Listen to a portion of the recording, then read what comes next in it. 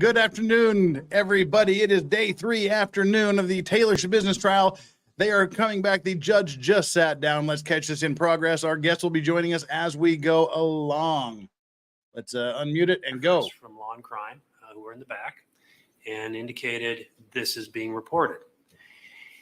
They apparently indicated that we need to know when it to look to see if it happened. There we go.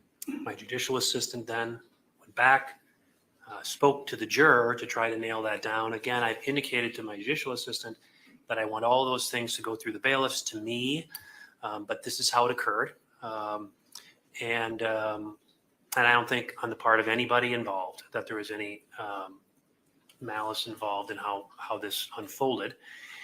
The juror then apparently was able to give some detail as to when this occurred.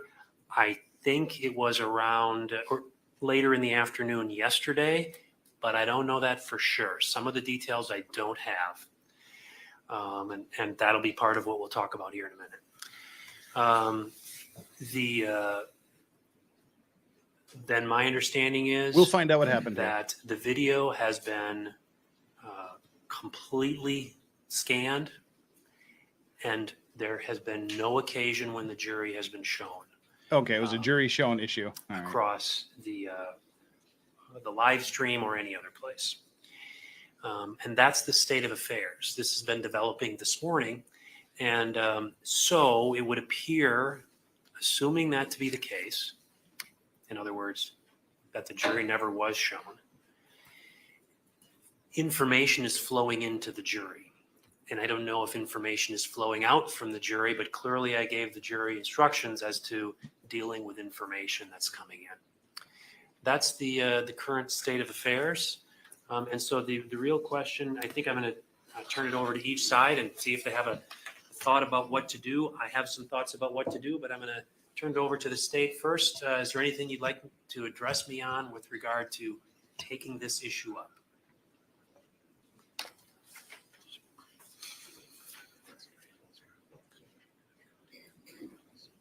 Okay, so one of the jurors thinks they were shown on TV. Well, how would they know that if someone didn't tell them is my question. But they said they scanned the video and nothing was shown on the none of the jurors were shown on the video is what the judges say.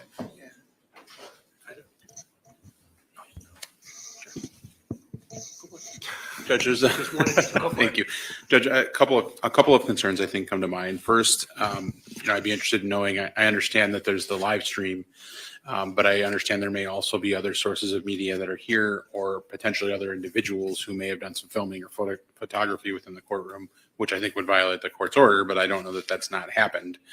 I think it would be helpful to voir dire that particular juror to understand better who informed him of this information. Right. Is that person potentially have other people who other people know that he has jury duty and they might be in the courtroom and then texting him? So for example, there are a number of just citizen members in the gallery. Maybe someone in the gallery also knows this juror and then sent a message to a friend of theirs or something like that. So voir diring, I think the individual juror to know what was shared, how it was shared, by whom it was shared, might give us a better idea of how the information is coming in and going out from the jury. Yep. Sure. Before I turn to Mr. Freilich, your comments have raised a few other pieces of information. First of all, my understanding is in the conversation that occurred between my judicial assistant and the juror, there were other jurors nearby and they heard that might be happening. And so I think there may need to be some kind of a statement made to the jury as a whole. To some of your other points, we also considered the fact that it could have been a member of the public who's using their cell phone. I've asked security to look at the security cameras to see if they can track down if that's the case. I don't have any feedback from that search yet. But what I can tell you is my understanding is that the juror indicated the feed came across YouTube. Anything can come across YouTube, but the feed is, my order is very specific. There are 3 cameras in this courtroom and there's to be no other cameras. So unless YouTube picked up on a video that was illicitly obtained and then posted it, I doubt that that's the source of the concern. The concern, of course, then is potentially false information's coming in to the jury. In any event, the state is suggesting that I voir dire or we voir dire that juror. I'm going to turn to you, Mr. Freilich. Thank you, Your Honor. All of this raises a question, I believe, of whether my client, Taylor SCHABUSINESS, can get a fair and impartial. He's going to ask for a mistrial. The jurors Yeah. that we have. It's concerning. I know that my client has some concerns about this. I'd ask the court to consider a motion for mistrial. Well, what I can tell you is I anticipated this kind of an argument. In other words, I know I denied a motion for change of venue or to bring in an outside jury.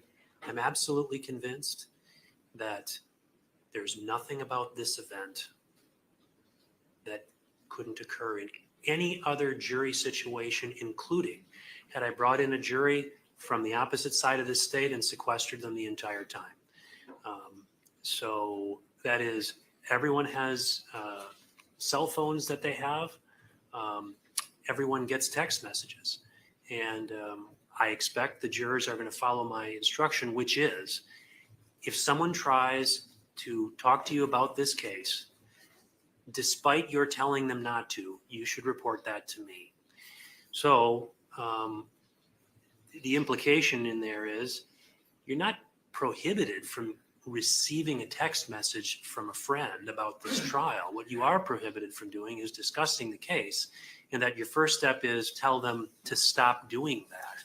And if they continue to do that, they're to report that to me. So I'm not going to grant your motion for mistrial because quite honestly, the issue is the same. We need a fair and impartial jury. All these jurors during voir dire have indicated we can do that. This is I'm not even sure if there's been an infraction because quite frankly, if this juror tells us, I got that text message and I said, don't talk to me anymore about this case, and then he reported it to the bailiff, that'd be precisely what I would want him to do. The problem is it spun a little bit, and it was, frankly, it was investigated. So we actually have more information than we did before. But I'm going to deny the motion for mistrial because I frankly don't see the basis for it at this point. But I think I'm going to avail myself of the opportunity to bring the juror in. Either of you want to, either side want to hear from either the bailiff or my judicial assistant about the steps they took or the things they heard. Mr. Saunders? I think what I'd be interested in knowing is to the extent that the judicial assistant or the bailiff is aware that other jurors partook in this process or were aware of this process. That's the information I'd be concerned about from either the bailiff or the judicial assistant. Let me just indicate, again, I've spoken to both of them. My judicial assistant is here. I'm going to recite because she's not near a microphone, but I'm going to ask her to indicate whether I'm reciting accurately. My understanding is when the juror shared this with her, there were jurors sitting there nearby who said, "Are we on TV?" And they were assured that they're not. Is that accurate, Ms. Pigeon? Okay.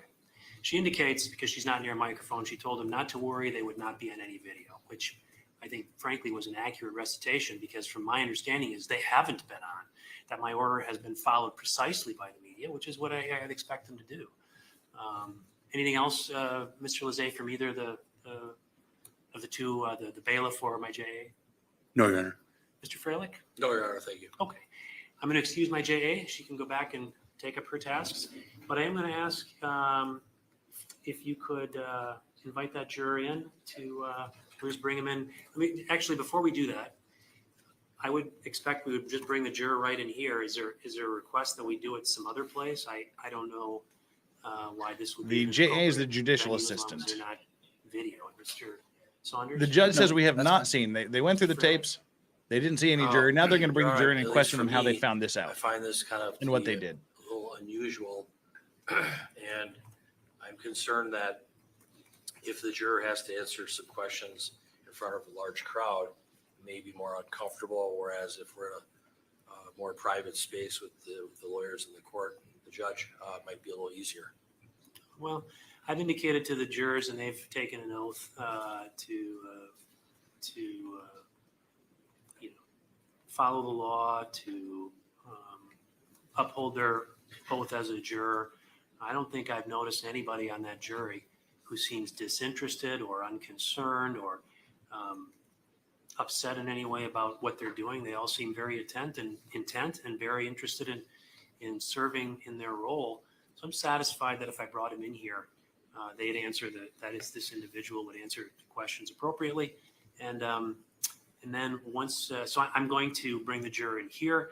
After the juror is done, then we'll need to talk briefly about whether or not, and I'm inclined to indicate to all the jurors the circumstance, but we can also determine once we've questioned this juror, the extent of the issue involved. So we're going to bring the juror in now, right here. All rise for the juror.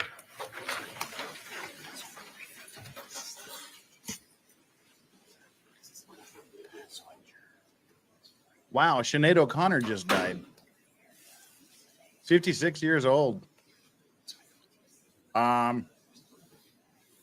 I'm actually surprised it took that long, but it's a tragedy.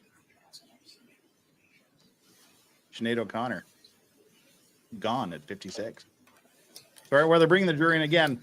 One of the jurors said that they got some information that they were being shown on TV, and now they want to find out how they were told that they were on TV, how they found that out, and two, what their reaction was. And so the judge wants to get to the bottom of this. He said he checked the tapes, he had his security go through it, and they didn't see any of the jurors. Now they're going through the security tapes, trying to see if someone in the gallery is sending text messages to jurors. So there we go. You have a seat right there in that first chair, sir. Thank you. Sinead O'Connor, singer extraordinaire. So the reason you're Nothing in compares here to is you. because we are responding to a concern that you had raised earlier this morning with the bailiff, I think, regarding potentially having been videoed while you're serving on the jury. And I'm really interested in knowing what you heard because we're trying to get to the bottom of the issue. Sure. And it conversation I wasn't concerned, but so yesterday afternoon, a coworker of mine who works in Indiana, we work remotely, texted me that he had seen me at this trial, and I thought that was unusual. And I had seen the text when I went back into the room, and our phones are.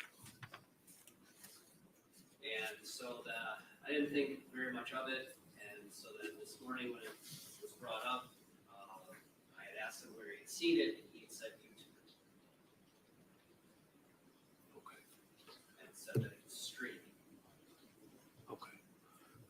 And when did he indicate? Maybe you said that. What time? He texted me yesterday at 3 o'clock sharp. Okay.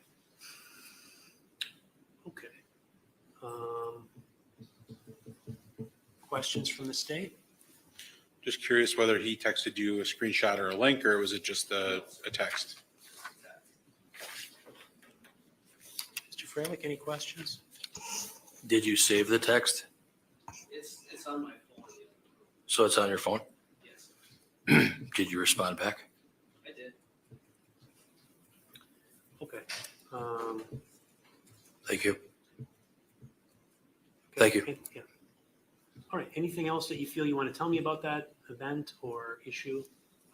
No, other than you're free to look at my phone. I'm happy to show it to you. I'm happy to inquire further with him. I consider him a friend as well as a coworker. Whatever would please the court. Okay. I am going to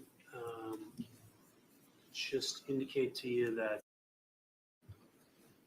perhaps, going forward, if you receive any messages from coworkers or friends, that you advise them you can't speak about this case at all until it's concluded. Sure. Okay? Certainly. And my response was, thank you. That's what I said. I can show you. Okay. Very good. Okay. I think I'm going to excuse you then. Thank you. All rise.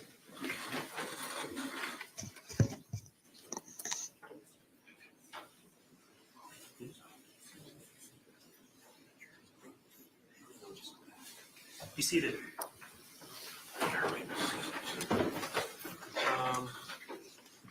Mr. Lezay. Your Honor, I guess I don't have any concerns about how this impacts the integrity of the jury in any way. It seems like a very limited conversation. I think it is probably a good idea for the court to reiterate to the jury that you have given instructions that they aren't being filmed, just to potentially alleviate any concerns that they might have, and that you're confident that those orders are going to be followed. Mr. Freilich? Your Honor, I inquire, how is it possible that a juror in a case like this or any case is seen on TV? And that's concerning to me. I believe that, this juror, even by responding back, which he shouldn't have done, causes an issue for the defense, at least for the integrity of the jury. My client and I are concerned about, this jury, can it be fair and impartial? So I, again, based on what's been discussed here, make a motion for mistrial. Not going to happen. Well, I'm going to deny your motion for mistrial. A couple of things. First of all, I agree that the juror shouldn't have replied. First of all, the juror also indicated that he's not really concerned about it. And I think, one of the main reasons that we enter orders that jurors are not to be videoed is so that there's, for juror security. So this individual apparently wasn't concerned with that information. Secondly, I'm not even certain that it happened. It's hard to drill into why he would get a video from, or a message from a friend in Indiana about being on this case. And,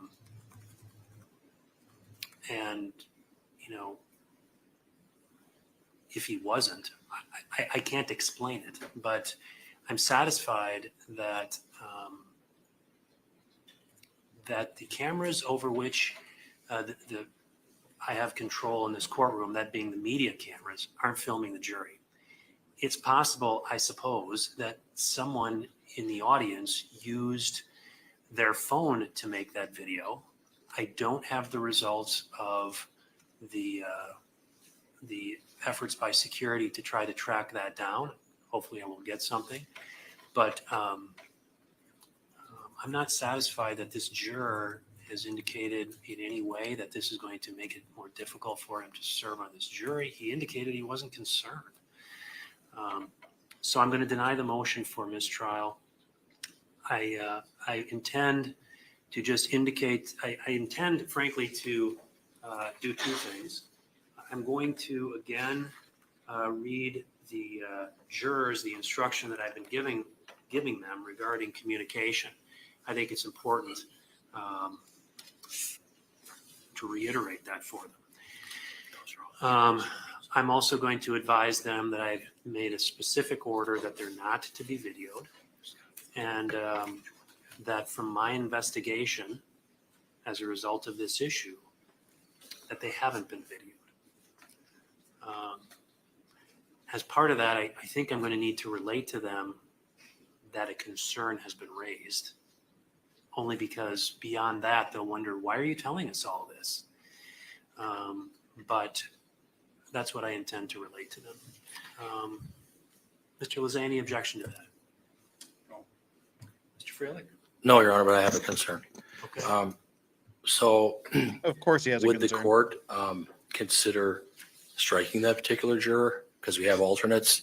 The other thing I'm worried about is there going to be discussion about, well, why did the court want to talk to you, to this male juror? I have some concerns about that as well. So would the court, consider maybe striking this juror? And we've got several alternates. Sure. Well, first of all, regarding a conversation the jury might have about why did the court want to talk to you, that's why I indicated I would tell them that a concern has been raised. And they'll get it, oh, it was the guy you brought out here. So, And I don't think the jury will in any way look on him disfavorably because he was simply reporting to the court something that occurred, which is what I want people to do. So that's that. But let me turn to the state. Mr. Freilich has asked that I strike that juror.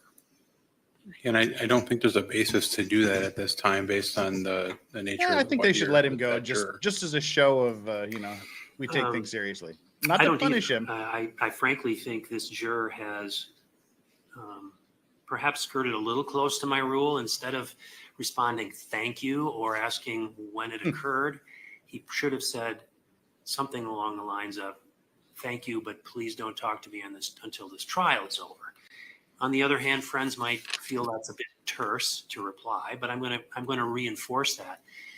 I think the point is that the reply that he made was so innocuous that I'm not satisfied he violated my order to the point where he would have to be excused. Again, I think the notion that nobody on this jury is going to get any text messages from anybody while this trial is pending is something I simply can't control. So I can't find that in any way would cause me to strike him. And again, he's indicated he wasn't concerned with being shown as a juror. So he hasn't formulated any sort of bias or prejudice as a result of that event. He's just simply reporting what happened, which is what I expect a juror to do. So I'm going to deny the motion. Your motion is noted, Mr. Freilich. I'm going to deny the motion to strike him. And that's what I intended to do. Thank you. Okay. Okay, no mistrial, no striking the juror. That's Anything going to bring the else, jurors Mr. in and Jose? explain to them what No, Your happened. Mr. Freilich? No, Your Honor. Anybody missed Okay, it? we'll bring the jury. Allegedly yesterday, one of the jurors was shown, somebody sent him a message and said, oh, I saw you in court. And he talked to the judge reviewed the camera. There was at no time yesterday did they see any jurors on stream. The security is now checking the gallery camera to see if maybe someone in the gallery was using their camera to record and upload jurors. There's no indication of that. The juror hasn't been struck. 2 motions for mistrial were denied, and the jury's coming in, and they're going to explain it, and then we're going to go ahead to the trial. All right, sounds good. And while they're coming in, Duncan Idaho says, you're free to look at my phone, Your Honor. Just let me delete a few things first. Let's go. Brandon cryptically says, legal mindset isn't hard to drill into. He loves that shit. Don't know what that means. Not sure I want to know what that means. Be seated. Duncan Idaho, Your Honor, I just farted, Welcome back, ladies and gentlemen. but a little Jury. poo came out. I'm going to request a mistrial. I need to take up an issue with you before we get started. A concern has been raised by one of your number that perhaps at some point in time, perhaps yesterday, that the jury may have been videotaped and put out on a live stream. And a couple of things I want to advise you about that situation. First of all, I appreciate the fact that it was reported right to the bailiff, and that's what I need you to do. As a result of the report, the matter has been looked into by scouring the videos that have been taken of this trial, and at no point in the videos that I have authorized to be taken have you been videoed. Just to give you a little more detail about that. In this trial, I've allowed 3 cameras to be utilized. Those cameras are situated in such a location that you're not being videoed by them. When I need to, I look at the media room and I can stop the video feed at any particular time for a particular witness. Perhaps you've seen me do that and heard me do that. I've entered an order that no one in the audience is allowed to use a cell phone to take photos or videos. At this time, security is scouring the videos of this entire trial to see if anybody in the audience has been doing that. I can tell you that I can see everything from up here and I haven't noticed it. And in case you wonder, this courtroom is also being monitored in various different locations. So we're being watched while we're being watched, okay? The people that are videoing it are being watched by the people that are sitting in the security office downstairs. So I want to assure you that order was entered by me. I'm endeavoring to great lengths to make sure it's abided by, And as far as I know, right up until this very minute, my orders have been followed to a T. It doesn't mean I'll stop looking into it. And I would encourage any of you, if you have a concern about that, as we go forward, report it to the bailiff. There's one other thing I want to do because it's important. I'm going to again give you this instruction. You've heard it before and you'll hear it again. Do not communicate with anyone about this trial or your experience as a juror while you are serving on this jury. Do not use computer, cell phone, or other electronic device with communication capabilities to share any information about this case.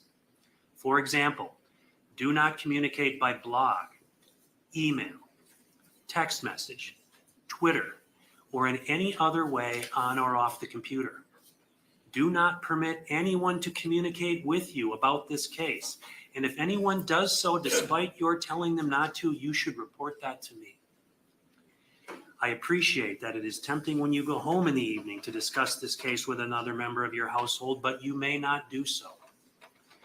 This case must be decided by you, the jurors, based upon the evidence presented in the courtroom. People not serving on this jury have not heard the evidence, and it is improper for them to influence your deliberations and decisions in this case.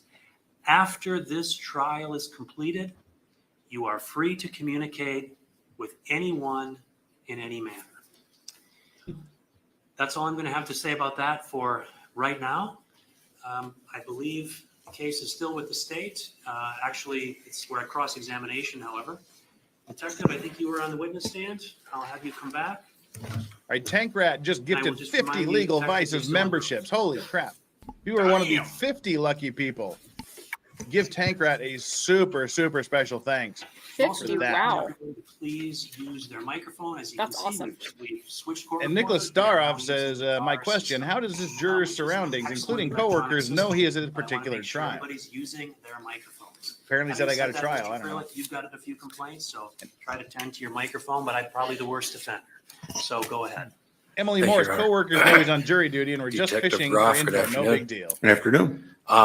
So on February 23rd of 2022, were you called down to the police department?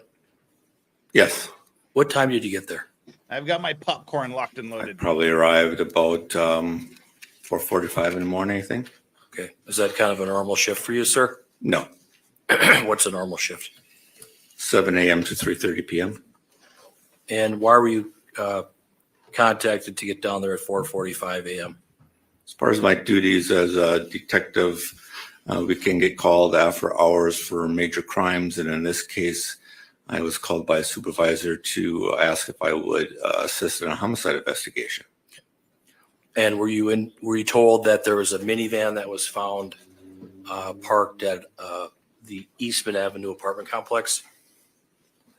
Initially, my initial phone call, no. At some point, then you were told that there was a minivan that was of interest, correct? Yes, And that was parked over at the Eastman Avenue apartments. yes, You interviewed several people, correct? yes, One being Tara Pakinich, correct? correct. And did you also talk to Stephen Hendricks? No, Did you talk to Taylor Schabusiness as well? yes, You talked to Miss Pakinich and Miss Schabusiness on the same day, fair? yes, Did you talk to Miss Pakinich first? yes. And was it such that they were down at the police department when you arrived? No. Okay. You got there first? I don't recall if I got there first or if Miss Pakinich was there first, but Miss Schabusiness was not there when I first arrived. Okay. So you took Tara Pakinich into a room, correct? Yes, And what did you talk about? The fact that she found something in a bucket in the basement of her house? yes, of course. And then you followed up with further questions with regards to that? Yes, I did some preliminary questions, yes. And did she indicate to you that Taylor Schabusiness and her son were friends? Yes, That they went to school together? yes, Went to high school together at Bayport? Yes. And did she indicate to you that how she came upon the bucket in the basement? Judge, I'm not concerned any of this is particularly prejudicial, but it is all hearsay. Ms. Packenage testified, and he can and did ask these questions to Ms. Packenage. The statement that the detective took from a witness who is not a party is hearsay information. Well, it's really not offered for the truth of the matter, Your Honor. It's just to get some background information. But I can move on. When you move on, so Okay. the question's withdrawn. So after you finished talking to Tara Packenage, then was Taylor SCHABUSINESS brought in? Yes. Okay.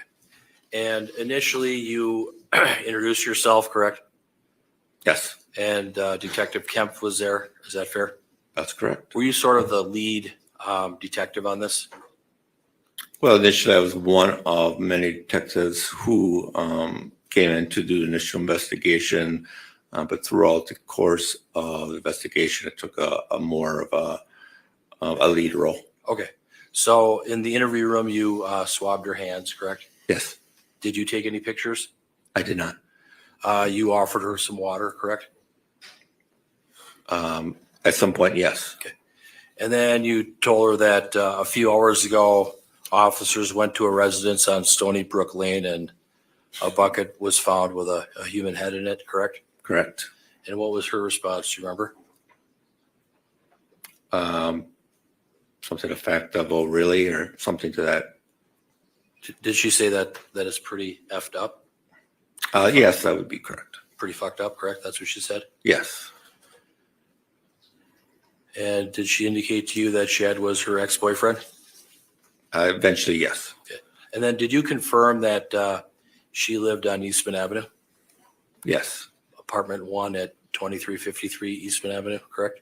Correct. And she indicated that she lived there with a Scott Tomes. Correct. And then you had further questions, correct? Of course.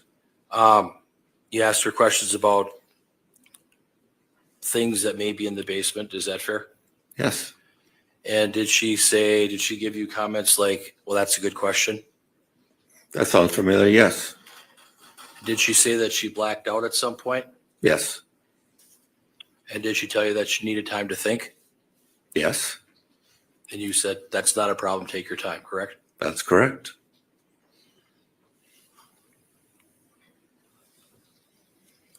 When you were talking to her, was she smiling inappropriately?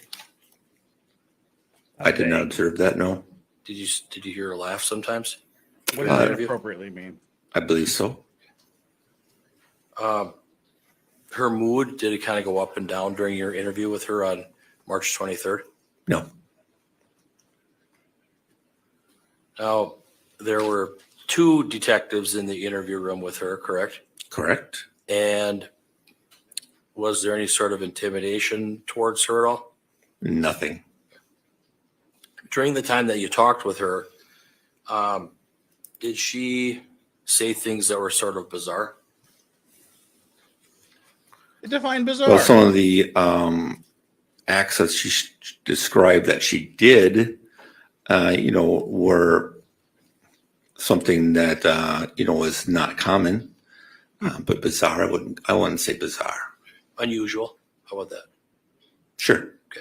And you told her that this was kind of an ongoing investigation and the detectives and the officers and the law enforcement personnel on the scene were trying to figure out what was going on. Is that fair? Yes. Because law enforcement really didn't know what was going on, correct? Absolutely not. They had a pretty good It idea. was, would you say it was a situation that was unfolding and developing? Yes.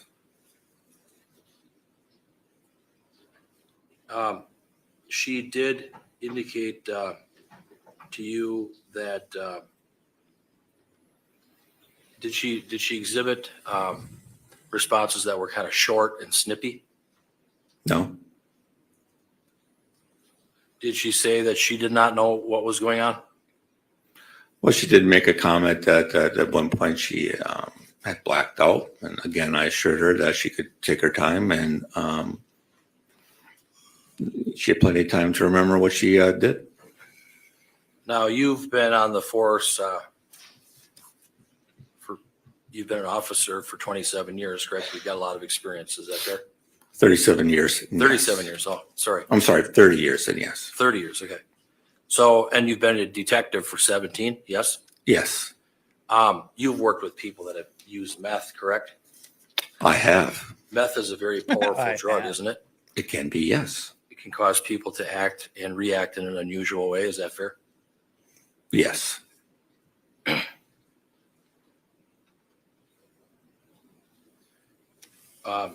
When you were talking to her, she had some problems answering questions, correct? No, She would mumble and trail off when you would ask her a question. Is that fair? no. She said a few times, "Damn, my head." Didn't she say that? No, I said, damn the head. I don't know if she's referring to her head or Mr. Therian's head. You didn't know what she was talking about, correct? On that topic? I don't recall. She said the head, not my Did she head. tell you that she was coming off a high or a buzz? No. Yeah, that's different. Quite different. A little different. Attack. She actually said she She wished did she say had that done she was drugs. paranoid, correct? She did mention the word paranoid in terms of why she had left the residence. Yeah, because she just murdered somebody. And she didn't said want it you was to find really out. weird. She made that comment, correct? I don't recall. And she said, I think it was the dope. Didn't she say that to you? She did make those comments, yes. I'm sorry, we interrupted As because far as the Tank Rat investigation, has was just concerned, donated, has just there were pledged, has no just super chat human remains found $100. at the Eastman Well, Avenue today had been apartment. fun Is that listening to fair? the Law Racks while playing with Correct. rocket fuel at work. Hopefully, I'll be able to get to watch more of it tomorrow. Enjoy the drink vices. Fabulous. I will. Not inside the apartment. On you, Tanker Rat. Lanterns. There was Thank you so much. a minivan. Well, strike that. At the apartment, Scott Tomes lived there, correct?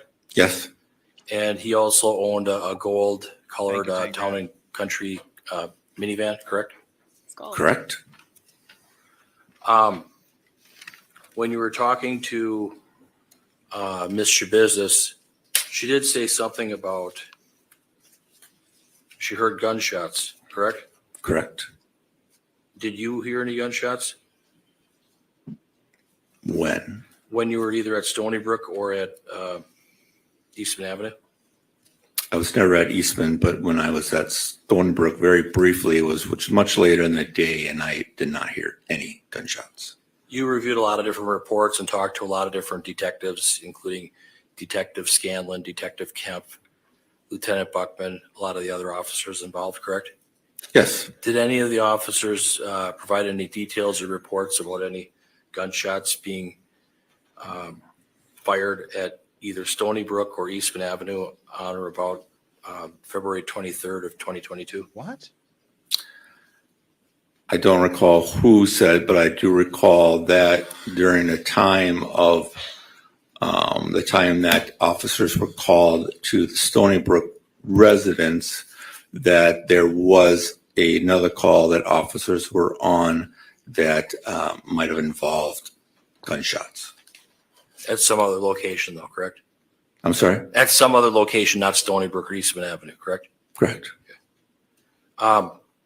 During the interview that you had with Taylor Schabusiness, did it go on for about 6 hours?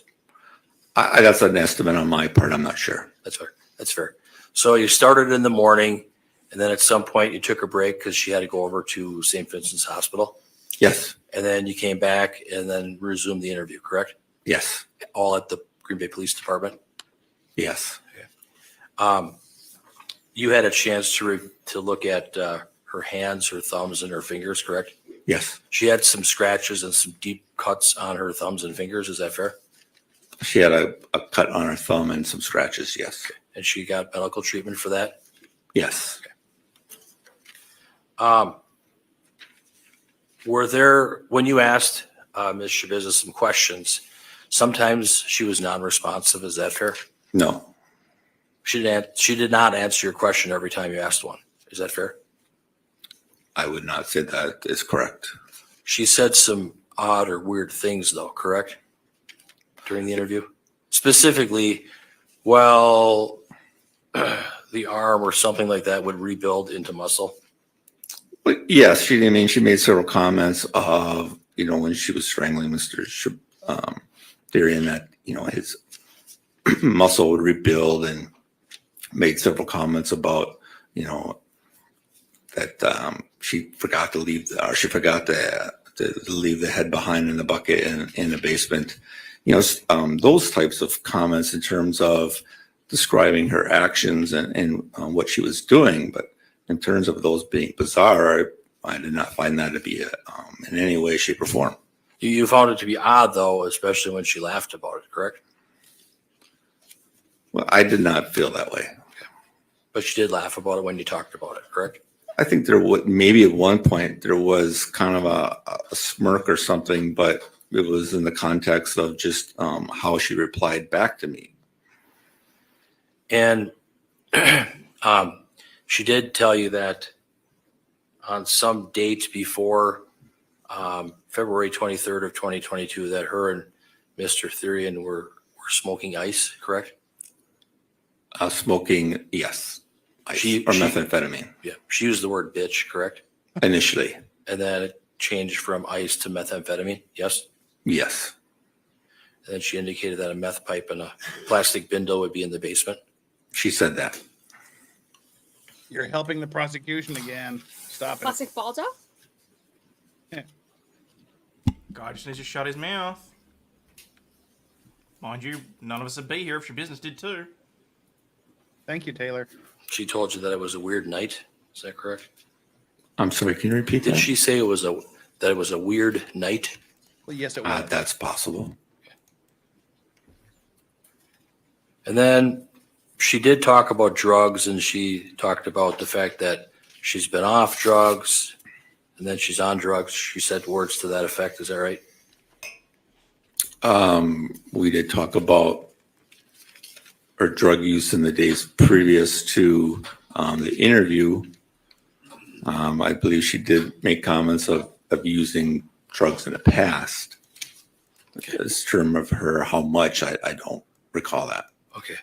And fair to say that during the interview, oftentimes Ms. Schabusiness would say, I don't know. She didn't know the answer to your question. I'm sure that she probably had some of those answers. She would say, I have no idea, correct? I guess I would have to know specifically what I was asking her. And is it fair to say that some of the things that she said just didn't make sense? No. Nice try. You sort of had a narrative and she kind of went along with it, correct? I would not say that, no. I did repeat several of things that she would say to clarify, but I would not say that I led her in any way. When you were talking to her, oftentimes she'd have her hand over her mouth, correct? It's possible. And she would talk very softly, correct? I was able to hear her. But you did talk softly, correct? I don't know. Yeah, again, what decibel equals softly? She said something about that she was tweaking out or that she was tweaking. Do you know what she meant by that? I do not recall those specific words. I would know what she would mean by tweaking out, though, yes. And I don't recall as to what time period she was talking about either. Okay. Is it fair to say that the first part of your interview was about 3 hours and then you went to the hospital? That's fair. You came back and then the second part, was that about 3 hours or how long was it? I'm not sure. Not sure. A couple hours though? Sure. Took a while to ask questions and try to figure out what was going on. Fair? Right. As I was interviewing her, there are investigators who were at the house. And so it was an ongoing and continuing investigation to determine what happened. Right. During the interview that you had with her, she said, I didn't mean for all this to happen. I'm sorry. Is that fair? I think that she did make a comment as to initially that she did not mean to kill Mr. Schabusiness. I'm sorry, Mr. Therian. And that's twice. You've had cases involving asphyxiation, correct? Yes. And can you tell me what we mean by that? Is it choking? Asphyxiation. Yes. Choking is another word. Is when someone's windpipe or has been blocked and breathing has been obstructed. Is it a situation where people that maybe are into this kind of thing choke each other to get some euphoria or pleasure out of it? I have heard of that practice. Heard of that practice? With regards to this case, law enforcement did find 2 dog collars or 2 chains. Is that fair? Yes. During the interview, Miss Shabiza said something about, I can't think right now. Remember that? No. She said, "I'm fucking nuts." Remember that? No. Yeah, that helps the prosecution. The crazy people don't know they're crazy. I think. Were you surprised by some of the things that she said to you?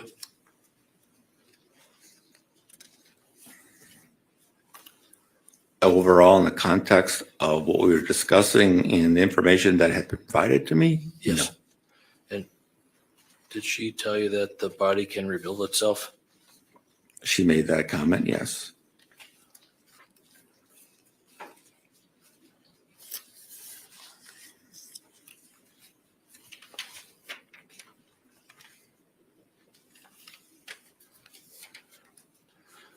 There was a second interview on February 28th of 2022 back at the Green Bay Police Department, correct?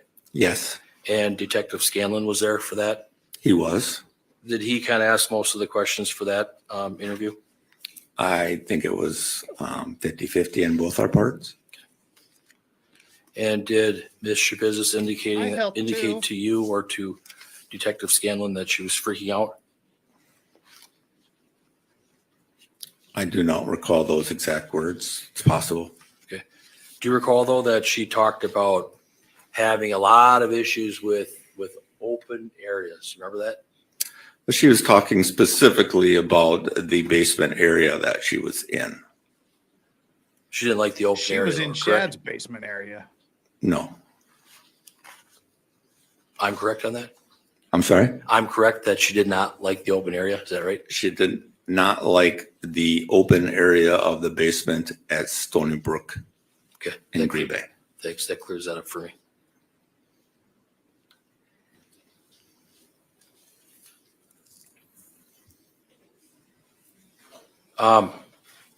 Her emotions came out during the interview. Is that correct? What kind of question is that? It's possible. Did she tell you that she got very angry at herself? Once again, it was quite a lengthy interview. I do not recall every single comment that she made. Okay. She did say during the interview that there were some times where she nodded out, correct? Yes, I do recall that. And she indicated to you that her and Shad went in the basement and within about 5 minutes got to it, correct? Got to Got it. to it. Yes. She stated that Chad produced a couple chains. Yes, Within 5 minutes of being down there, correct? correct. Hey, it's not illegal to be horny. And Thank God. she told you there was no kissing, correct? I do not remember that at all. And she told you there was no sex. Actually, to be fair, it does Correct. depend who you ask. She There said wasn't that it time to was have sex. starting to lead that way, but there was no sex while Shad was alive. There was no penis to vagina sexual intercourse. There was going no on, sex correct? while Is that fair? Shad was alive. Penis to vagina, no. Based I'm witness. correct about that, right? She never stated that that occurred. She did though. Base judge. I mean, base witness. No sex while he was alive. Yikes.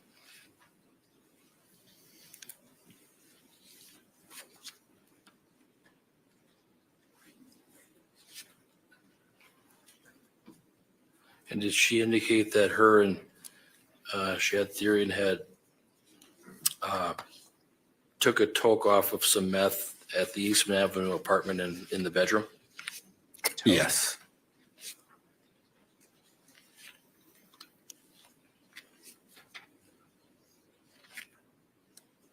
Okay, I have nothing further. Correct. Wow. That's it. Very briefly, you were asked about a couple of terms, nodding out and tweaking. Are those terms that you have encountered in your experience as a detective or as a narcotics investigator? Yes.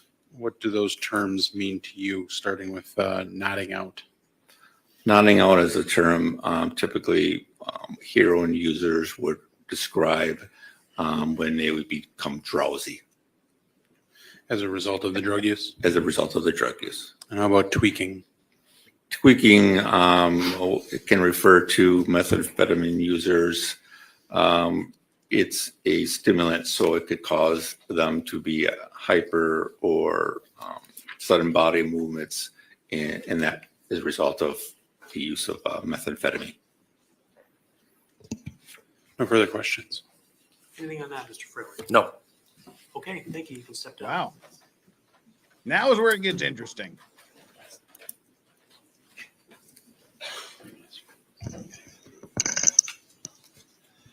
Does the state have any other witnesses?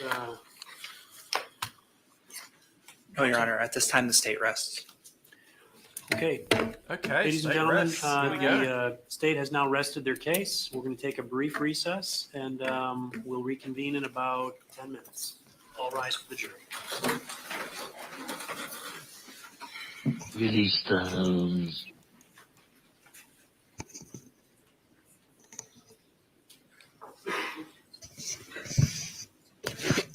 Judge looks like he's seen some shit. Yeah. Oh, he has. In this trial, are you kidding me? He has seen some shit. We've all seen some shit. I had a Just seen look some on my shit, face yeah. that was kind of similar. Yes, vodka Although- blonde I am. Oh, Be seated. Oh God, I wish I Is that could be. orange juice or chocolate milk? chocolate milk. Awesome. Oh, that healthy orange juice State shit. has rested. Then, Mr. Freilich, the case would then turn to the defense. There was a brief recess. Do you intend to call witnesses or do you want to address me on the stipulated facts? Yes, before I do that, Your Honor, I'd like to make a motion for a directed verdict. Ask that the court consider Use the microphone. Really?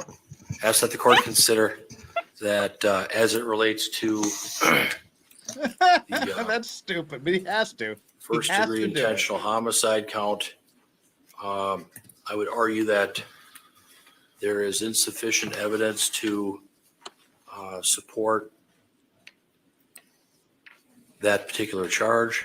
He can't even get There's the words insufficient out. evidence to show that my client, Taylor Denise Schabusiness, had any intent to kill ST Shad Therian. What we have here is some testimony from a number of law enforcement officers. We also have some video footage from an interview between my client and Detective Groff and Detective Kempf.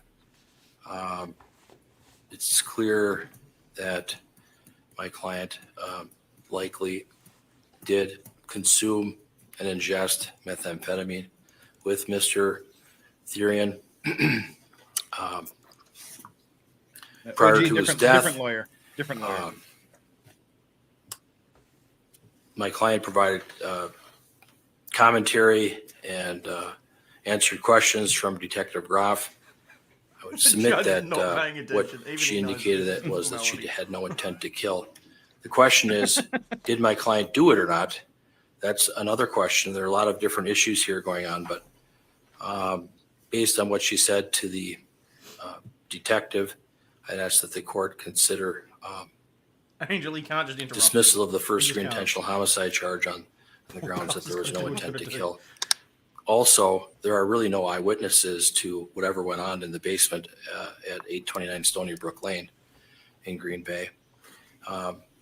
When Tara Pakinich and Stephen Hendricks went downstairs, they didn't find anybody down there. They found body parts, unfortunately, but they did not find my client there. My client was at 2353 Eastman Avenue, and that's where she was arrested.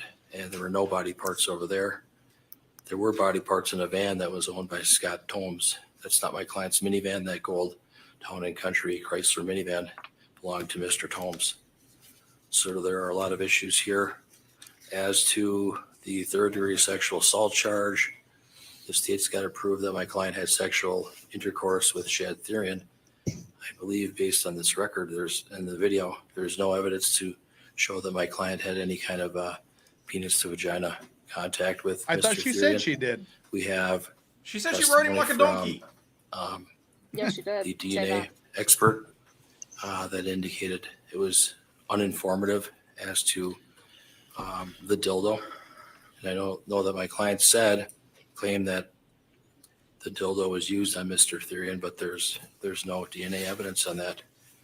And so I She would said ask she the used it court on to him. consider dismissal of the third-degree sexual assault charge as well for those reasons.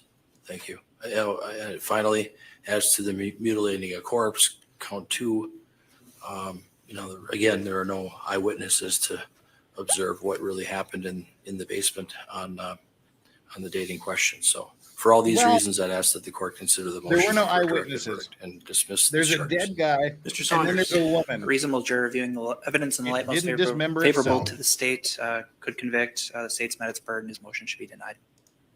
Weak. Okay, well, these motions are fairly common in cases like this, and the court does have to, in these circumstances, look at the evidence in the light most favorable to the non-moving party. In this circumstance, I do This is still by have to no take way this the court seriously.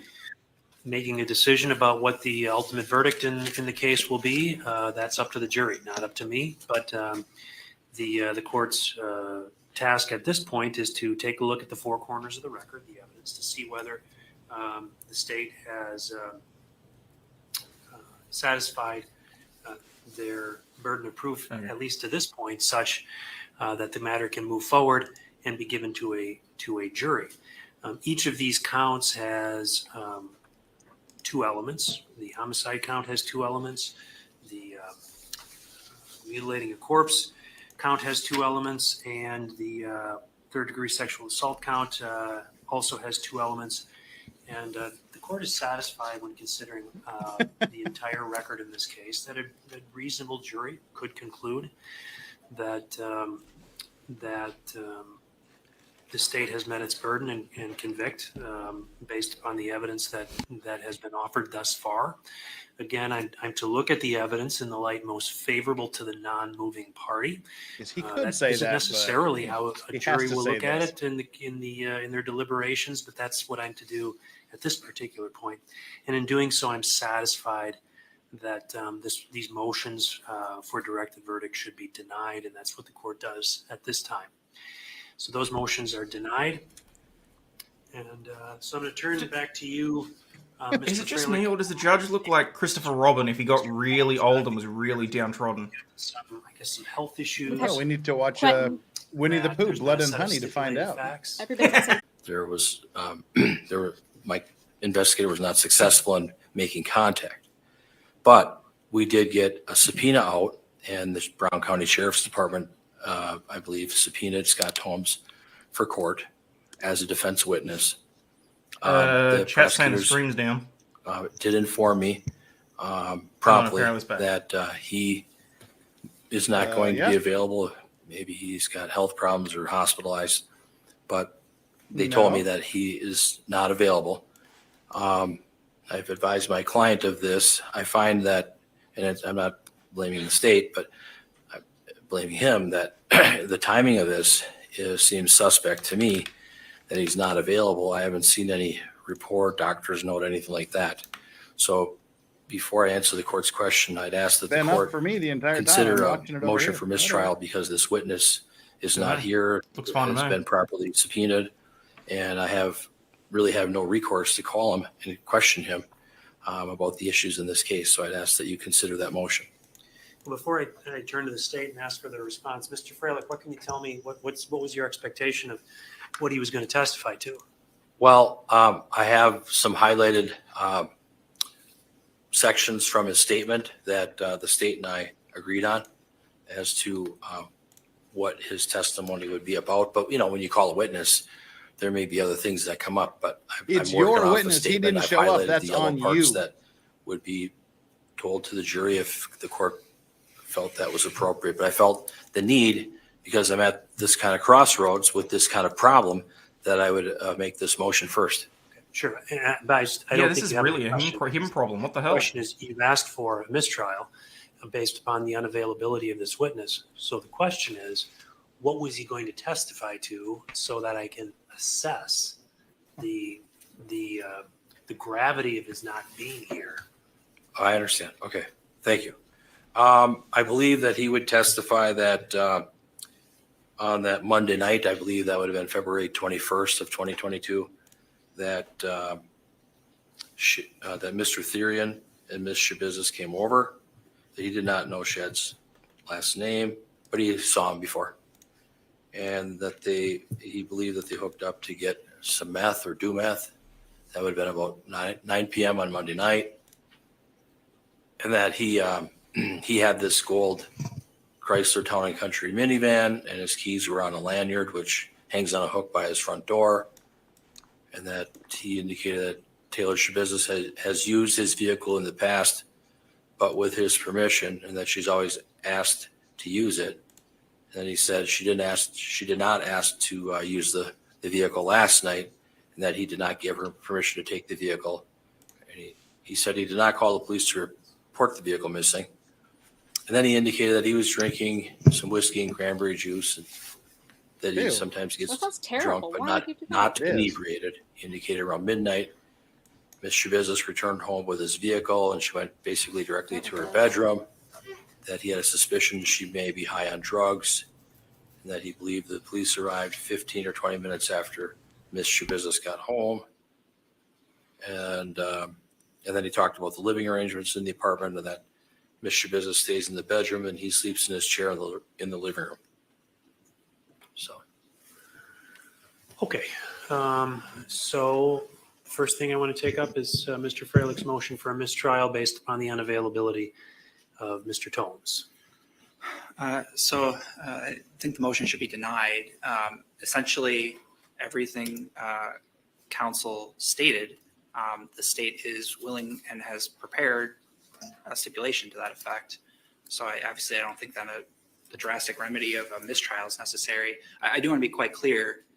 The state does not control Mr. Tomes. We in no way told him to disregard a defense subpoena as part of our case. We chose not to call him. We were advised about the medical issue, and we passed that information along to defense counsel. So I don't want it to be this record that we are influencing his unavailability in any way. Obviously, counsel can still attempt to have him here and still attempt to produce him. It's an issue the state deals with fairly regularly in trials. That isn't being done, so I don't think the defense failing to produce a defense witness is grounds for a mistrial, particularly when the state's willing to stipulate to everything the defense seeks to elicit, essentially. Your Honor, I want to let the court know that Mr. Saunders promptly let me know of this situation as soon as he found out about it, so that was appreciated. Okay. I don't want all the details, but as far as a medical issue, I mean, if you have a bad cold, that's a medical issue. If you are in the hospital for serious surgery, that's a medical issue too. Is he incapacitated? Is he just staying at home because he doesn't feel like getting out? Do we have a sense of that? I think the latter. The information we received is that he was in hospital and would be for several weeks. That was the information we received from a relative. Okay. Well, so in front of me then is a motion for a mistrial. A number of things. First of all, when I listened to the recitation of Swing for the fences, mate. Swing for the fences. the information that Mr. Tomes was going to testify to. First of all, I'm satisfied that a lot of that information has already been testified to by other witnesses, particularly the individual, the mutual friend of Mr. Therian's and Ms. SCHABUSINESS, who was here yesterday, testified to AJ. some of the events that occurred at Shout Mr. out to OJ. Tomes' AJ. apartment. Frankly, some of the other information that Mr. Tomes was going to be testifying to that was referenced by Mr. Freilich, I think was brought in through some other of the witnesses. The information about the, what Ms. SCHABUSINESS did with Mr. Therian while they were at Mr. Tomes' apartment. There was reference to potentially utilizing controlled substances there, that perhaps Mr. Tomes was in either a different part of the house or had his gaze focused somewhere else while they utilized controlled substances behind his back so he didn't see. That kind of information has come in other areas. Really, the only piece of information that I heard that doesn't sound like it came in any other fashion, except by indirect statements from Ms. SCHABUSINESS in her interview with law enforcement, was the comment that, when she used his van in the past, she asked permission, and that she didn't ask for permission that night to use his van. And there's a couple of things about that particular piece of information. I remember the information in the video where the detective was asking her questions, and she indicated in response to her question, I don't know if he knew that I was leaving or not. I don't know. I think she was uncertain whether Mr. Tomes actually knew that she was leaving. And the reality of it is, if she was utilizing his van and she was uncertain whether or not she even knew about it, whether or not he even knew about it, then that might confirm a statement whereby Mr. Tomes says, yeah, she usually asked for permission, but that night she didn't. That would be very consistent with what she reported in her interview. Beyond that, I'm not really sure the extent to which that piece of information is so relevant that his presence is needed here, as opposed to, that would be very consistent with what she reported in her interview. Beyond that, I'm not really sure the extent to which that piece of information is so relevant that his presence is needed here, as opposed to stipulating to the facts that are outlined. For all those reasons, I'm satisfied that the fact that he hasn't responded and arrived here today due to medical reasons, I'm not going to grant a mistrial for that reason. I am then going to turn to the parties to determine if there's anything else that needs to be recited regarding that stipulated set of facts, or whether, Mr. Freilich, you've actually gone through and recited it there. Is that what you would intend to have recited? Mr. Saunders has it, Your Honor. So I'm just going to take another look at it real quick.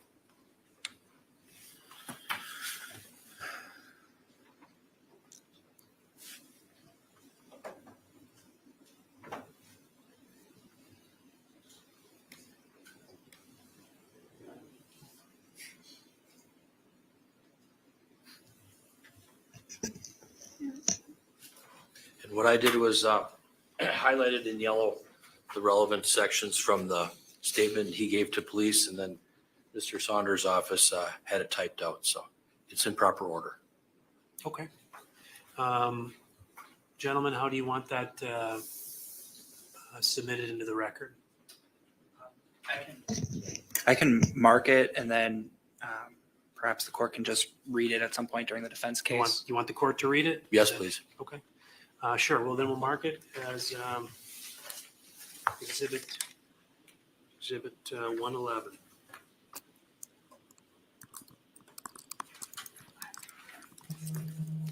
Thank you.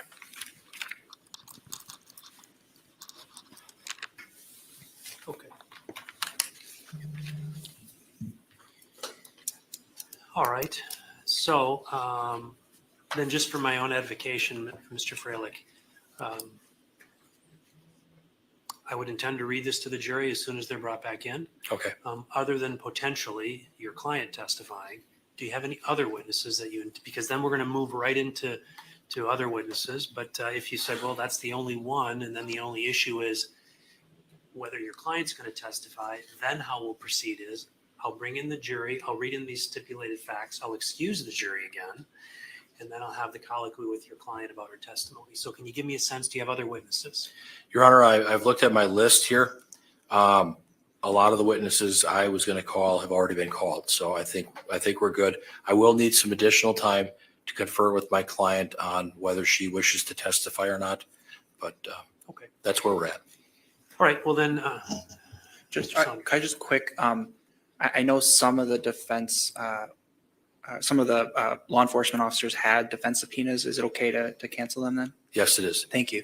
Okay, it sounds like all the other subpoenas that are out there are now canceled, okay? Thank you. Anything else before bringing in the jury, Mr. Saunders? No. Mr. Freilich? No. Okay, so I'll bring in the jury, folks. I'll read them this stipulated facts. I'm going to excuse them again. We'll break for a little more so you can speak with your client about testifying, and then we'll come back and I'll have that colloquy with her and go from there, okay? Okay, thank you very much.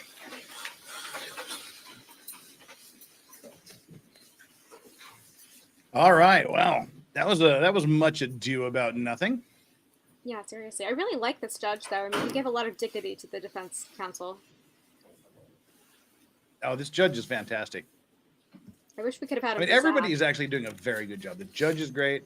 The prosecution is great. And I mean, frankly, the defense is really, really good. He's not pulling shenanigans. He's not trying anything sneaky.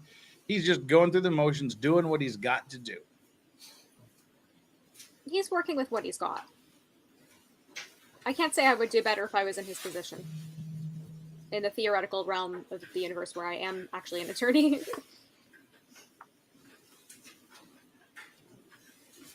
But no, I like the way he explains things. He's an excellent judge. Kidding?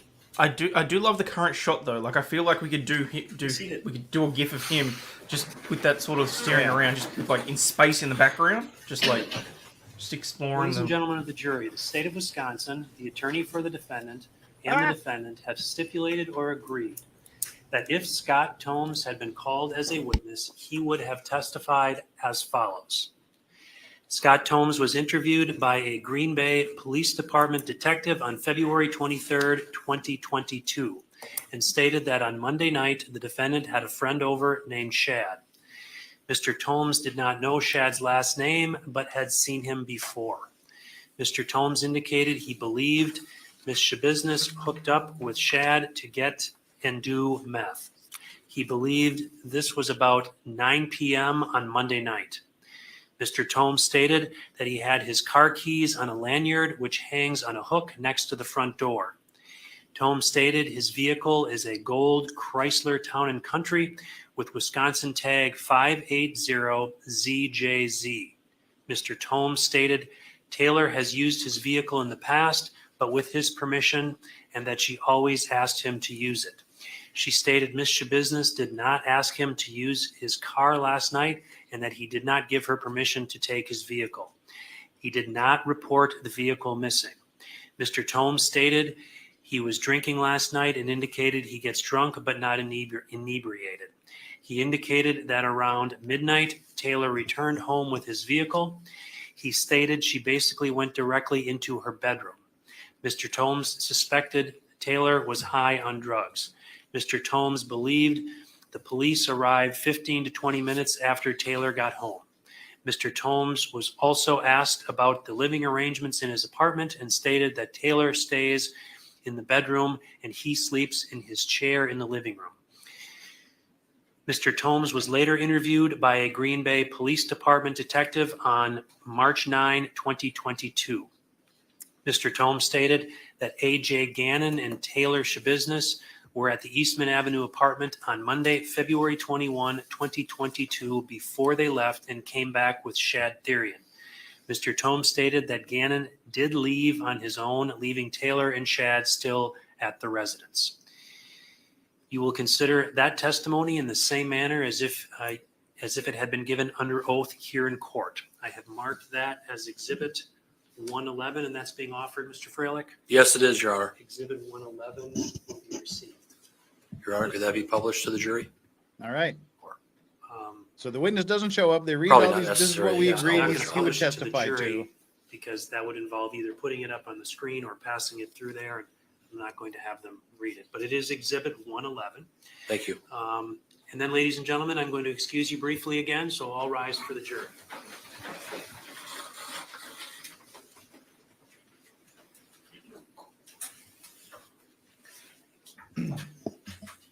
All right. Well, the jury is going to step out here real quick for just a second. So we'll uncuck the dogs here. So what they did there is that is the defense. Defense's one witness didn't show up.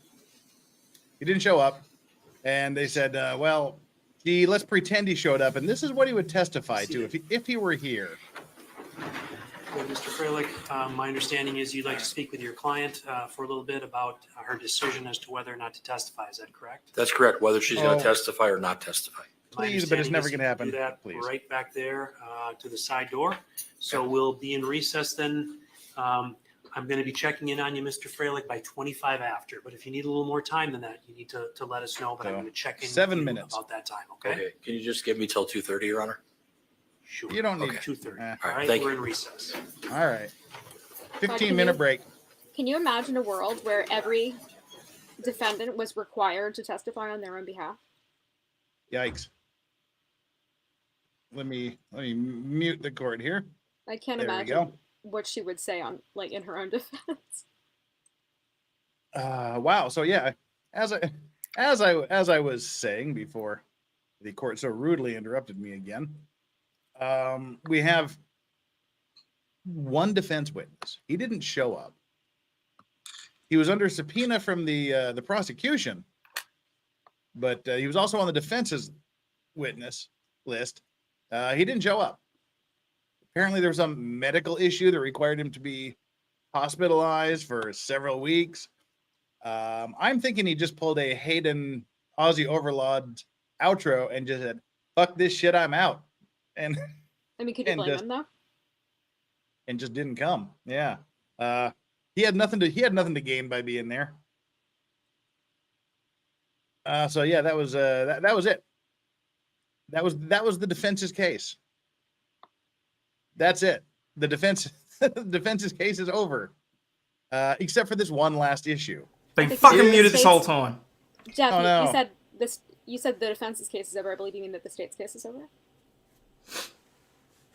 Yes. No, I meant the state. They already rested. The defense's case is over. The defense had one witness. He didn't show up. Oh shoot. Yeah, Sorry. which So, is not great now the- because if he was relying on that, he should have issued his own subpoena, should have known that it was a possibility, and Made sure there he should was have been a there. bench warrant. So no, this is his own damn fault, Yeah. and this is the opening that she business needs for her deficient counsel as well. So what's next? And, What do we do now? Well, right now, the last thing to decide is Taylor Shabusiness going to testify on her own behalf or not? I feel like at this point she has to. No, she She- can't. You don't think? What is she going to say? No. What could possibly save her at this point? If I was her, now I'm just speaking devil's advocate. If I was her, I would literally just get up on the stand and just be the most crazy, batshit insane witness that I could. Because she literally has no case. She had no witness to put up. She's had a damning video of her in the giving a confession. She's going to jail irrespective. What the fuck she got to lose? I mean, dear God, I hope she testifies, but it's never going to happen. I mean, holy crap! I want her to testify more than I want anything in life right now at this moment, but it's not. It's not going to happen. I'm torn, Jeff. I mean, honestly, I watched that video and I was captivated and nauseated by it, and it did something to me that I think I'm a Yeah. different person than before I watched it. And I mean, I'm thinking about lunch now, so I mean, I think I'm like I'm Oh. okay, but You've recovered.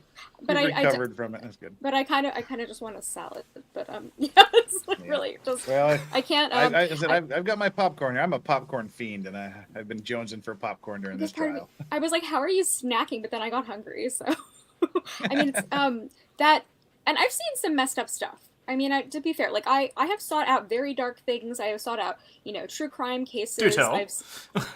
I've seen, photos of, people with their legs, sawed off by a chainsaw. Like, I'm no stranger to the internet, so to speak. Chandler is Taylor's business. No.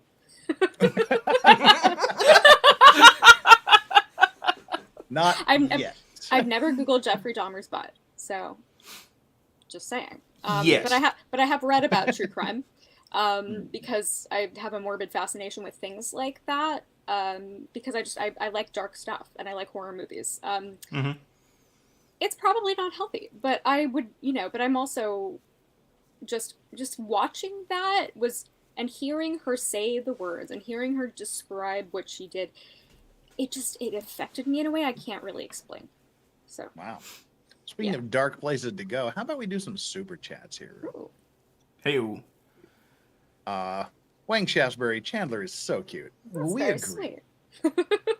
And unlike you, we will be in the presence of her in about 2 weeks. That's true. Unhung Hero, $2 super chat. How much is the DA paying him to help their case? He's making public defender wages, so yeah. So probably quite a bit. The amateur iconoclast is Opa Donkey style. Oh God, the donkey. What does that even mean? I mean, Just riding him like a donkey. I don't. Well, she said she smashed his face in the pillow, put the choke collar on him, got on his back, and was yanking the chain. Was she also braying like a donkey? Because like that was my when I pictured it. Wow. I'm just. You No. took it one step further. My brain does weird stuff. I don't know. This is a gross case. I'm very unhappy to be here. No, you. There's no place you'd rather be. I love spending time with you guys, but this case is horrible.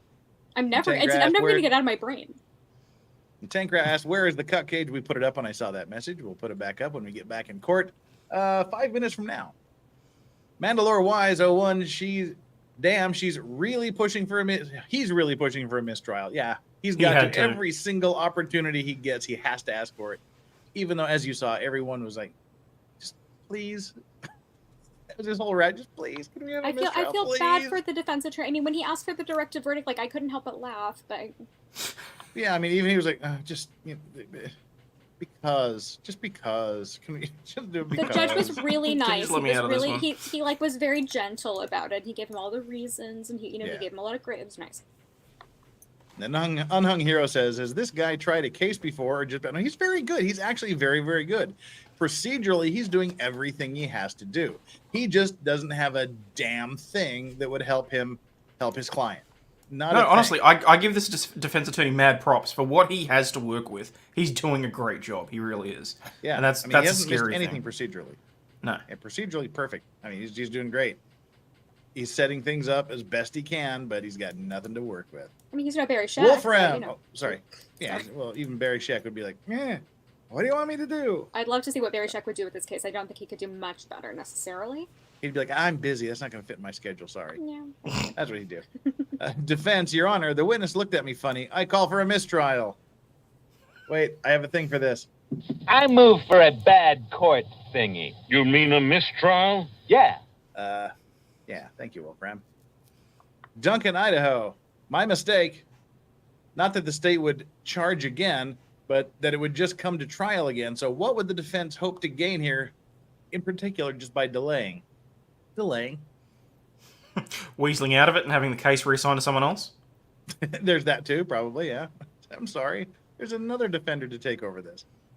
Wolfram again. Well, if she didn't have permission to use the van, then tack on a grand theft auto charge. Happy now, defense? Pretty much. Yeah, he really focused a lot on the van. That was like a big. He was like the van. He kept talking about it, and it didn't really come to fruition. Did it? Unhung Hero. This is a lot of words to say. Your witness is unneeded. Yeah, but he's got to say the words. He's got to say the words. Nicholas Starov's trial watched. You're missing it, Nick. Right here. You're missing it, brother. Get off work.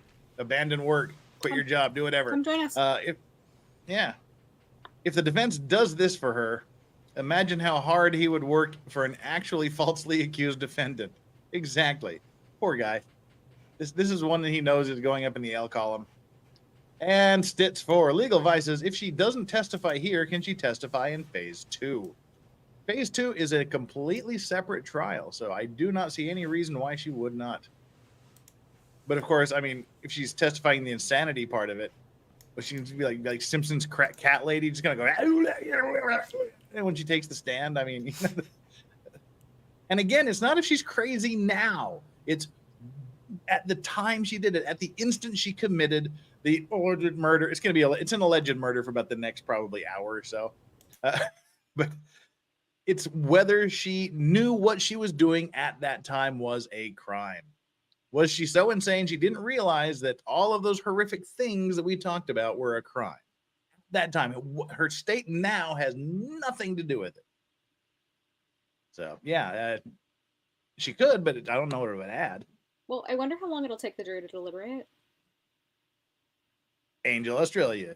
Damn, Chandler. Cleavage girl. Spread the word. Oh, sorry. Never be sorry of that. Everybody spread the word.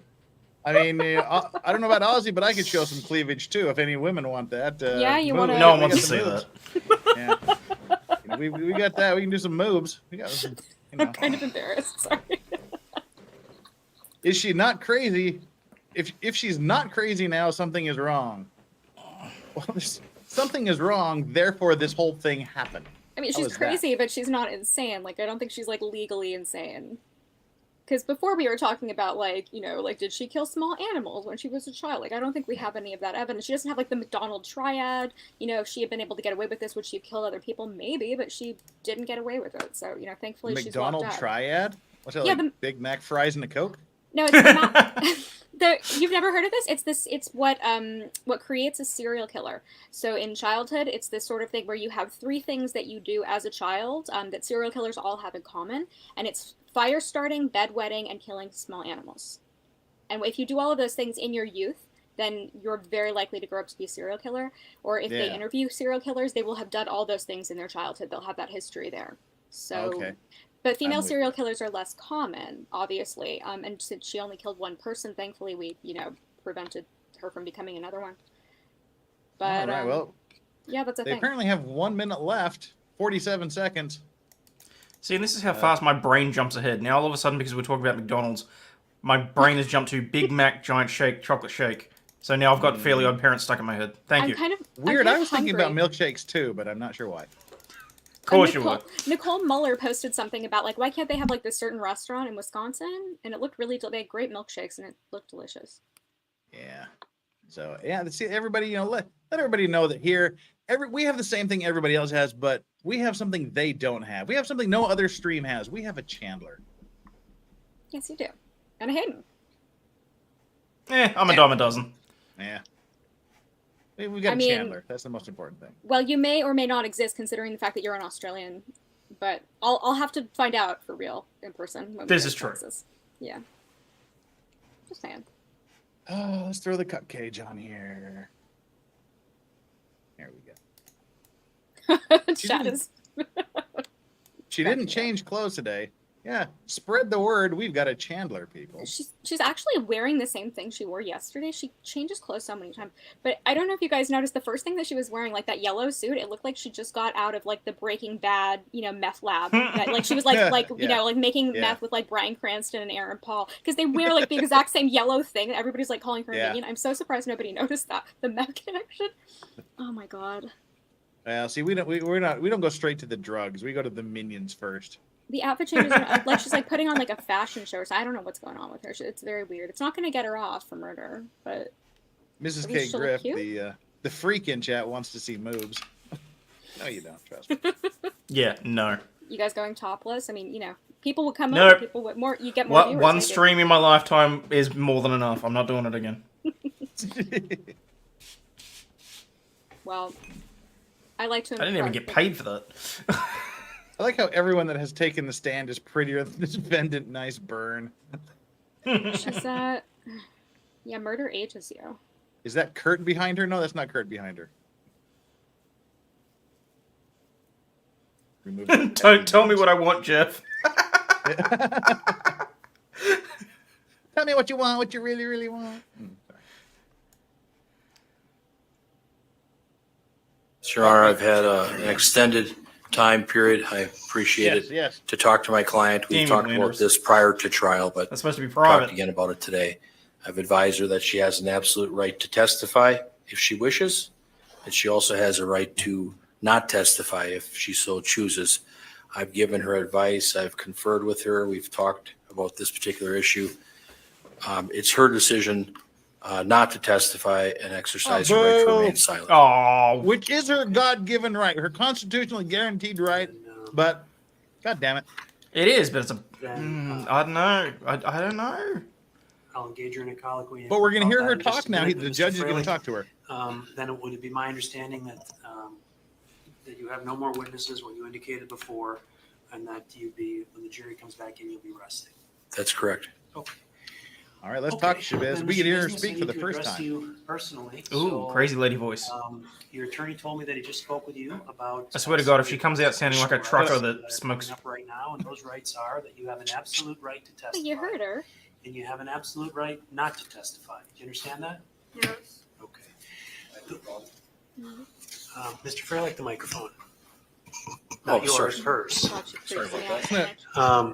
So, Mr. Business, those rights belong to you. They don't belong to Mr. Fralick. They don't belong to the state. They don't belong to me. Those rights belong to you and you alone. Do you understand that? Yes. Okay. My understanding from listening to Mr. Fralick is that you've decided that you would like to exercise your right not to testify. Is that correct? That is. Okay. Now, I know you've spoken with your attorney. Do you feel you need any more time to talk to your attorney about that decision? No, I do not. Has anybody made any threats or promises to you to get you to make that decision here today? No. Okay. Any further inquiry you'd like me to make, Mr. Lizet or Mr. Saunders? No. Mr. Fralick, any further inquiry you'd like me to make of your client regarding that decision? Just inquire if there's been any pressure on her. Okay. Mr. Business, has anybody placed any kind of pressure on you to make that decision? No. Okay. All right. Well, I'm satisfied based upon the conversation that I've had here with Mr. Business that number one, she understands her rights. She has both of the rights to testify and to not testify. The issue, of course, being you can't exercise both of those rights at the same time. You can only choose one. She's choosing the right not to testify here today. I'm satisfied that she's done that after consulting with her attorney. They took a little bit of extra time. I gave them better than 10 minutes to speak about that. That was the amount of time that Mr. Fralick wanted, and they were back here when I came into court. So they've had an opportunity to discuss that. Ms. Shabusiness has indicated to me she doesn't need any more time to speak with her attorney about that decision. I'm satisfied that her decision is freely, voluntarily, and intelligently made here today. Of course, when it comes time to address the jury instructions, Mr. Fralick will have to address, I think it's instruction 315. I think that's the instruction about that I could give to the jury potentially about, and I'm not sure if it's in your packet, but we'll certainly take it up. It's an instruction about instructing the jury that they're not to hold her decision not to testify against her, and that's another choice that she will have to make. If it's not in the packet, I'll get it for you, Mr. Fralick, but I'm sure you've done enough trials, you're aware of that instruction, and I'll make sure it's available to you, and we'll have that conversation later, okay? Yes, Your Honor. Thank you. Very good. I'm satisfied, therefore, that Mr. Business is choosing not to testify. Then what we do is we'll bring the jury back in. I'll ask Mr. Fralick if he has any other witnesses. Mr. Fralick, based upon the representations he's made, is going to indicate that he's going to rest. And then we have a choice really to make as to how far we want to go today with the jury sitting here. Either try to press forward or to release the jury and work on the jury instructions and start tomorrow with instructions and closing arguments. Does the state have a preference as to either of those, Mr. Saunders? Our preference would be to proceed today. Any objection to that, Mr. Freilich? My preference would be to go with the jury instructions today and proceed tomorrow with opening, Nah, or with closing We got statements. lots of time. Okay. Well, I can tell you that I don't have to make that decision right at this minute. I'm going to bring the jury in. We're going to finish up the case and we'll go from there. And then I'll let you know what I've decided as far as that goes. All rise for the jury.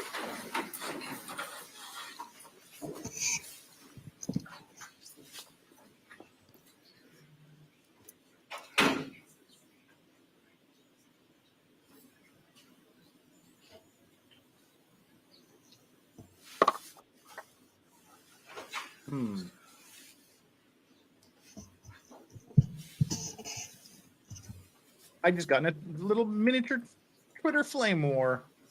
I've been Oh. updating, and on my it's confirmed sucking while cutting. Someone, just a nobody, says, "You understand this gentleman was brutally murdered. Nice you can use his suffering to get tweet views. Show some class." I said, "Well, nice you can use someone else's tweet to criticize the public's right to know the facts of a case and to get on your soapbox of virtue signal to get your own tweet views. Show some Be class." seated. Ladies and gentlemen, the case is still with the defense, so I'm going to turn Just to a Mr. nobody Freilich. has Mr. 3 Freilich, followers. Do you Ooh. have any other witnesses you wish to call? Your Honor, no other witnesses. Defense rests. Ladies and gentlemen of the jury, the defense has rested, so the evidentiary portion of this portion of the trial is now concluded. Done Just deal. to give you a little bit of a roadmap as to what occurs now, the attorneys and I need to work a little bit on finalizing the instructions that I need to give you regarding the law. Then the attorneys would do closing arguments, and then you would go into deliberations. What I'm going to do is I'm going to excuse you again, and I'm going to start working on these jury instructions with the attorneys. I'm not thinking it's going to take us too long, but probably longer than the other breaks you've had.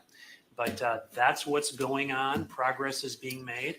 And I'm hoping that within a half hour, maybe slightly more than that, you'll have a better sense of the timing for the rest of today. If I run into problems, perhaps I would dismiss you for today. But at this point, I'm thinking that I'm going to have you wait and we'll get into instructions and closing arguments today. So that's a bit of a roadmap going forward. But with that, I'm going to excuse you again. All rise for the jury. All right. While they're leaving, we will clear off the super chats here. Thank you so much to Toxic Bacon. I want for you to cover the trial for the Lisk who was just caught last week. Dude killed 4 hookers and buried them in, that guy. Yeah. In the Gilgo Beach, New York.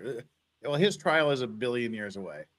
But You know who you want on for that is Legally Dirty Blonde, because she is a New Yorker, and she actually told me about that case. She sent me this podcast. She knows a lot about it. Whether to I move thought forward she was gonna come today on or break, send the jury home early, and then come back tomorrow. I'm always keeping in mind just the timing that we gave them overall, that this trial would take about a week.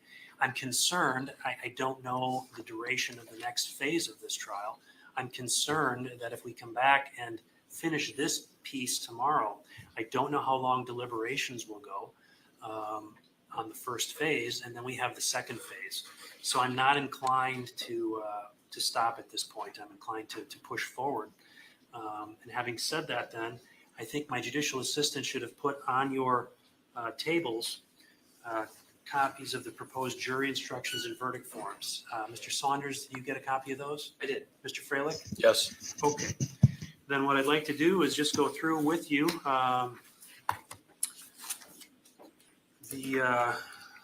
those instructions. There are going to need to be some modifications, which my judicial assistant and I will work on when we break. But starting out with, I would propose giving jury instruction 100.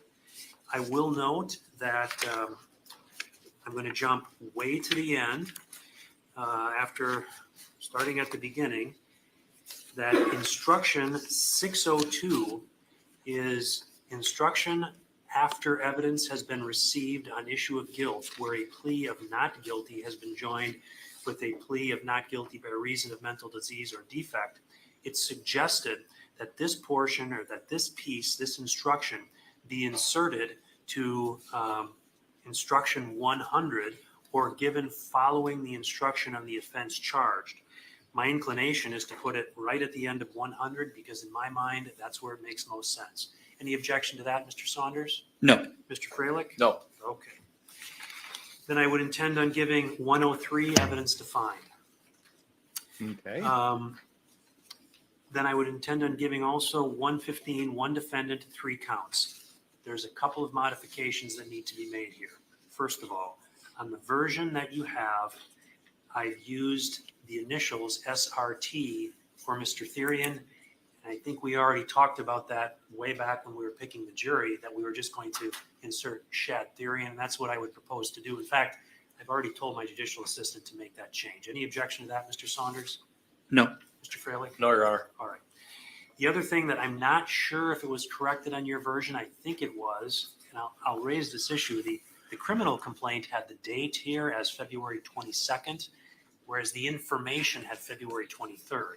The first draft that I looked at that I had my judicial assistant work on had February 22nd. We changed it to the 23rd. I just want to make sure, I think in your copy that you have, it should say the 23rd. I just want to make sure that that's the date we're looking at. Mine That's the says February information. 22nd.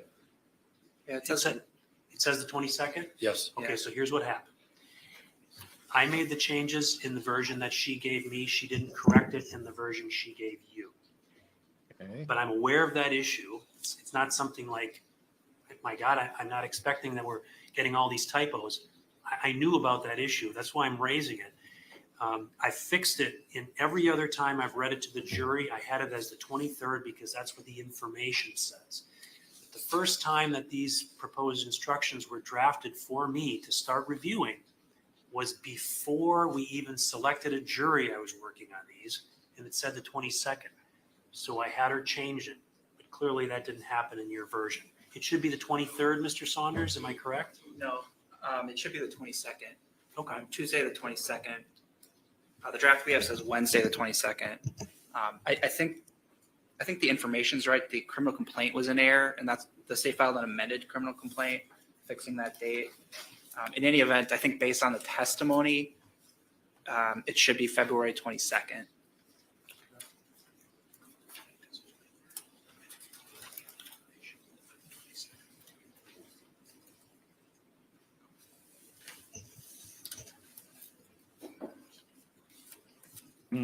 Okay.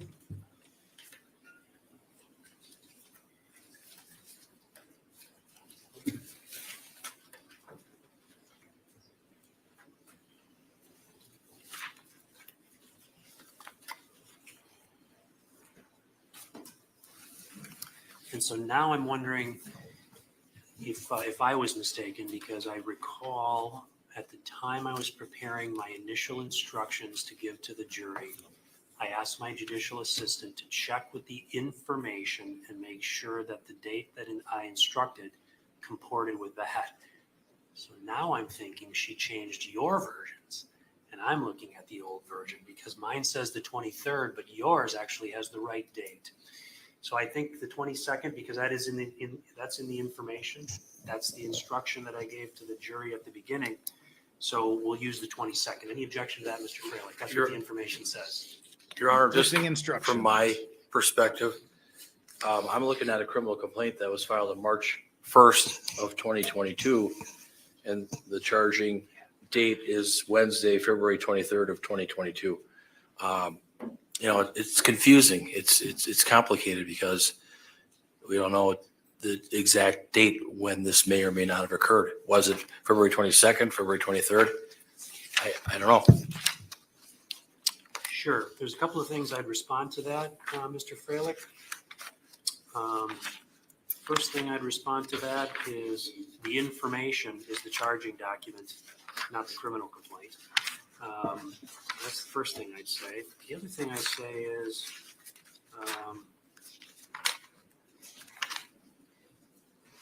instruction 255, which has been proposed to me, is the instruction stating state need not prove exact date of commission. We'll get to that in a minute, but I'm satisfied that the charging document is the one we need to follow because that's the official charging document as opposed to the criminal complaint. So I don't know what was heard at the preliminary hearing in this case or what the waiver was to, but that's what the charging document says. Your Honor, just to, the court probably already knows this. I just want to make a record. The criminal complaint does have February 23rd of 2022 as the charging date, filed on March 1st of 2022, Brown County, Wisconsin. And then the information, which is the charging document, that has a different date, February 22nd of 2022, and that was filed June 2nd of 2022. For me, it's a little bit different because I wasn't the lawyer at that time. It was Attorney Jolly, but I'm just noting that all for the record. What, and to what end? Are you asking me for something? A mistrial. I mean, if He's the asking state for a thought it was mistrial. on the 23rd and then they changed it to the 22nd, would appear to me that it's not clear what date this allegedly happened. Okay. Well, what I'm indicating to you is that the charging document is the one that's going to be accurately reflected in the instructions. And I'm also noting 255, which we'll get to in a minute, addresses this very issue. So I'm going to change.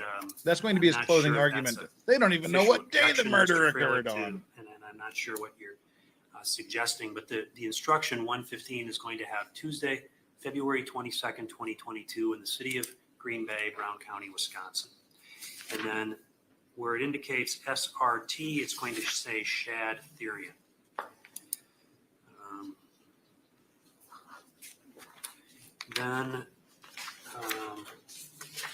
So 115 contains 110, first degree intentional homicide.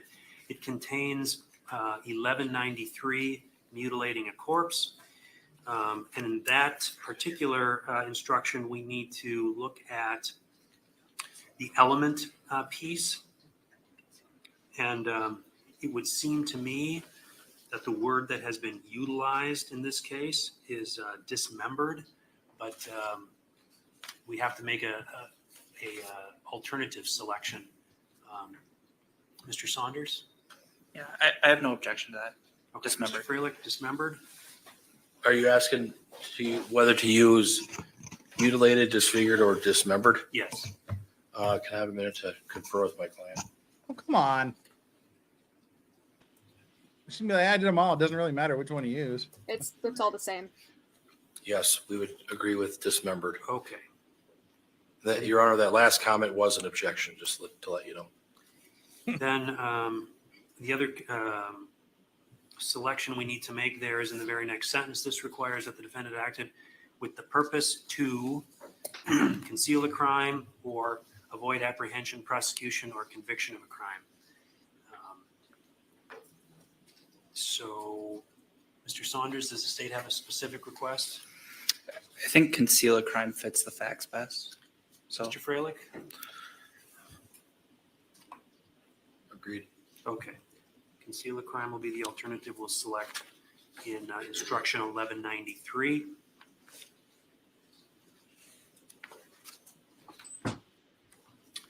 Then we move on to count 3. That's instruction 1218A, third degree sexual assault, sexual intercourse without consent. Again, the changes from SRT to Shad Therian will be made, although there aren't any other alternative selections that need to be made. So that instruction will be changed. You'll get a chance to review the final version, and then that's the one that I would give. Moving on, I would propose to give instruction 140, burden of proof and presumption of innocence. 145, information, not evidence. 147, improper questions. 148, objections of counsel, evidence received over objection. 150, stricken testimony. There was very little stricken testimony, but I think on only one occasion did I strike any testimony, but I'm going to give 150 because I think it's appropriate. 155, exhibits I will give. 157, remarks of counsel I'll give. There's 158. I've already given that at various times, so I will not give that again. That's recording played to a jury, and it's supposed to be done at the time, and we did that, so I won't give it again. 160, closing arguments of counsel. I will give that one.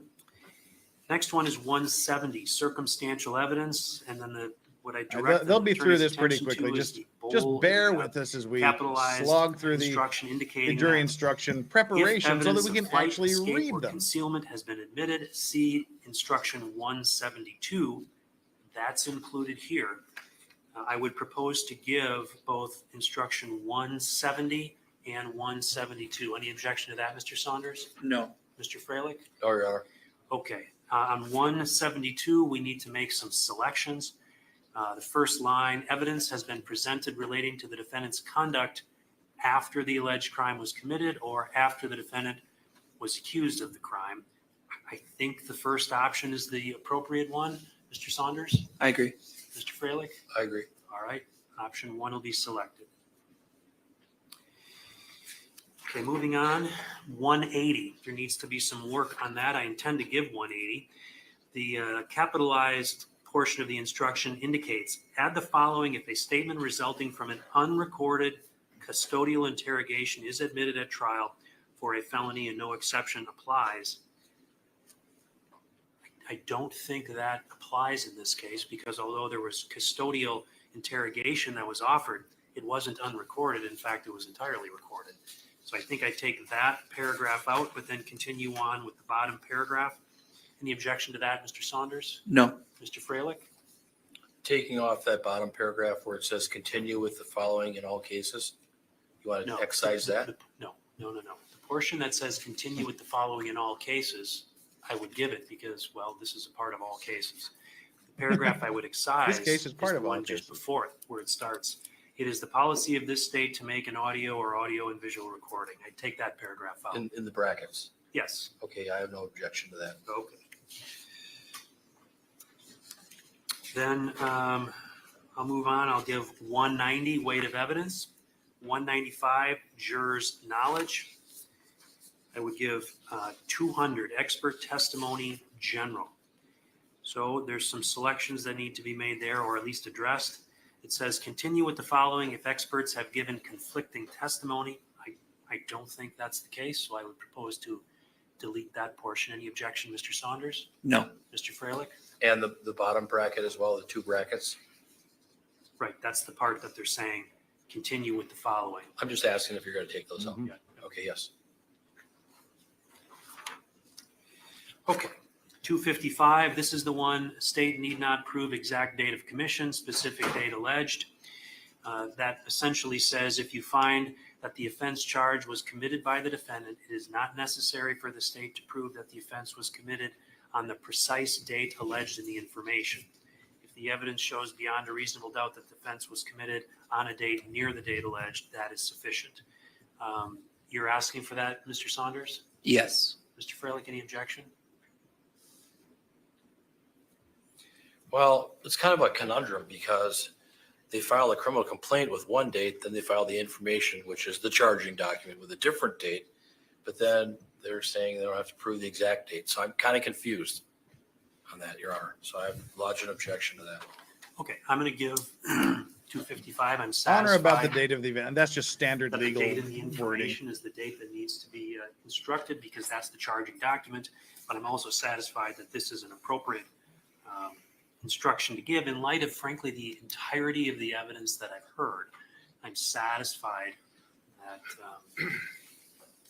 frankly, given that the timing, the time of day that's occurring, that knowing when one day flipped to the next may not be so easy to pin down. So I'm satisfied this is an appropriate instruction. I'm going to give that as revised. I'm then going to give 300 credibility of witnesses. There is an option at the end that says give the following paragraph only when the defendant testifies. Given that the defendant didn't testify, I would propose to delete that and the bracketed paragraph just below it. And but then continue on with the last paragraph indicating there is no magic way for you to evaluate the testimony. Any objection to that, Mr. Saunders? No. Mr. Freilich? No, Your Honor. Okay. Moving on, 325, impeachment of witness, prior conviction or juvenile adjudication. I don't think anyone was asked that question, and I don't think anybody was impeached with a prior conviction. So I propose to take 325 out. Mr. Saunders, any objection? No. Mr. Freilich? I agree. Okay, that'll be out. Thank you. 327, impeachment of defendant as witness, prior conviction or a juvenile adjudication. The defendant didn't testify. I propose to take that out. Any objection, Mr. Saunders? No. Mr. Freilich? No, Your Honor. That'll be out. 460, closing instruction, I would propose to give that. Then I would propose 484, verdict submitted for one defendant, 3 counts, separate verdict on each count required. I would propose to give 515, unanimous verdict and selection of presiding juror. And that's it. So you'll have another opportunity to look at these after I've made those revisions, but such as they are, Mr. Saunders, any objection to the entirety of those instructions or anything I'm missing or that you'd like me to add? Yeah, 2 additions that I'd propose. Madam Clerk, do you have the copies? Okay, I have one for the courts and council. The first is based on some testimony that we heard. It'd be our request to make clear that voluntary intoxication is not a defense. In the case, there's not a pattern jury instruction that really says that. There's a part of 755A that does have that sentence, and the state would ask that just that sentence be read, given the state of the law and the state of the voluntary intoxication defense. So you're saying this is coming out of 755A? Correct. It's not directly applicable, but as modified, I believe it's accurate. Let me take a look at it.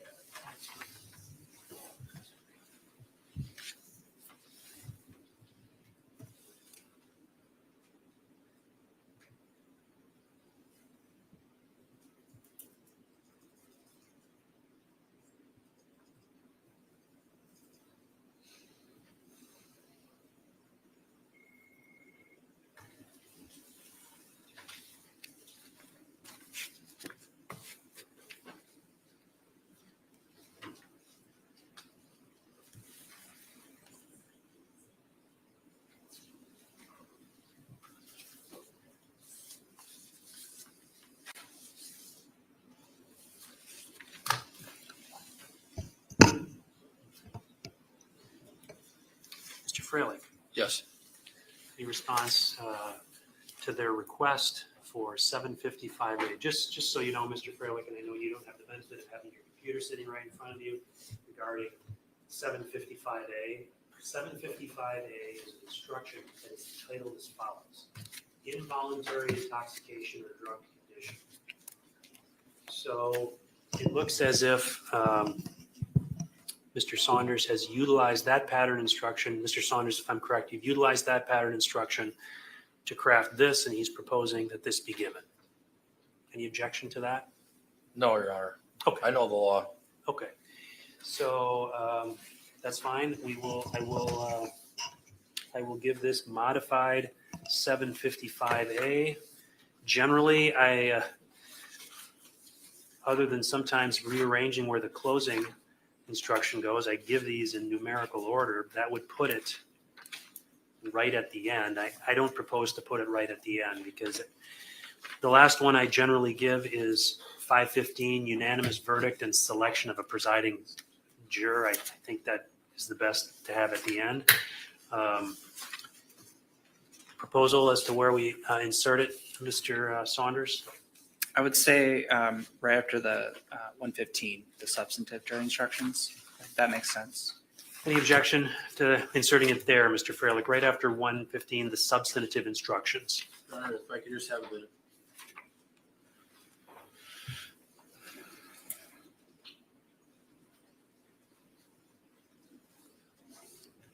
Yes, that makes sense. Okay. Very good. Okay, we've taken that one up. Then before I move on, do you have a Word document with these on it that I you do. can forward to my judicial assistant? Okay. One of you, so that because I'm going to be heading over there shortly to finish these off, and we'll need All it. right. But let's look at, you don't have to do that till we're done, but let's look at your other request then, Mr. Saunders. Yeah, so obviously that issue or this issue has been addressed in litigation. There was a motion to dismiss regarding the state doesn't need to prove that a crime victim was alive or deceased at the time of the sexual intercourse. And I think the state just envisioned a jury having that question, given the two elements don't clearly explain what I think is an accurate statement of the law. So our request would be to add something to address that issue, because obviously it's the facts and circumstances that the state's alleging in this case. Okay. Well, let me just, before I turn to Mr. Freilich to take a look at his position on this, I'm just going to pull up the statute. Because we did have this issue that was raised as at the motion hearing on June 13th. This was heard by the court. And I know at that point I denied a motion to dismiss that count. And the Daily quick assertion in bites. that The motion judge is now going to was, answer your question. that had been filed by the defense, that really the charge should be dismissed because at the time the alleged victim was deceased. And then we looked at the statute.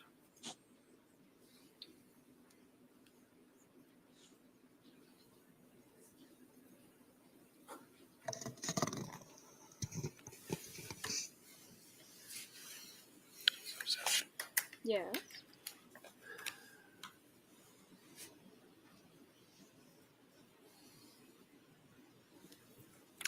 Okay, and I know it. So the instruction, the one that I'm proposing to give in any event that everybody's agreed to, 1218A, references the statute 940.225 sub 3 sub A, and so I've looked at that statute, and under 940.225 sub 7, it indicates specifically this section applies whether a victim is dead or alive at the time of the sexual contact or sexual intercourse. Okay, so what you're proposing that be done in this case, because of issues that have been raised and frankly that were argued on that date, that it be inserted, that the following language be inserted, quote, "It is immaterial whether Shadtherian is dead or alive at the time of the sexual intercourse," close quote. That's what you're asking to be added? Yes. Mr. Freilich, any objection to that language? Your Honor, I know that the jury instruction says person. What about the statute? What we have here, and not to be crass, but human remains, body parts that are in different locations. So that was the issue that I had with that. Yikes. I'm sorry, your question, you said that the statute says person? I know the jury instruction says person, but I don't know if the statute says that, but it talks about any part of a person's body. So it talks about a person. And what we have here is, a body part, body parts. Statute says 3A says as follows: whoever has sexual intercourse with a person without the consent of that person is guilty of a class, it's guilty of a felony. So the instruction mirrors the statute as far as person. So when you get down to sub 7, where it says this section applies whether a victim is dead or alive at the time of the sexual contact or sexual intercourse, they're using the word person, or using the word victim instead of person in sub 7, presumably because at that point in time,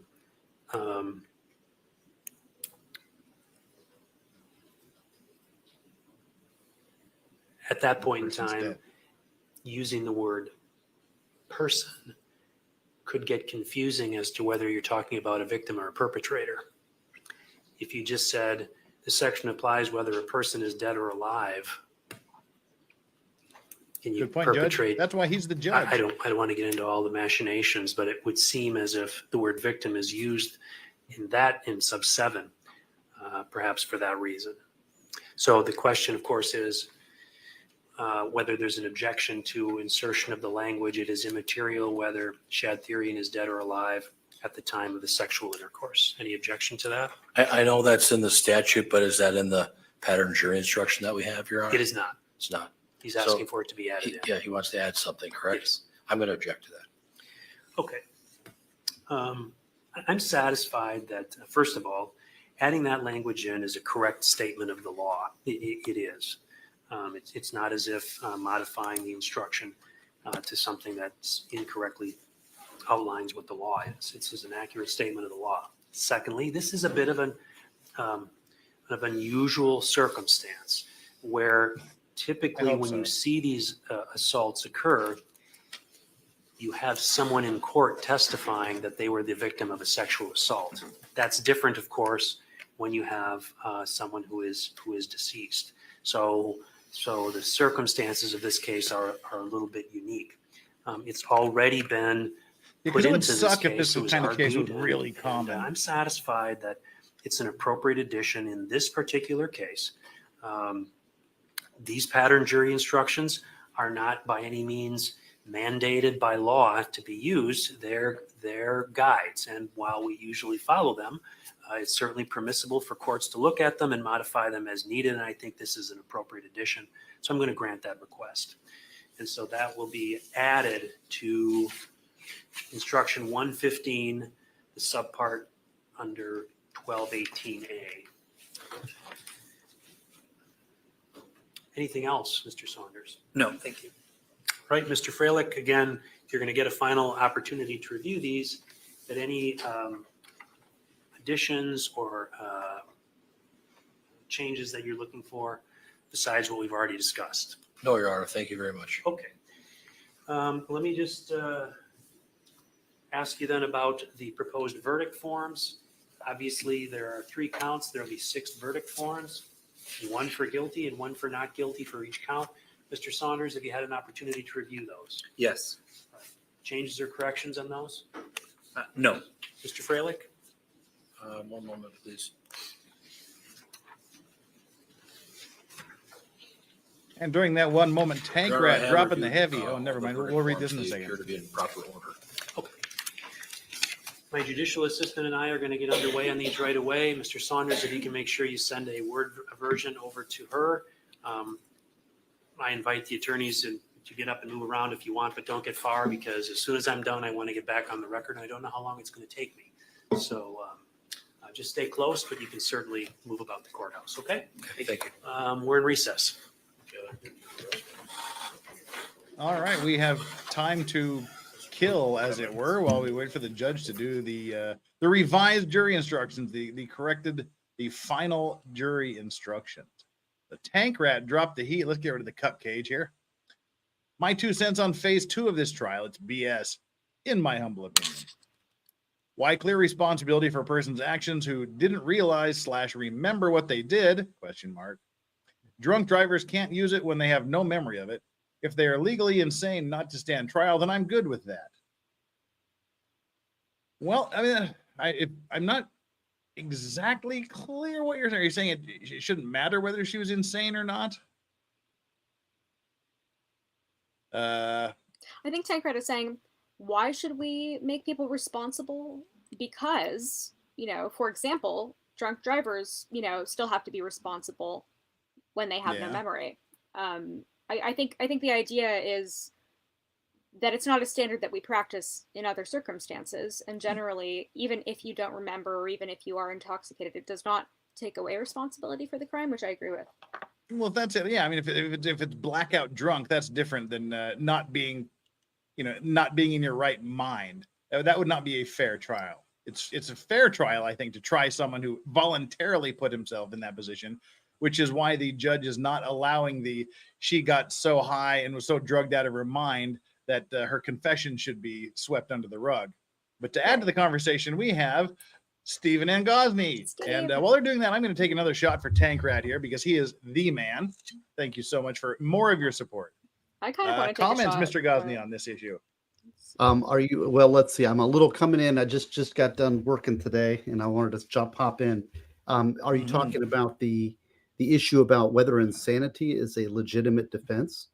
Well, Tank Rat here said my two cents on phase 2. It's BS. Phase 2 is the entirety of phase 2 is BS.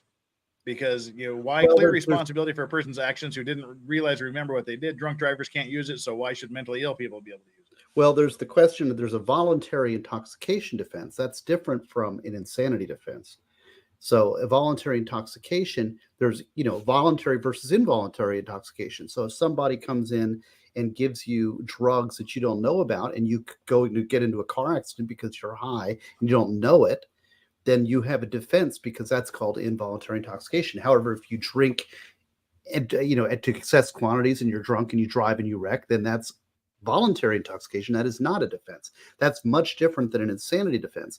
And it's the whole idea of criminal law is we punish guilty mind. That's why we have a mens rea and an actus rea. So going back to your thing, you've played it so much that it may be a joke now, but those are two parts of a crime. You have the act combined with the intent, and it must be criminal intent. So for example, if I shoot somebody, well, if it's done in self-defense, my intent is defend the life of another. That's not criminal intent. So we don't punish that. In fact, that should be rewarded, right? Or if, for example, if I pass out because I have a stroke and hit somebody with a car on a sidewalk, you don't punish that, but the act is there. The hitting of the person of the car and killing them with the car, okay, that act is there, but there's no mens rea. There's no criminal intent because the person has suffered a health interest. So the mens rea, we only punish criminal intent. That's not negligence generally. It means I intend to do evil, okay? Evil intent. Now, everybody's going to say, let's divorce it from this case that we're here today. Insanity negates the mens rea element because you are sick. So if you, for example, have a diabetic seizure and drive your car into the ocean with your kids in the back, all right, that could be negated. You could negate the mens rea because you're suffering from delusions, right? Delusions that are caused by a medical event that you don't have a control over. It's like having a heart attack. It's having a mental event. Same thing here. If the mental illness, if you go outside and you start shooting at the trees and you think there are devils there, and there's no devils in the trees, but you're shooting in the trees and you actually hit a line worker, all right? You didn't intend to kill the line worker because you're thinking you're shooting at devils. You see? So it's because it's a delusion. So we don't punish the sick or the mentally ill because they're not in actual control of their actions. All right, so that's the actual perfect answer. All right, Lowly, that answered your question as well. So if someone drugs you and you commit the crime, it's exactly what he was just talking I actually had a case like this. Sure you did, Gusty. I had an involuntary intoxication defense where a guy was at a bar and a woman slipped him some kind of drug in his drink, and he was caught breaking into a house. He was in a house just like from in the middle, like we have a barrier island, and the bar was at the beach, and he doesn't even remember what happened. It was the craziest thing. He was naked inside a house. He had broken into the house, and he was screaming, trying to get out. And it's like, well, the defense was involuntary intoxication because this woman had drugged him. So, anyways, that is an interesting defense. You don't see it a lot, but it does occur. Well, it's really challenging because you have the harm that's done that has to be answered for. You have victims. Well, people who suffer? Well, does every death require punishment? I mean, people die all the time. People are in accidents. People have heart attacks. The only thing we want when we hold somebody responsible is when they act wrongfully. Well, right. That's what I'm kind of trying to point out. Like, you're pointing out that sometimes harm is done without intent. And so the problem is you have a victim, you have a family that's bereaved. Let's say somebody dies, but if the person didn't mean it, or if they had, let's say they had a seizure and they hit somebody with their car, whatever example you want to use, it's tragic because the person didn't mean it. So, intent isn't there, but the family's still bereaved and they're still suffering. There's still, a loss that occurred. So you have right, and this is what the state plays on a lot of times, and that's why we have to be clear on it and be dispassionate and rational when judging this, because nobody wants to think that their loved one died meaninglessly. Yeah. So but there are things called accidents. You have a car accident, right? And it's like it's an accident. People don't mean to hit and kill somebody, but you've got a dead loved one. It's like. And then so the prosecutor gets up there and parades the victim in front of everybody and says, "We need justice for Johnny," right? And it's like, well, maybe so, maybe no. It depends on the intent of the person doing it. You don't punish somebody you don't punish somebody if they don't mean to do something wrong. That's not what you do. Yeah. Right. So if you bring it back to the whole, insanity thing, I think the challenge is you can't really know what's in somebody's mind, and people lie. So, it's very hard to know, was somebody actually, legally insane when they did this, or were they not? Some cases are harder to prove. And I think that's why the insanity defense can be so challenging. Well, the big thing is exactly what we're seeing in this case, why it's a challenge, because the legal definition of insanity is different from the mental health definition of insanity. Right. The mental health definition has to do with, they have the DSM, we have psychiatrists, we have people who say, are you dealing with a chemical dysfunction? Is there a diagnosable thing?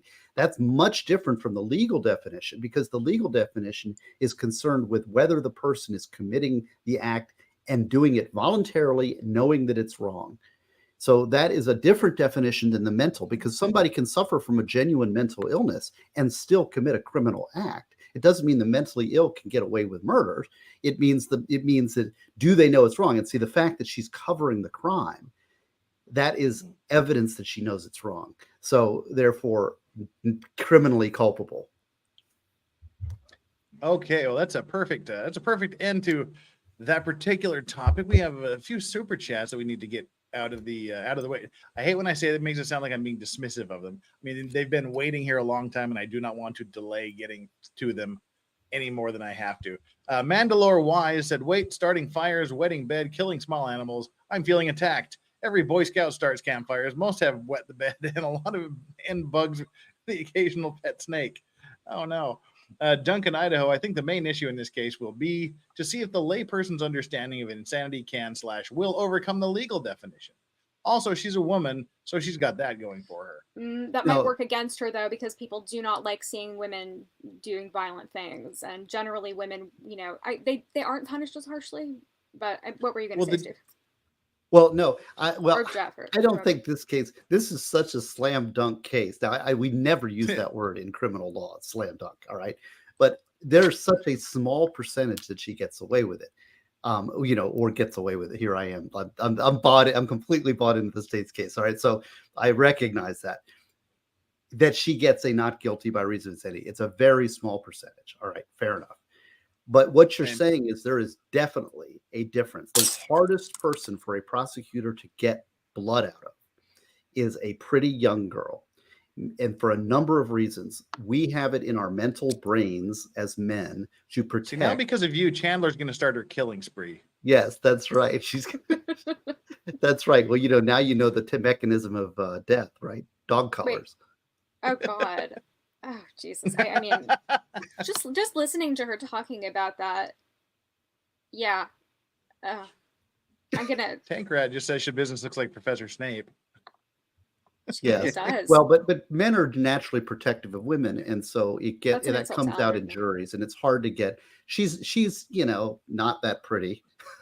So she does that. Yeah. She's young. So she has that. But it's crime is just so horrific that I don't think that's going to really impact the case. Young. Yeah, she's young physical age, but not meth age. Now, if Ozzy, on the other hand, that chest, man, that hairy chest. Go full groundskeeper Willie and just I was just seeing if you're awake over there. Yeah. Duncan, Idaho, Your Honor, I'm kind of confused and would like to therefore request a mistrial. It's pretty much every chance he gets, that's what he's got to do. Oh, I'd say I had more Gosney stories. I had one case I tried over in Putnam, and I had 4 mistrial motions before 10:30. Oh God. Well, they gave 2 in a 5-minute break here. So bless them for that. He tried. Here for the truth. That's all. This judge must be hydrating heavily to erase, hydrating in quotes, heavily to erase the images before bed. Yeah. I'm kind of glad this judge has probably seen her. I'm glad we didn't have the opportunity to look at them, because I would not have been able to look away. I would have had to look, and you can't unsee stuff like that. That's the worst part about criminal law, is you do get images. You have to deal with that stuff, and I'll tell you that is something I really am very unhappy about with my career choice, is that I deal with subject matter that you just cannot get out of your mind. Well, it's it's noble to do that kind of job for sure. Well, Duncan, I I don't know if with it's the final noble. super It's not fun. One last super chat here to read at this point in time until some more come in. Hint, hint, wink, wink. Duncan Idaho says the judge and the conduct of all parties makes me proud of the U.S. justice system, just with the thoroughness of it all, as opposed to say Italy. Well, I mean that's the interesting thing is this kind of goes down with Steve and I. We watched the Scott Peterson, not the. Now what was the guy in Florida? Was it Peterson? Yeah, it was Scott No, Peterson. it was Andrew Legal Mindset. No, the you and He I were wasn't on watching trial. the. Yeah. He's not. Was it They got- Peterson? Was the guy's name Peterson that we were watching, Steve? Oh, right. Oh, you're talking about, yeah, that was a pretty good, although the prosecutor did get graded off. And Yeah, on for the, just one. We're talking generally. I mean, I think yeah, it was that was I a think death his name was penalty case Peterson. with the neck slasher guy. Yeah, I think his name was Peterson. I can't remember. I forget the name, but basically we covered that trial, and that was an excellent trial, except for that one blip by that prosecutor, got graded off a grade point. But other than that, it was an excellent trial, great judge. But I think this trial has been the best, cleanest trial that I have seen conducted that I have yet watched on YouTube. Well, that's why I was bringing up the one that you and I watched there from Florida, was because it was essentially the same thing, where Okay, Scott Peterson was the people guy doing their job. There's 3 Scott Petersons. That's the problem, I think. There's the guy that murdered his There's the pregnant shooter. wife, and there's the Yeah. guy who was the guard at Marjorie Yes. Stoneman Douglas School who did not do anything to protect the kids. Yeah, and I believe this he- other guy's yeah. name was Scott Peterson as well. A lot of okay. I could go back in my Just trying to be helpful. list and check, but his name isn't Yeah, really it's- important. Yeah, The trial was very, very good. Very straightforward. The judge is great. We've seen that judge twice, and he is both great every time. But I'll tell you, this is exactly the way it should be done. Everything about this trial is a professional trial, and this I would love to practice in front of this judge. And I give most of the credit to the judge. A good judge will discipline, because I just don't trust prosecutors enough to play by the rules unless the judge is making them do it. So they seem like they're really on their best behavior, which is good. But if you give them a rope, they'll go ahead and cheat. I just know human nature. So I think it's a judge doing his job. Something else that happened. Amazing. Well, we didn't talk about the jury instructions. I want to give you that. This one here might be a straight A case. Well, you only had one problem with the other guy. But so, did you have comments about the jury instructions, or? Yes. Well, and here's another A+ for the judge. Okay, because standard jury instructions, we got this battle in Florida, and most judges are like, "Well, it's in the standard instructions, so I'm going to give it." That's what they love to say. And I had in fact, let's see. I got to filter out certain things that reveal. I know of a judge in a case that I have worked on. Let's leave it at that. And the prosecutor was making this argument. Well, it's in the standard instructions, so we object to the modifications the defenses say. And the judge says to the prosecutor, "I'm on the instructions committee. I know how much deference I should give those instructions." Oh, right? no. Because Nice. he's making this thing like, well, it's all this commenting and there's all this deliberation and all this thought that goes into standard instructions. That's not what happens. It's a bunch of prosecutors sitting in a committee who sit around. Nobody comments. Nobody reads the stupid bar journal. I just threw it in the garbage. Here it is right here. And they got a bunch of lists of proposed jury instructions. You know what you do? You look at it and you're like this. Nobody comments. And so it's like, so then it becomes the law. Like, I'm not deviating from this because this is some hallowed thing. No, in fact, the Supreme Court of Florida has even come down and said, you shall not defer to the Supreme Court standard instructions. So when this judge came back and said, Matthew Terry, that was the guy's name. Matthew Terry, right? When this judge came back and said, I respect what you're saying. Like, why is the state even object in that state? I would not have objected. Just let the defense have whatever they want because they're going to win anyway, right? Don't give an appellate issue. But the defense says, I want something different here. The judge looked at the standard instruction and says, this is not reflective of the law as this case presents. So I'm going to modify the instruction. You see, and that is brilliant judging. I salute them. He's not overly deferential to some stupid committee, and he's following the law, and he's giving the defense what they want. He's being fair all the way. A+ behavior by the judge. And for those that are wondering what's going on here, the judge is now back revising the jury instructions. And as soon as that's done, he's going to come out and read them to the jury. And MLS Law Show asks, are we getting closing arguments today? Seems pretty late in the day. Well, he limited the opening statements to 30 minutes each. So I'm assuming he would do that with the closing arguments as well. So I think he wants to get through it today, because he doesn't want to go into tomorrow and then have the deliberation take all day. So I think he's going to push to get the instructions and the arguments in today, but we'll just have to see how long it takes him to come back. Thank you for that super chat. By the way, MLS Law Show. I'll tell you, we do. I just thought of something. And there's great lawyers out there who think alike. But I think that if they split the closing, that's a big problem. Yeah. I don't think he'll do that. Okay. I don't think his judge would do that. Because he shouldn't excuse the jury. He should have let him come back at 8:30. He's getting a little too crotchety about his time. But I mean, at worst, they'll do the jury instructions today and then start the closing tomorrow, I guess, assuming that they go instructions and then arguments. Marms, who's been a member for 5 months of the Clean and Sober Crew, says, shirtless stream, guys. Let's go. Sorry, Marms, ain't going to happen. Sorry to disappoint or save you, actually. And Duncan Idaho, who's been a member for 4 months of the Clean and Sober Crew, says, RE, the requests for mistrial. How would this help the defense? Oh, doesn't it just prolong the inevitable because the state will charge again? Yeah, again, like we talked about before, she doesn't go to the insane asylum or whatever they call them these days, and she doesn't go to prison for the rest of her life. And as we also talked about, the defense lawyer gets to hope that it gets assigned to somebody else. But we do need to make a couple of little midstream grifts here. Aussie Overlord, Remy_legal, SteveGosney.com, and also on YouTube. All have channels. Make sure you get over there and subscribe to them. They deserve the subscriptions. They're all great people. They're all amazingly interesting people doing fantastic things. Good friends. Love to have them on. And while you're venturing towards them, we currently have 1,146 concurrent viewers and only 737 likes. We've been doing this for 2.5 hours. So it's probably been a complete turnover several times. So everybody get down there and hit that like button. Please, we could get up to 1,000 likes. Boom, that fast. And also, we're inching our way to 60,000 subscribers. We currently have 59,279. We're 21 away from 59,300. But I bet there's more than 21 of you that haven't subscribed to the channel.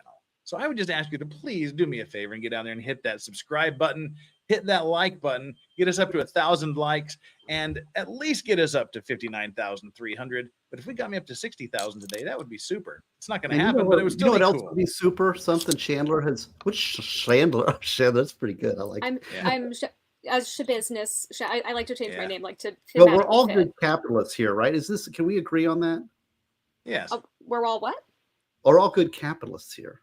I mean, I'm kind of like an anarcho-capitalist, but yeah, I guess. Okay, well, I'm just saying that as far as my grift goes, I will say that The Summer Friend is now available on ebook, and people should go get it. It's only $10, and it will enlighten your day. It will brighten your day. It will give you a misty-eyed view of the past. And how would you describe it, Chandler? I would say that it was. I mean, it's incredibly endearing, and I smiled the whole time I was reading it, which isn't something I really do, but it was just very, it gives you a look into the early life of Steve Gosney, allegedly. And I think it's mostly true.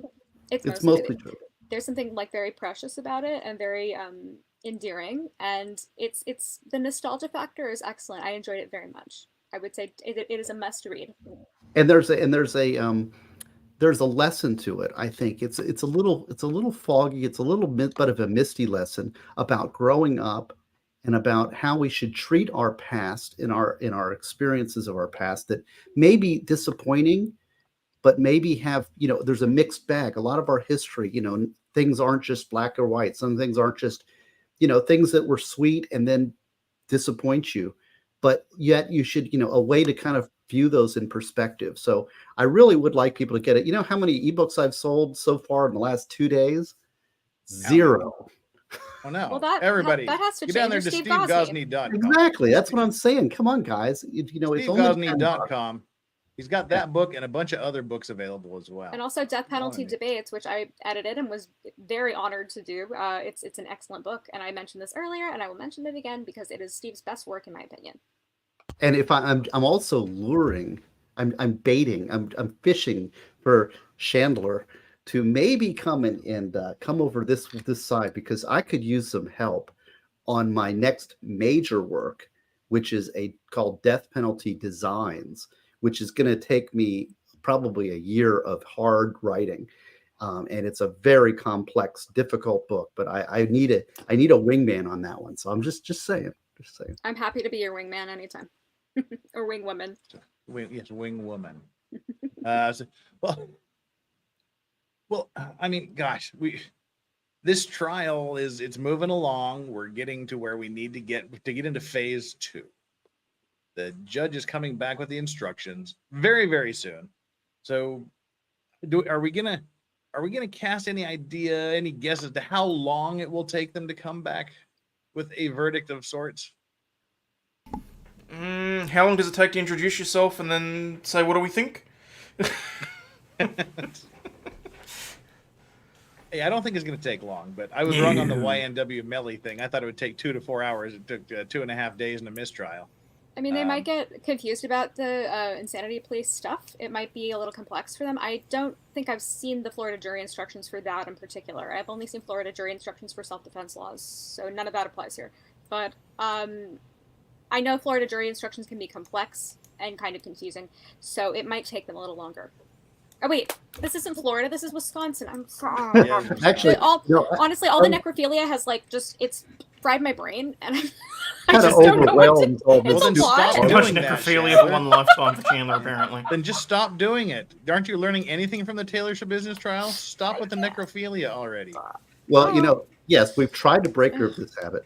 Yeah, I did a full stream on the reasonable doubt instruction on my Rumble channel, and I guess it's on YouTube too. And showing how confusing the reasonable doubt instruction is. So I'm very. I don't know if anybody. That would be a good research project.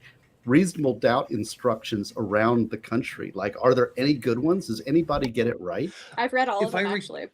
I can't remember if it's this one Right or the YNW Melly trial. I can't remember if it was one they read at the end of the YNW Melly trial or if it was the one the judge read at the beginning of this trial.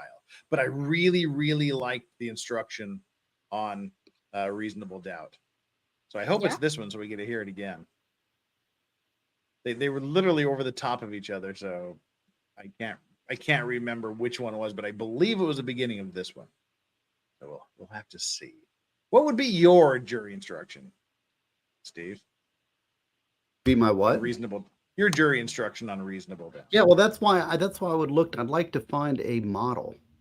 I'd like to find a model so that I can suggest it. I criticized it, and ideas and answers in law. I always like to have an answer, and that's a very good question. That's why I haven't written an article on this yet, because I'd like to come up with a good alternative. I actually based that whole rant about the reasonable doubt instruction on the Rumble channel. Corn Pope, actually, Corn Pope, she suggested that topic. But there's a really good article, I think it was in the Florida Bar Journal, from a judge who criticized, and so I kind of echoed the judge's reasonable doubt instruction or reasonable doubt criticisms. But as far as what is required, I don't know what the best instruction. I mean, Chandler. Yes. What do you say? Have you seen a really good definition of reasonable doubt? Well, I'd like to go through them. So essentially, I'm almost done updating all of the statutes for all 50 states plus DC for pretty much every single self-defense law there is. And it's all available on Branca's website. So I can go through and look at all of the reasonable doubt instructions and see if I can find a good one. That sounds like a fun project, actually. Yeah, you can dismiss the ones that are like Florida because it's terrible. Yeah. We're back. This is what Mr. Freilich and I had spoken about earlier, 315. And Mr. Freilich, I know you didn't have a copy of that, but you can have a brief moment to review that with your client and take a few minutes to talk with her about whether or not you and she would like me to give that. Okay, Your Honor. Thank you. So now they're just deciding whether or not if there's any issues. They might do closings today, That's what I'm thinking. She might. And you know, but I do not. If the judge, he's going to get a mark off, maybe not a full letter grade, but a partial mark off if he splits the closings, because that's never fair.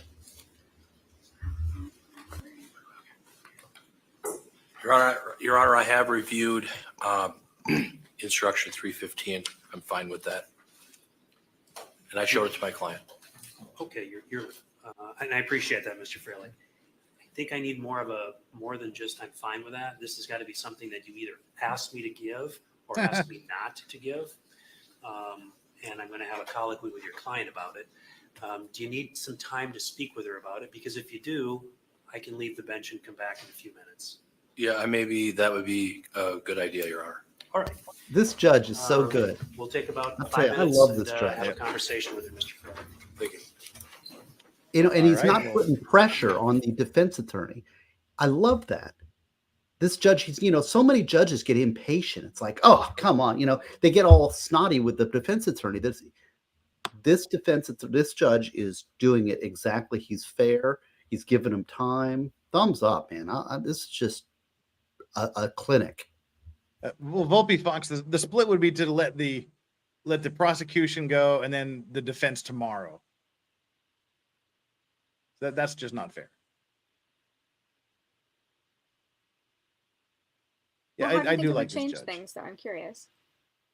Well, in not this case. I mean, this case is, like I said, let's take it away from that. It's just never right to send the jury home after hearing the state's closing argument, and then they sit there and they mull about it all night without the defense rebuttal. I mean, the closings are really important. I just don't want to see anybody get shorted. That's reasonable. Because it has that effect.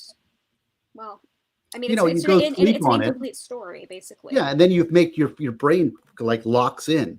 You're not willing to change your mind. You don't hear it fresh. It's like, well, I remember something. It's just the way the brain works.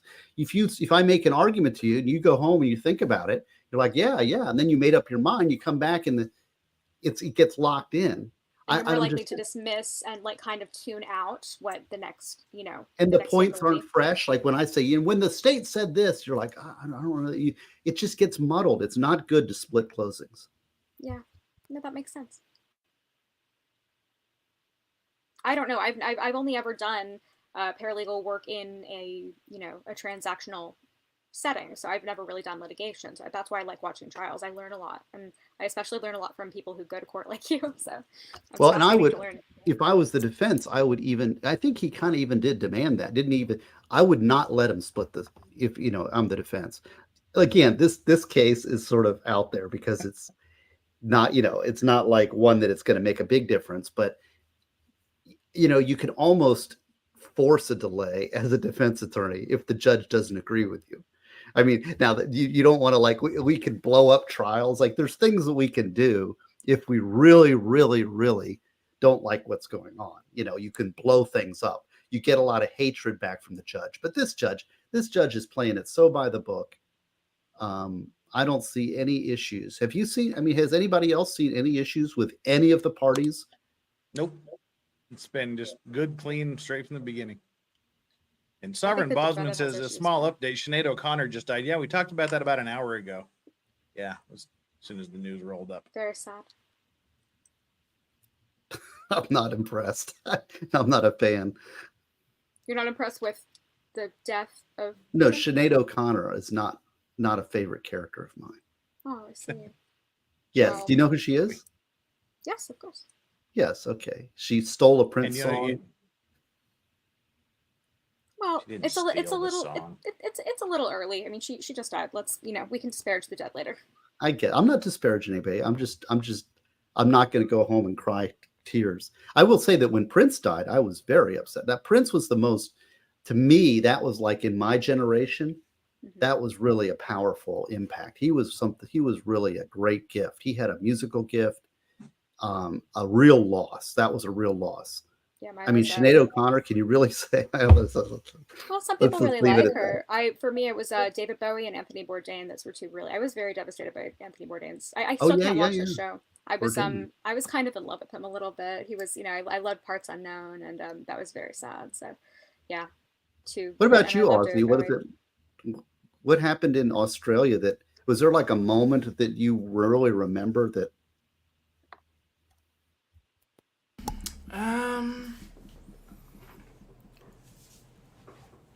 No, look, for me, the ones that I had growing up and that sort of thing, they're still kicking around. So I haven't really had anyone like musically or like famously, aside from, I mean, like Robin Williams. But that was about it for me, really, at the moment. Steve Irwin. Yeah, Steve, but again, that was, yeah. Ned Kelly. He was before my time, surprisingly. I know the wrinkles may make me look a little bit older than usual, but no, that's... Chopper.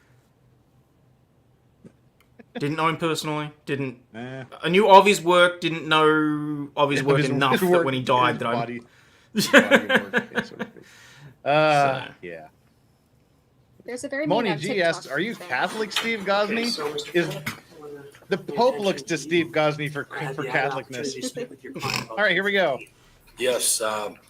So I just want to put this on the record. I talked to my client. We've talked a number of times throughout the duration of my representation. I've advised her that if the case went to a jury trial, she has a right to testify. She has a right to take the witness stand. She has a right to testify in her own defense. But anything that is said could possibly be used against her. So she understands that she has a constitutional right to testify. I also told her that she has an absolute constitutional right not to testify. She has a right to remain silent. She can invoke her Fifth Amendment privileges against self-incrimination. And we've talked about this at length on numerous occasions, several times today. We've reviewed this jury instruction 315, and she's indicated to me that she wishes to exercise her right to remain silent. Before, when you asked the question, I wasn't quite sure what you were asking, but I agree to the court reading instruction 315 to the jury. Thank you. So, this is so great. So you're asking that I great. read this instruction to the jury? Yes. Okay. Ms. Shabusiness, you have a right to have this instruction goes read, one or appeal. you have a right not to have the Check. instruction read. And that right belongs to you and to you alone. Do you understand that? Yes, I do. Okay. Your attorney indicates to me that he would like me to have this instruction read to the jury. Is that correct? Yes. Do you agree with that? Yes. You feel you need any more time to talk to him about that decision? No. Okay. I'm satisfied. Well, first of all, Mr. Saunders, any further inquiry you'd like me to make regarding 315? No. Mr. Freilich? No, Your Honor. Thank you. I'm satisfied that Ms. Shabusiness has indicated that she would like me to read 315 to the jury. And as a result of that, I'm going to do that. The only other topic I want to take up with the attorneys, and then of course I'll ask generally whether you have anything you want to raise with me. Oftentimes I get a request, I usually read these in order. Oftentimes I get a request to have 160 closing arguments read just before you give the closing arguments, which would mean it's right after 315. Before closings, and then obviously after closings, I read 460. Any objection to my reading 160 just before closings, Mr. Saunders? No. Mr. Freilich? No, Your Honor. Okay, I'm going to have 160 then. I'll slide that in just before 315. Strike that, just after 315. Okay. Mr. Saunders, are there any other topics or issues regarding the instructions that you'd like to bring up with me? No. You're satisfied with the instructions and the order in which I propose to give them? Yes. Mr. Freilich, any topics you'd like to raise regarding the instructions? No, I would not, Your Honor. I'm in agreement with the form of the instructions. And the order with which I propose to give them? Yes, I am. Very good. Then, before I ask you about durations of closings, I guess what I would just indicate is I intend to bring the jury out. I intend to instruct them right up through the closing instruction. Attorneys can close. There will be potentially some rebuttal closing. And then we'll select the alternate and the deliberations will be underway. Wow. Anything to bring up before we do that, Mr. Saunders? No. Mr. Freilich? No, Your Honor. Okay. Then with that, we'll bring the jury in. All right, let's get it on.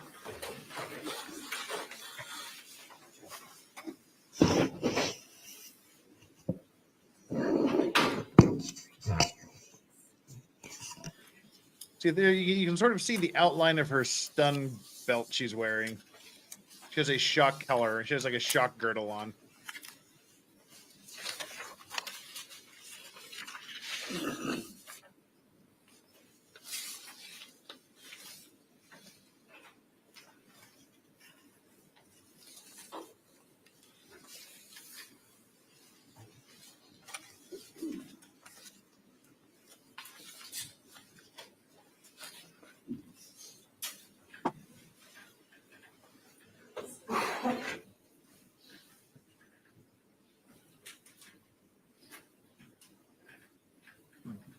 One of the bailiffs.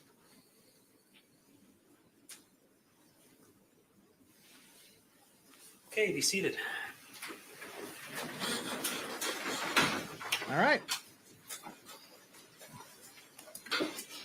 Members of the jury, the court will now instruct you upon the principles of law which you are to follow in considering the evidence Gonna and go right into reaching your closings, verdict. man. What time is it It here? is your duty to follow all of these instructions.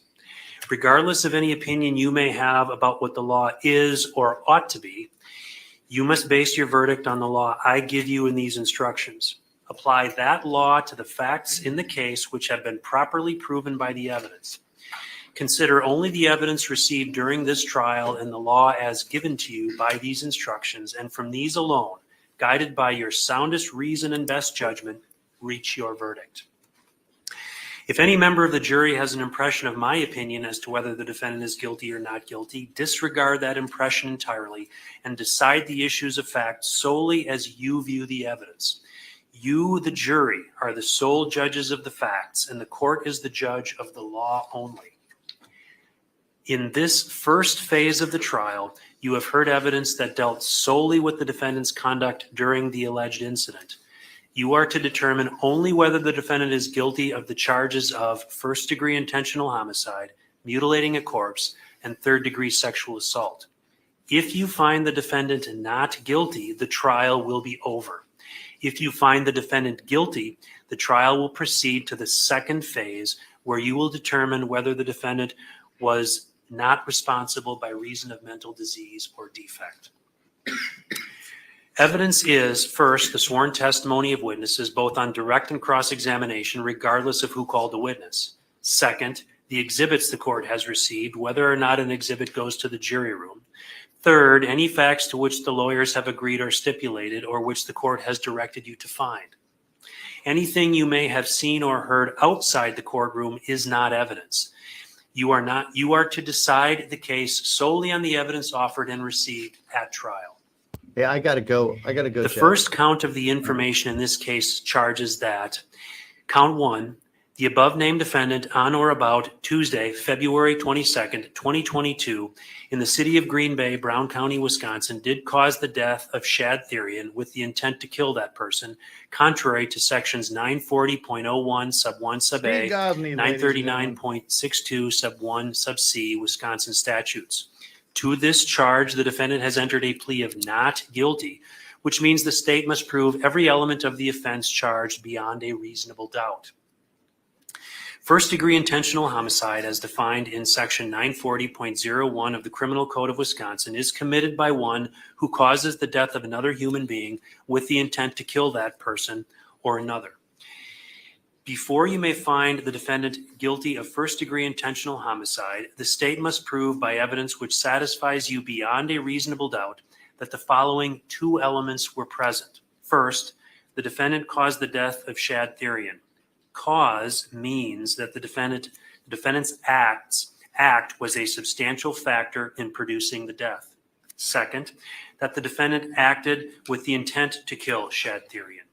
Intent to kill means that the defendant had the mental purpose to take the life of another human being or was aware that her conduct was practically certain to cause the death of another human being. While the law requires that the defendant acted with the intent to kill, it does not require that the intent exist for any particular length of time before the act is committed. The act need not be brooded over, considered, or reflected upon for a week, a day, an hour, or even for a minute. There need not be any appreciable time between the formation of the intent and the act.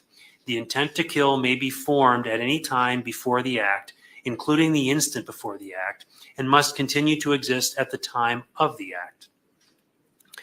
You cannot look into a person's mind to find intent. Intent to kill must be found, if found at all, from the defendant's acts, words, and statements, if any, and from the facts and circumstances in this case bearing upon intent. Intent should not be confused with motive. While proof of intent is necessary to a conviction, proof of motive is not. What do you mean? Motive Is this refers another to a stream? person's reason for doing something. While a motive stream. may be shown as a circumstance to aid in establishing the guilt of a defendant, the state is not required to prove motive on the part of a defendant in order to convict. Evidence of motive does not by itself establish guilt. You should give it the weight you believe it deserves under all the circumstances. If you are satisfied beyond a reasonable doubt that the defendant caused the death of Shadtherian with the intent to kill, you should find the defendant guilty of first-degree intentional homicide. If you are not so satisfied, you must find the defendant not guilty. The second count of the information charges that count 2, the above-named defendant on or about Tuesday, February 22nd, 2022, in the city of Green Bay, Brown County, Wisconsin, did 1 sub C of the Wisconsin statutes. To this charge, the defendant has also entered a plea of not guilty, which means the state must prove every element of the offense charged beyond a reasonable doubt.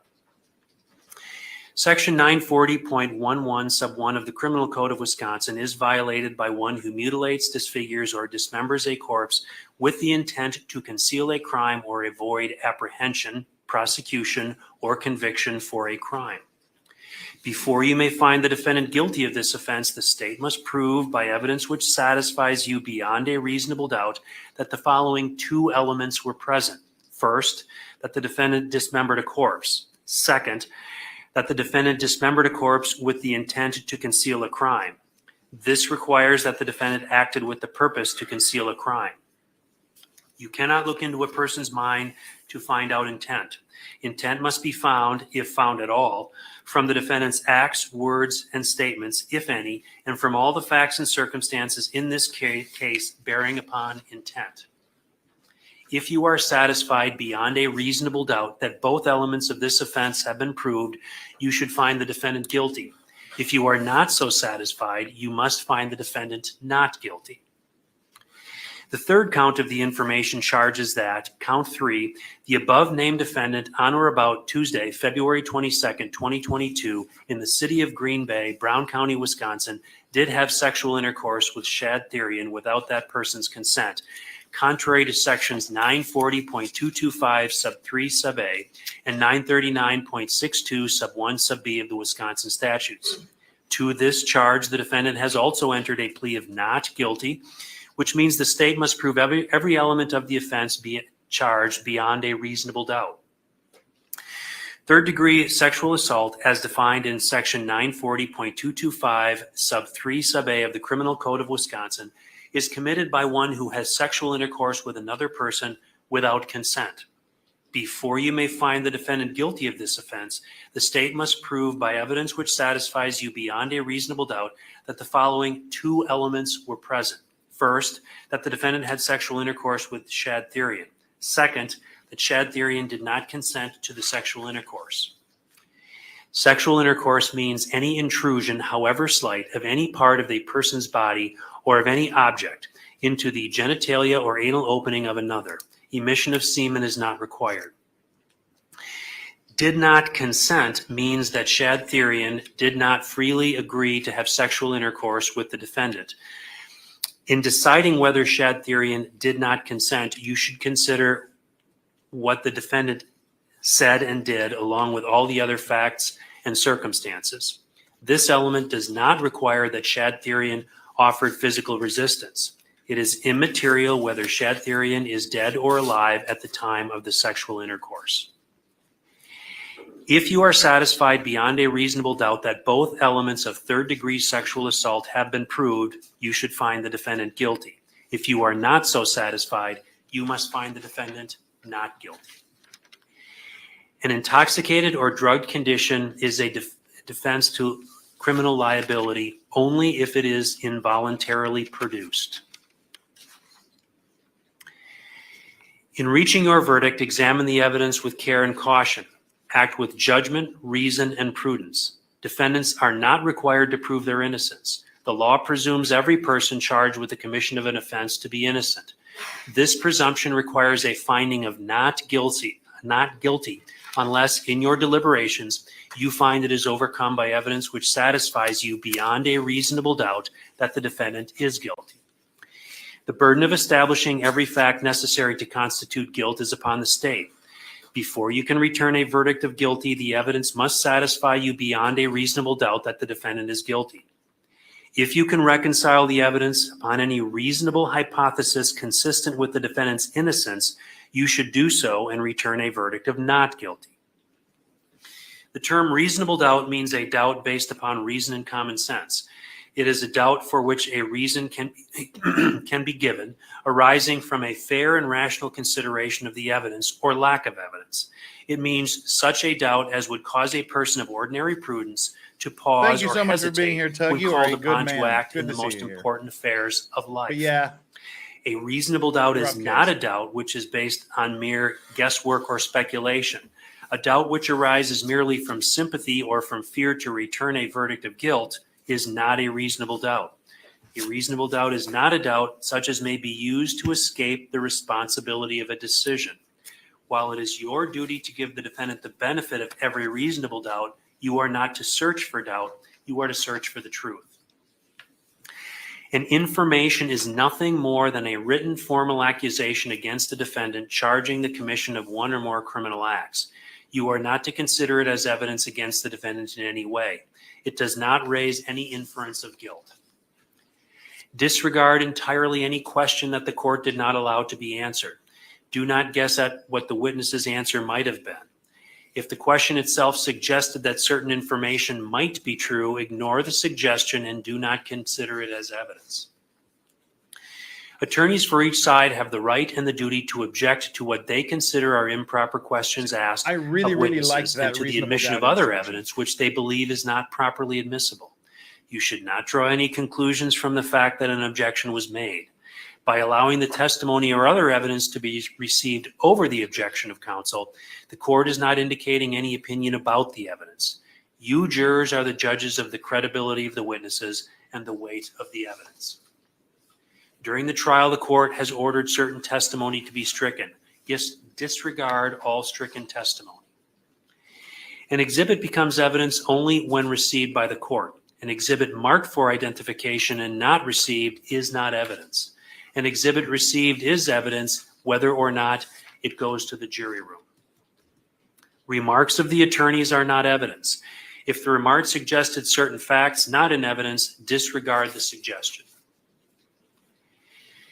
It is not necessary that every fact be proved directly by a witness or an exhibit. A fact may be proved indirectly by circumstantial evidence. Circumstantial evidence is evidence from which a jury may logically find other facts according to common knowledge and experience. Circumstantial evidence is not necessarily better or worse than direct evidence. Either type of evidence can prove a fact. Whether evidence is direct or circumstantial, it must satisfy you beyond a reasonable doubt that the defendant committed the offense before you may find the defendant guilty.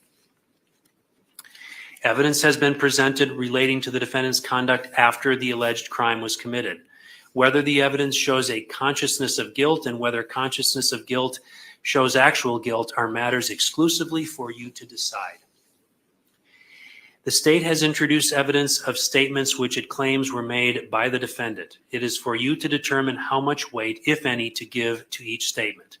In evaluating each statement, you must determine three things. Whether the statement was actually made by the defendant. Only so much of a statement as was actually made by a person may be considered as evidence. Whether the statement was actually restated here at trial. And whether the statement or any part of it ought to be believed. You should consider the facts and circumstances surrounding the making of each statement, along with all of the other evidence in determining how much weight, if any, the statement deserves. The weight of evidence does not depend on the number of witnesses on each side. You may find that the testimony of one witness is entitled to greater weight than the testimony of another witness, or even of several other witnesses. In weighing the evidence, you may take into account matters of your common knowledge and your observations and experiences in the affairs of life. Ordinarily, a witness may testify only about facts. However, a witness with specialized knowledge in a particular field may give an opinion in that field. In determining the weight to give this opinion, you should consider the qualifications and credibility of the witness, the facts upon which the opinion is based, and the reasons given for the opinion. Opinion evidence was received to help you reach a conclusion. However, you are not bound by any witness's opinion. If you find that the offense charge was committed by the defendant, it is not necessary for the state to prove that the offense was committed on the precise date alleged in the information. If the evidence shows beyond a reasonable doubt that the offense was committed on a date near the alleged date, that is sufficient. It is the duty of the jury to scrutinize and to weigh the testimony of each witness and to determine the effect of the evidence as a whole. You are the sole judges of the credibility, that is, the believability of the witnesses and the weight to be given to their testimony. In your determination of credibility, you must avoid bias, conscious or unconscious, based upon the witness's race, national origin, religion, age, ability, gender identity, sexual orientation, education, income level, or any other personal characteristic. In determining the credibility of each witness and the weight you give to the testimony of each witness, consider these factors. Whether the witness has an interest or lack of interest in the result of this trial, the witness's conduct, appearance, and demeanor on the witness stand, the clearness or lack of clearness of the witness's recollections, the opportunity the witness had for observing and for knowing the matters the witness testified about, the reasonableness of the witness's testimony, the apparent intelligence of the witness, bias or prejudice, if any has been shown, possible motives for falsifying testimony, and all other facts and circumstances during the trial which tend either to support or discredit the testimony. Then, give to the testimony of each witness the weight you believe it should receive. There is no magic way for you to evaluate the testimony. Instead, you should use your common sense and experience. In everyday life, you determine for yourselves the reliability of things people say to you. You should do the same thing here. A defendant in a criminal case has the absolute constitutional right not to testify. The defendant's decision not to testify must not be considered by you in any way and must not influence your verdict in any manner. Consider carefully the closing arguments of the attorneys, but their arguments and conclusions and opinions are not evidence. Draw your own conclusions from the evidence and decide upon your verdict according to the evidence and under the instructions given to you by the court. We're now ready for the attorneys to Time give their for closing arguments. You wanna speak to Tug, I sent you a DM that are on Twitter. closing arguments? Check out your DMs and let me know what you think about what I said. Appreciate it.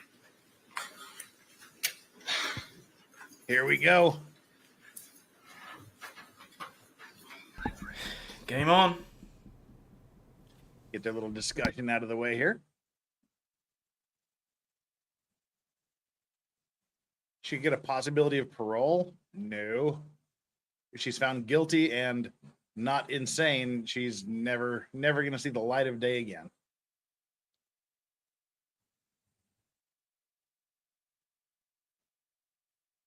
Overcharged? Yeah, no.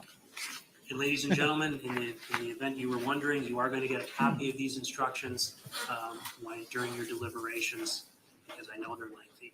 Having said that, Mr. Saunders, are you prepared to give a closing argument? Yes, Your Honor. Very good. Go ahead. Good afternoon. I want to start with something that we heard yesterday, or actually Monday, during opening statements. counsel told us that, there's always two sides to every story. And with all due respect, this is not one of those stories. This is a story that pretty clearly shows what happened. It's a story of the defendant taking a dog collar that was around her friend's neck and pulling it so hard and for so long and with such force that it caused his death. That in that moment, she made a deliberate choice to end her friend's life. She then, after the fact, degrades his body, engages in sexual acts with him. This is a story of the defendant then dismembering him and leaving his remains all over the house for his mother to find.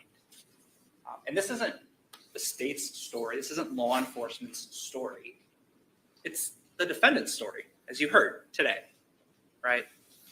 So as we go through this, it's easy to sit here and say, yes, the defendant confessed, and it's true. She confessed to every single element that you will see that the state needs to prove.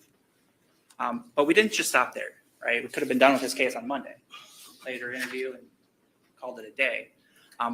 But you should expect more, right? We have the burden of proof, and obviously we called a number of witnesses to establish what this story shows. So I want to walk through that story.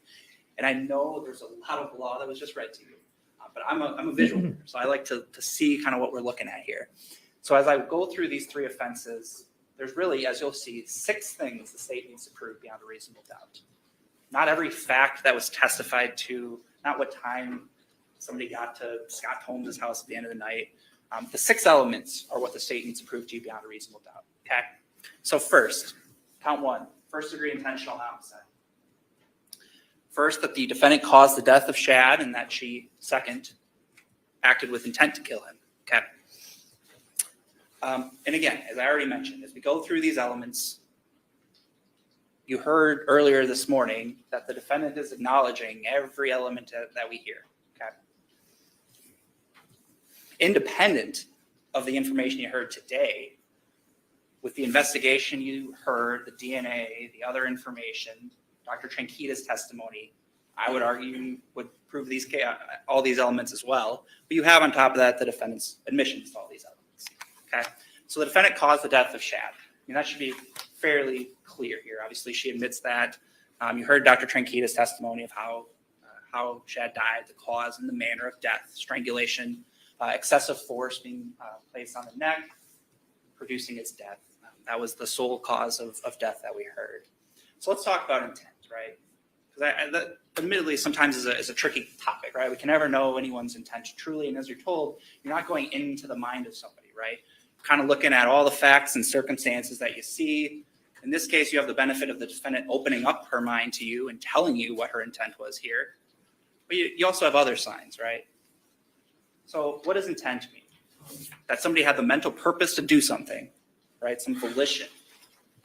Or that they're aware that what they're doing is practically certain to cause that result, right? And you heard both, really, from the defendant. So I want to walk through that because there's a lot of points in that interview where the defendant is telling you exactly what her intent was in this case, right? His face was turning purple, right? She describes that and how he's coughing up blood. And you know that's accurate, right? Because you heard Dr. Tranquita's testimony and you saw those photographs. She's seeing that in person, and yet what does she say? I still didn't stop. No, she felt a heartbeat at one point, right? She talks about feeling his heartbeat, and she kept pulling more, and he wouldn't die. And I just wanted him, and I was like, damn, right? She admits even that Shad's struggling in this moment, that he's fighting back, right? You heard from Dr. Tranquita as well about how it looked like at one point there were signs of that where the collar slipped up along the tongue. She's telling you, I was waiting for him to die. I liked it.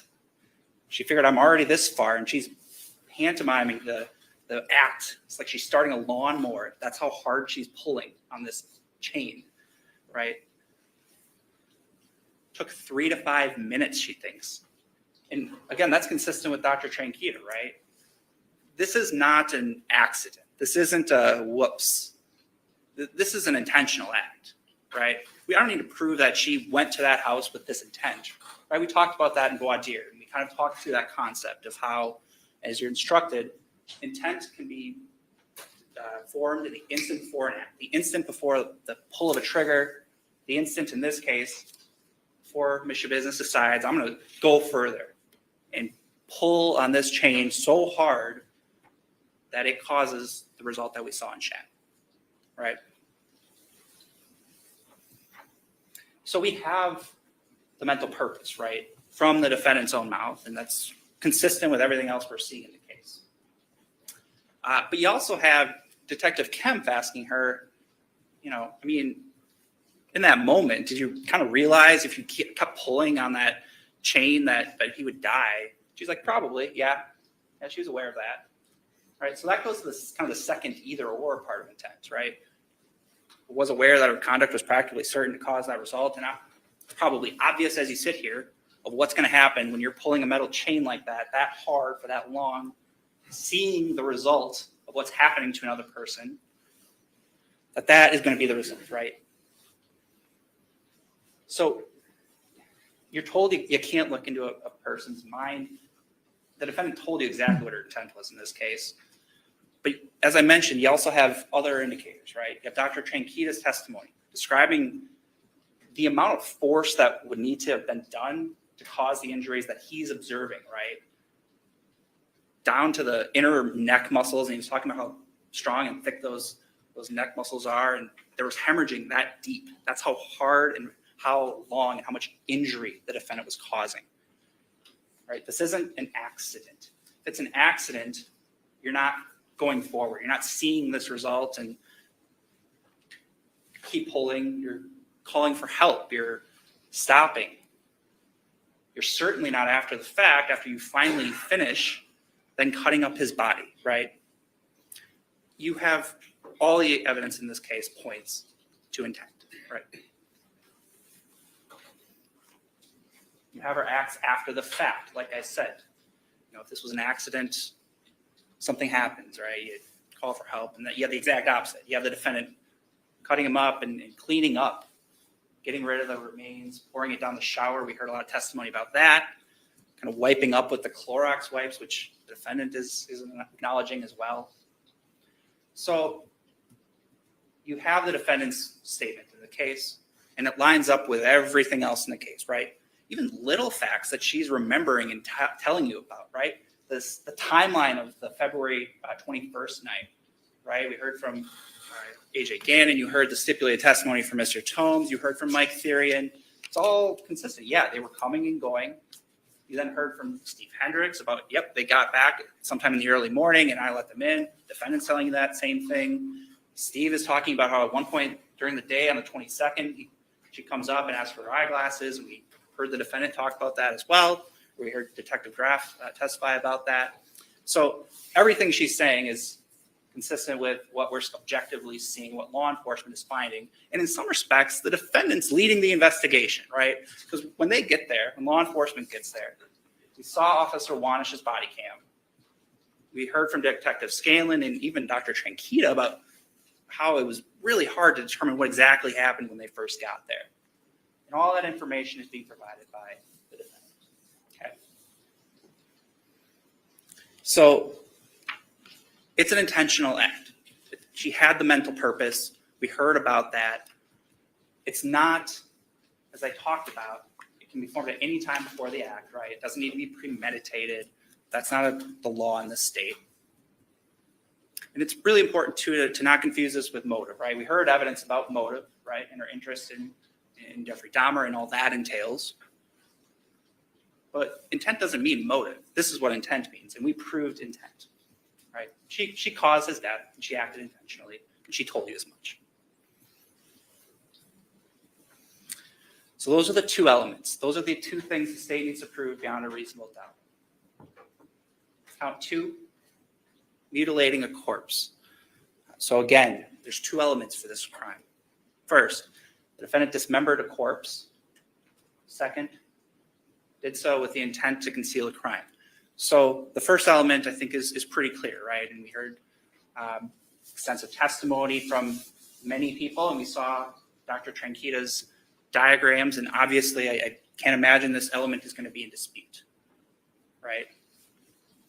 And so again, though, we have this concept of intent, the purpose to conceal a crime, right? And I mean, as you're instructed, you use your common sense. Like, why is somebody going to this length, not only cutting up a body? We heard from Dr. Tranquita about the multiple sort of start and stop kind of signs, the total evisceration of Shad, bagging him into other bags and attempting to carry out. Like, that's the intent, right? We use our common sense that's why you're doing that. But again, she was asked about this, the defendant. And remember in that February 28th interview, the second interview with Detective Groff and Detective Scanlon, she's saying exactly what her intent was, right? It was because there's other people in the house. Like, what am I going to do? Leave the body and have mom find it? She admits, again, this was her intent, and it's obvious with our common sense, but it shows that the state has proved both elements of this crime as well. Okay, count 3. It's third-degree sexual assault. So the defendant had sexual intercourse with Shad and did so without consent. So let's talk about the first part. Sexual intercourse is defined in the state as inserting any object into the genital or anal opening of another, or engaging in oral contact with the penis. We heard about both, right? The defendant admitted to both. She's talking about how she's put the dildo in Chad's anus after she killed him. She's talking about how she was sucking on his penis, and there were other phrases used to that effect. So again, we have, for both elements here, the defendant's admissions. And we heard from Mr. Scott, didn't we? We heard from Mr. Scott about the DNA testing that was done, right? And for some of the reasons why, even though the defendant's DNA is on that dildo in Shad's house, Shad's DNA wasn't found on there, and nothing excludes that possibility. And again, everything the defendant's telling you is consistent with other things you're seeing. So there's no reason to believe, a reasonable hypothesis to believe, that she's not also telling you what's happened in this case too, right, for this count. And the second element, did not consent. I mean, that, as you're instructed, is kind of inferred by the fact that at the time that the defendant's telling you she's engaging in these acts, that Shad's deceased, right? So he's not in a position to consent. Okay. So those are the 2 elements for count 3. So in total, 6 elements for the 3 offenses. And again, you're given a lot of law on how to assess credibility of witnesses, and that's good, and you should follow it. Really, you kind of just use your common sense as jurors. And again, the defendant's telling you what happened, and there's nothing in the case to disbelieve what she's saying, right? So you have the defendant's admissions, as I mentioned earlier. There's other evidence that kind of just only should bolster the conviction in the defendant's guilt, right? We heard from Kevin Scott, who heard or testified about the DNA testing he did. Shad's blood on the defendant's hands, on her clothing, on the sweatpants, about how the knives that were found had Shad's blood on them, right? Even absent her confession, I mean, there's ample evidence here to convict on all 3 counts. You have many witnesses coming in to talk about the integrity of the investigation, how law enforcement didn't just take the confession and go home, right? We do more, right? Send things in for DNA. We speak with other witnesses. We corroborate the defendant's timeline of things. You heard all that. And that's really important, right? We have the burden of proof. And we talked about that, and we embrace that burden of proof. You should hold us to that standard as the state to prove something beyond a reasonable doubt. And that's why we call people from Madison to come up to talk for 5 minutes about, I received this piece of evidence and it was fine. And I returned that piece of evidence and it was fine, right? Because it's important. We want to show that law enforcement did a thorough investigation in this case. And they did. Because we have the burden of proof. You're instructed on what the burden of proof is and what it's not, right? It's a reasonable doubt, a reasonable hypothesis consistent with guilt, consistent with innocence. You should find the defendant not guilty. You're not searching for doubt. You're ultimately searching for the truth. So even if it's a heavy burden, doesn't mean the decision is difficult in cases. You are instructed not to search for doubt. You're to search for the truth. And there's not a reasonable hypothesis in this case consistent with the defendant's innocence. There just isn't, right? There's one truth in this case. There's one side of the story, and it happens to be the defendant's story as well, but it's consistent with everyone else's story. It's because that story is the truth of what the defendant did to her friend Shad. Based on that, we would ask that you return guilty verdicts on all 3 counts. Thank you. That was short and sweet and right to the point. Ticked the boxes and got out. That was good. Hello, Nicholas. There wasn't really much else he had to add. So, JLS wins the next trial. We doing a redo of Melly. Give me a break. I'm not even going to think about the next trial for a month or Ladies and two. gentlemen of the jury, Mr. DeSave, Mr. Saunders. Well, Jeff, thank you for as joining the us. Late to attorney cover this. for You're the welcome. defendant, Taylor Denise SCHABUSINESS, I'd like to share with you that I believe this case is a puzzling, unclear, confusing, and bizarre set of facts. It is unknown what really happened between February 22nd of 2022 and February 23rd of 2022. What we do know in this case is that numerous law enforcement officers testified. We had detectives, we had police officers, we had Dr. Trunkita, and DNA experts, forensic specialists, lots of different people, some citizen witnesses. I'd ask that you consider setting aside your emotions and decide this case based on the facts that have been presented. You've sat here for the last 3 days. You've been here in court. I know that you've listened very closely, but don't assume anything. When you deliberate about all of the facts. What we do know is that law enforcement officers on February 23rd of 2022 went to 829 Stony Brook Lane in Green Bay, this small Cape Cod home, and made contact with the occupants, Tara Pakinich, Stephen Hendricks, and Ava Wheelock was woken up, but they were all sitting at the kitchen table, and officers came in to see what was going on. There was a concern, obviously, that there was a bucket down at the end of the stairs. And we heard from Detective Roth that this was an ongoing investigation, law enforcement. They were trying to piece this together. It's an unusual situation. And so they were trying to find out what happened. Unfortunately, I believe it was Officer Plonky and Officer Wanish, they testified, they came here and indicated that they went down to check out what was in the basement, and there was it was the head of Shad Thurian in that black fleet farm bucket.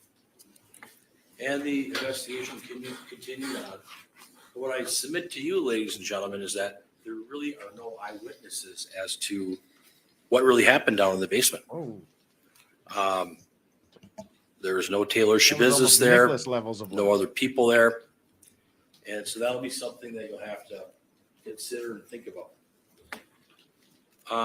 Then law enforcement realized that there was a secondary scene, and that was at 2353 Eastman Avenue, apartment 1 in that parking lot. And you saw the video. The officers, I think it was Officer Garth Russell, and a couple of other ones, they were walked up. Microphone. Sorry. Good, Judge. Thank you. Thank you. The officers walked up and they parked a distance away, and they walked up in the snow and they saw a line of cars in front of the apartment complex. And they saw that they saw a minivan. It was a gold Town and Country Chrysler minivan, and that was a vehicle of concern. Had some snow on the back windshield. There were vehicles on either side. And the officers walked up and they heard or they saw some lights on the van. And then they saw someone come out the front door, and it was my client. It was Taylor SCHABUSINESS. At that point, she was arrested by Officer Russell, and another officer then realized there was a male inside of the apartment number 1 down the hall. Ended up being Scott Tomes. And he was told to lay on the ground and held at gunpoint, and then he was arrested. So 2 people were taken from the apartment building and taken down to the police station. There was a search of the Eastman Avenue apartment. We don't have any body parts there. I would submit that there really wasn't anything of evidentiary value there. And that was that. Later on, officers and detectives realized that minivan was something that they were concerned about, so that was taken down to the police storage garage. And then we found out that from Dr. Tranquita and some of the other forensic specialists, Andre, I believe it was investigator Andre, and Zarnecki. And so they donned Tyvek gear, protective PPE equipment, and they methodically investigated the back of the minivan, and they found the crock pot box that was in a laundry basket sitting on a seat, and there were human remains in there. Nobody saw Taylor SCHABUSINESS driving this minivan. So these are some of the facts that you got to think about. Don't rush to judgment, but talk about it, analyze it.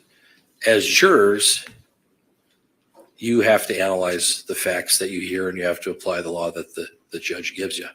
It's a daunting task.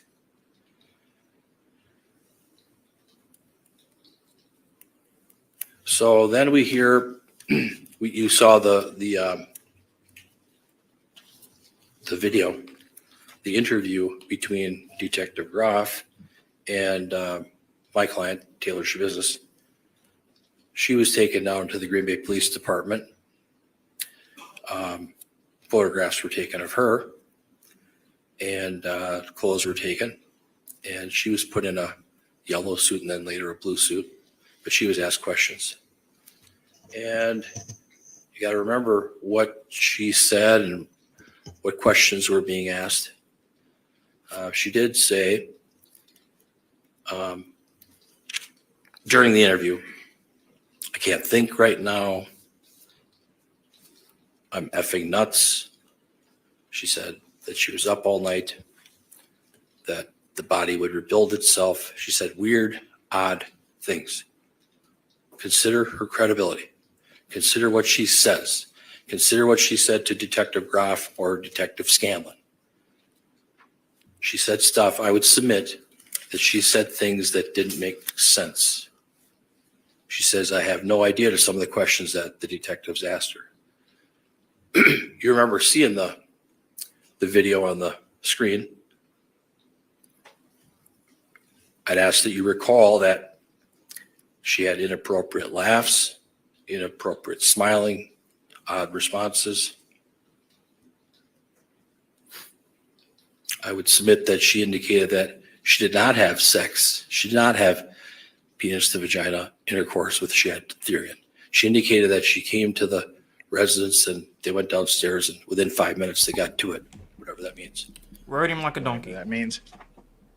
That's what it means. She talked about during the interview with Detective Groff rebuilding muscle or rebuilding into muscle. Sometimes she wasn't responsive. She talked about hearing gunshots, but I believe Detective Groff said that there were no gunshots in the area of Stony Brook. Eastman Avenue was some other place. Could have been a car backfiring. Who cares? She said she was paranoid. She said weird things like, I don't like open spaces. I don't like open spaces.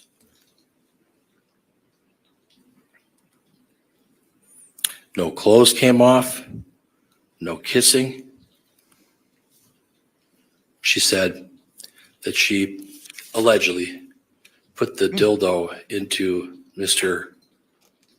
Therian's backside, his butt area, his anal area. There's no DNA.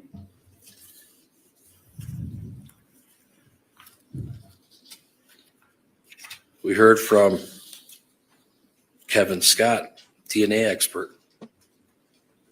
He must have done real well in school, in chemistry and all that. But the swab from the dildo, item J1,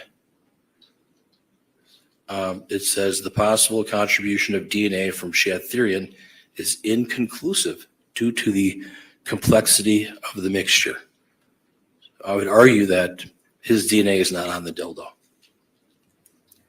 So I would argue that even though the state is charging out third-degree sexual assault, there is no shred of evidence to support that particular charge.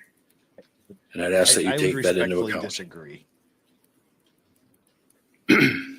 No evidence at the Eastman Avenue apartment. When Detective Groff had my client come down to the Green Bay Police Department with Detective Kevin Kempf, they were talking with her for a while. The interview was maybe 3 hours or so. And then they took a break because Ms. SCHABUSINESS had cuts on her thumb, scratches on her palms, other cuts on her fingers. Almost as if she'd been Some of carving them up were a deep. body. You saw the pictures because I believe they were published. And she was taken over to St. Vincent's Hospital for medical evaluation. I would submit that the blood on her hands may have been her own because of the deep cuts that she had suffered or that she had. The defense had subpoenaed Mr. Scott Tomes. He was unavailable, and he gave an account of that night. And he had indicated, at least on Monday night, that would have been February 21st, that Taylor SCHABUSINESS and her friend Shad came over. He had seen Shad before, but didn't know his name. And then he thought that they hooked up to do meth. And then he talked about his vehicle. And he talked about that Taylor SCHABUSINESS had used his vehicle in the past and didn't get permission on that particular night. Then he indicated that he was drinking. And then he indicated that Taylor SCHABUSINESS returned to his house around midnight with his vehicle, went to her bedroom, and he had a suspicion that she may have been high on drugs. And then he had indicated that Taylor had the bedroom and that he would sleep in his chair. So that's, something else that you have to think about. We heard from Lieutenant Buckman. He was a veteran on the Green Bay Police Department, and that he was doing some investigating, and he wasn't sure if Taylor SCHABUSINESS was a suspect or a victim because it was an ongoing new investigation. So that's something you have to take into account as well. What? Why? The state brought up some photographs, a picture of Taylor with her phone. And young girls, I submit, they like their phones. So do all kids, young people. They like their phones and they look up things on the internet for a variety of different reasons. Shock value, curiosity.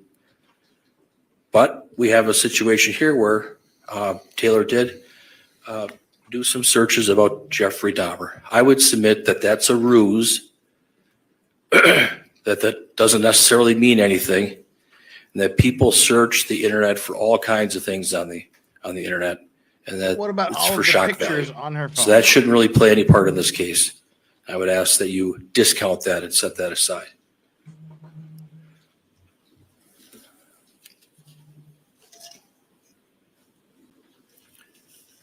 Now, I would argue that I would argue that it's not a clear case here. Was this an accidental death? Did Taylor Schabusiness kill Shad Therian? Was there intent to kill Shad Therian? Did Taylor Schabusiness have the mental purpose to kill Shad Therian? Different theories, different things for you to think about. You are all like analysts, and you have to assess and decipher the facts. The facts here are very complicated, confusing, unclear. 2 different locations, no eyewitnesses. Taylor Schabusiness, we learned that she went to school with Shad Therian, middle school, Bayport High School. They were friends. They hung out. You heard from AJ Gannon. He hung out with them as well. Can you trust what someone says when they're hopped up on meth, on drugs? The state wants you to look into Taylor Schabusiness's mind to find out what her intent was. And that's a difficult task. Did she have a clear mind on February 22nd of 2022 as to what was really going on?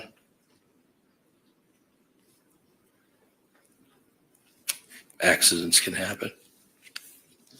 When accidents happen, people can make other choices in a panic. Something for you to think about. This sexual assault charge, how can you have sexual intercourse with the facts that have been laid out and presented to you? It's mind-boggling. How can you have sex when genitals are in one place and body's in a different place? Before? It's foggy. It's cloudy. It's hard to imagine. Almost impossible to try and figure out what did or didn't happen. I would submit to you that no sexual assault occurred. I'd ask that you find her not guilty of third-degree sexual assault. You can't rely on everything Taylor Schabusiness says. Think about that, please. She chose not to testify under our Constitution of the United States of America. She doesn't have to testify. It's what the law provides. You don't have to take the witness stand. You have a right to remain silent, and you can't use that fact alone against her. I would argue that based on all of the evidence and the testimony in this case, that you find my client not guilty of all the charges. Thank you very much for your time. That was retarded. That was bad. Yeah. I mean, bad.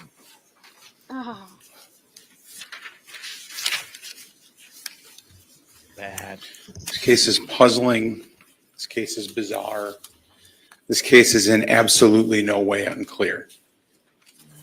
It is crystal clear what happened to Shad Therian. And we know that. We know that because the defendant told you. She told you what she did to Shad Therian. Is it bizarre? Is it unnatural? Is it strange? Yes, absolutely. People do bizarre, unnatural, strange things. They engage in criminal conduct. People kill other people and they dismember them. That's what Taylor Schabusiness did. And we know exactly what she did because the words from her mouth told you with specificity what she did. Can we trust always what Taylor Schabusiness says? No, but as Mr. Saunders told you, we trust, but we verify. We didn't stop at taking her statement. We corroborated. She guided the investigation with the specificity of her statement. How can we not trust her statement when she describes in detail the mechanism of injury, which is exactly what is described and confirmed by Dr. Tranquita? Excessive strangulation over a period of time with layers of injury, exactly as she described it. Described that his tongue would be out. She described that. Dr. Tranquita described that and showed you that. She described his struggle. He's struggling for his life, and she continues to pull that chain, demonstrating her intent to kill Shadtherian. And we know that because we see that in the physical evidence. We see the marks on Shad's tongue. We see the damage to his neck. She described to you what she did with his body after she killed Shad. And we know that it's true because the body parts were exactly where she told you they were. Detectives are finding everything she says on scene, and you saw it with your own eyes, that just what she told you is exactly where those things were located in that residence. She wasn't cloudy. She wasn't unclear. She wasn't hopped up on drugs. She knew where to find the drugs. She knew where they'd find the pipe. She knew where they'd find the chains. She knew where they'd find the knives. She knew the name of the bag where the body parts were going to be located. She could tell you that she put the organs in plastic bags. She could tell you that she cleaned up with Clorox wipes and she put them in the bags as well. She could tell you that his lower extremities were in the car. This is the most specific confession anyone could ask for, and it is corroborated in detail by the work of the Green Bay Police Department. I tend to agree with him. This is bizarre. This is strange. This is unnatural, but it is in no way unclear. We know exactly what happened. We know exactly what Taylor intended to happen for all three of these offenses. She engaged in intentional conduct in each of these acts. You are asked to look at each of the 6 elements, and there are only the 6 elements that Attorney Saunders described to you. That as to count 1, she did cause Shad's death. There is no doubt she had the mental purpose to do that. And that she knew that her conduct was practically certain to cause it. She described to you how she visualized him struggling, blood coming out of his mouth, but she did not stop. He's turning purple, but she did not stop.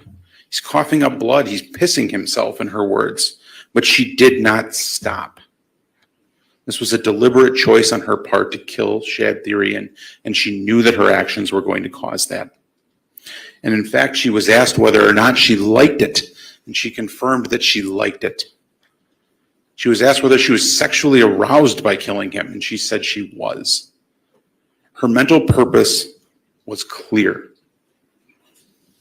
As to the mutilating the corpse, again, there's no doubt that she intentionally did that. She described the detail.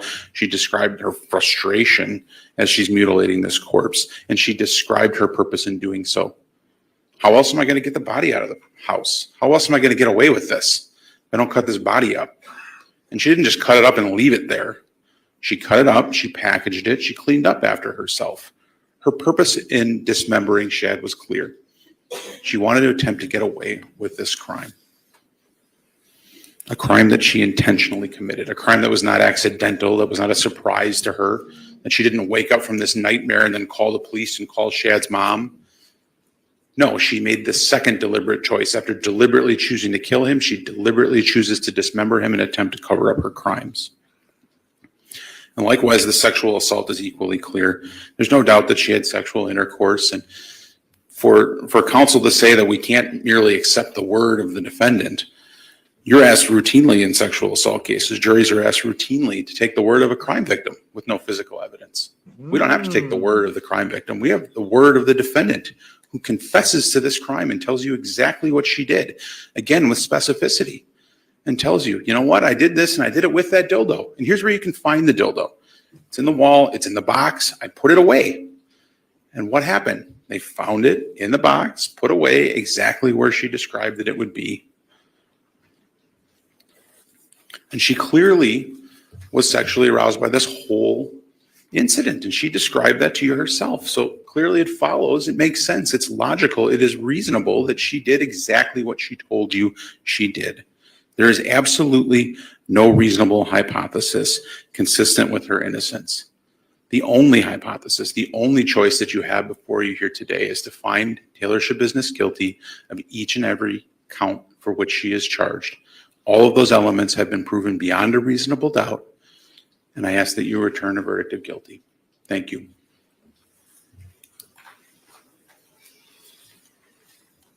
Sorry, is popcorn munching audible? Now, members of the jury, the duties of counsel No. in the court have been performed. The case has been argued by counsel. The court has instructed you regarding the rules of law which should govern you in your deliberations. The time has now come when the great burden of reaching a just, fair, and conscientious decision of this case is to be thrown wholly upon you, the jurors, selected for this important duty. You will not be swayed by sympathy, prejudice, or passion. You will be very careful and deliberate in weighing the evidence. I charge you to keep your duties steadfastly in mind and, as upright citizens, to render a just and true verdict. You are to decide only whether the defendant is guilty or not guilty of the offenses charged. Any consequences of your verdict are matters for the court alone to decide and must not affect your deliberations. The following 6 forms of verdict will be submitted to you concerning the charges against the defendant, Taylor SCHABUSINESS. 1 reading, we the jury find the defendant, Taylor SCHABUSINESS, guilty of first-degree intentional homicide as charged in count 1 of the information. Another reading, we the jury find the defendant, Taylor SCHABUSINESS, not guilty of first-degree intentional homicide as charged in count 1 of the information. Another reading, we the jury find the defendant, Taylor SCHABUSINESS, guilty of mutilating a corpse as charged in count 2 of the information. Another reading, we the jury find the defendant, Taylor SCHABUSINESS, not guilty of mutilating a corpse as charged in count 2 of the information. Another reading, we the jury find the defendant, Taylor SCHABUSINESS, guilty of third-degree sexual assault as charged in count 3 of the information.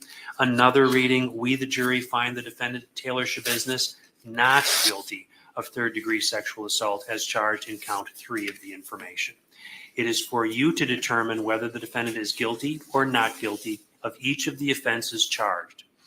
You must make a finding as to each count of the information. Each count charges a separate crime, and you must consider each one separately. Your verdict for the crime charged in 1 count must not affect your verdict on any other count. This is a criminal, not a civil case. Therefore, before the jury may return a verdict which may legally be received, the verdict must be reached unanimously. In a criminal case, all 12 jurors must agree in order to arrive at a verdict. When you retire to the jury room, select one of your members to preside over your deliberations. The presiding juror's vote is entitled to no greater weight than the vote of any other juror. If you need to communicate with the court while you are deliberating, send a note through the bailiff signed by the presiding juror. To have a complete record of this trial, it is important that you communicate with the court only by a written note. If you have a question, the court will talk with the attorneys before answering it, so it may take some time. You should continue your deliberations while you wait for an answer. The court will answer any questions in writing or orally here in open court. When you have agreed upon your verdict, have it signed and dated by the person you have selected to preside. After you have reached a verdict, the presiding juror will notify the bailiff that a verdict has been reached. Everyone will return to the courtroom.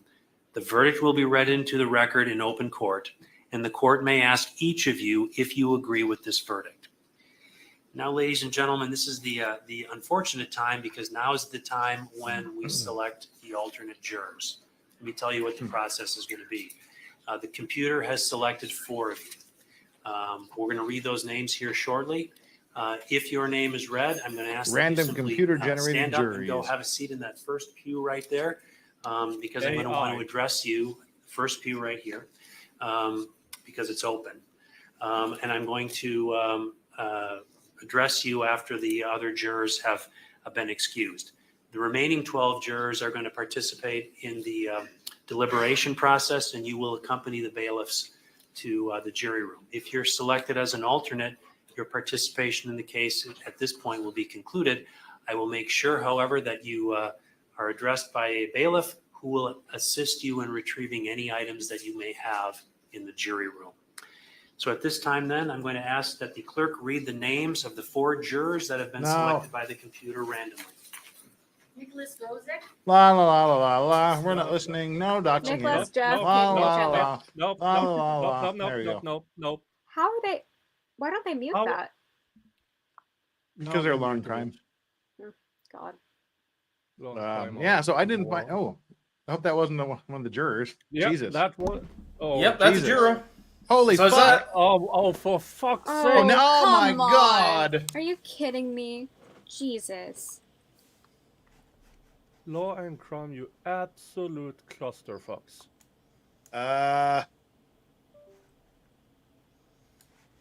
Oh, I'd love to have Natalie come on and give us an opinion about this.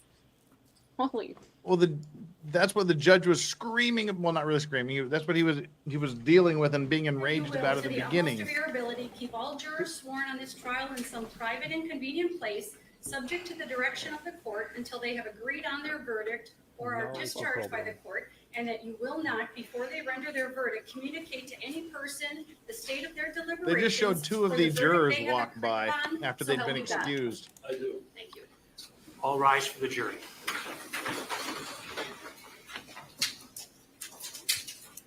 Well, now it doesn't help that he sits back there. I just don't know what to say. He's like, oh my God, where do I put the camera? The exit sign, that works. So they literally just swept past all 4 of them, for fuck's sake. Yeah. Oh my God. Jeebus. In the off chance Be seated. some juror gets a heart attack, I want to first address Mr. Rozek, have to Mr. call you. Lynette, No. Mr. Beerhalls, and Ms. Schrader. I want to thank you very much for your service on this case. You've all paid careful attention. I've been able to observe all of you throughout the trial, and I really appreciate that. So do all the parties. At this time, your service in this case is completed. Many jurors ask if they're allowed to discuss the case with others at the conclusion of their service. Because your role in this case is over, you are not prohibited from At least discussing the 3 case names with are up anyone. there now. However, you should know that you do not have to discuss the case with anyone or answer any questions about it from anyone other than from the court. This includes the parties, the lawyers, the media, or anyone else. If you do decide to discuss this case with anyone, I would suggest that you treat any discussion with a degree of solemnity such that whatever you do say, you would be willing to say in the presence of your fellow jurors or under oath here in open court in the presence of the parties. Finally, should any of you have any questions before you leave today, please let the bailiff know before you leave. And you can confer with me at any time before answering any questions asked by anyone if you choose. The bailiff is standing right back there. I'm just going to ask you to get up then and accompany her out that door, and if there's anything that you need to retrieve. But again, thank you for your service.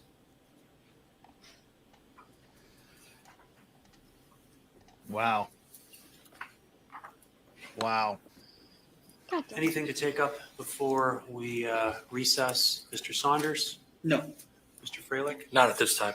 Very good. Then we are in recess. I'd ask the parties to remain very close here to the courtroom for at least 30 minutes. Oftentimes, if questions... Even the judge isn't expecting they deliberations come to in, go long. early. After that, if you just simply leave a cell phone number where we can reach you, then you're free to depart. But I'd still ask you to remain close to the courthouse. But at this time, then, we are in recess. Thank you. All right. Wow. Jesus. Of course that happened. Yeah. Oh my God. I wonder when the judge will find out and Named throw all the of them, cameras. Yeah. All right. pan the wasn't you camera across all of them, and then name them all again. Mm-hmm. Oh. I mean, they could say technically they're not jurors anymore because they were excused. Yeah. Yeah, but the whole point is to keep. I mean, I during the know. trial, it's to keep integrity of the trial. Afterwards, it's for their privacy so that they don't get hounded. Oh. That way, it's up to them whether or not they are the ones that engage with the media or with other individuals. Oh. Not to mention, if the judge gets pissed off enough at the cameras in the court, we're out of a job. Yeah. Lawn So- retards. Oh my god. I mean, this is a very high-profile case. You know, if the media wants, they can. You know, there's nothing stopping them from looking up those people, figuring out where they live, hounding them. You know, asking them questions. Yeah, but you don't need to make it that bloody easy for them. No, it's absolutely it's the incompetence is just law and crime. Everybody, I mean, Jesus Christ. Now everybody, it's like this is why we call them law and cuck. They are completely incompetent. Well, I like how they show the one guy standing behind the defense guy. And they go, "Oh my God, that guy that we just showed that we probably shouldn't show. He's in the camera. What do we do? Should we just go Pan to the across right? the other three. No, yeah, just go to the right. Oh no, let's just sweep across the whole all four of the fuckers and put the. I mean, Yeah, as they say in holy French, crap. trotard. It's too late. Yeah. Trotard. I mean, just I just pan swiped, right across. to, who is live streaming the trial, and at that moment, around 25,000 at Law and Crime, 10,000 at Emily D. Baker, and you have watched 1,200. I don't know. Yeah, but there are, I saw at least 50 channels on YouTube streaming this trial. So we are Really? talking about, yeah, on the, if you check, just SCHABUSINESS and then press live and all, there's a whole line of people. Yeah. So the we are exposure to a talking massive about audience.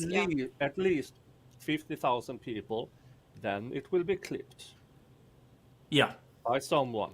This is Wow. probably already out everywhere. Oh, knowing law and crime, they'll clip it themselves and upload it to their Twitter feed. Yeah. Yeah. Wow. I mean, Jesus Christ. I almost Oh forgot about my the God. dildo in the anus. That was like so egregious. Thank you, chat, for reminding Chandler about the dildo in the what do we ass. do? Well, it's up to you, dude. I mean, we know that the court's got him sitting around for at least a half hour. They will can order select lunch. the foreperson is the one who writes fastest. Fingers crossed. Should we just sit here for 30 minutes? We could. Might as well. Yeah, my stream starts in half an hour, so I'll be here. I got not like I have anything to do other than sleep.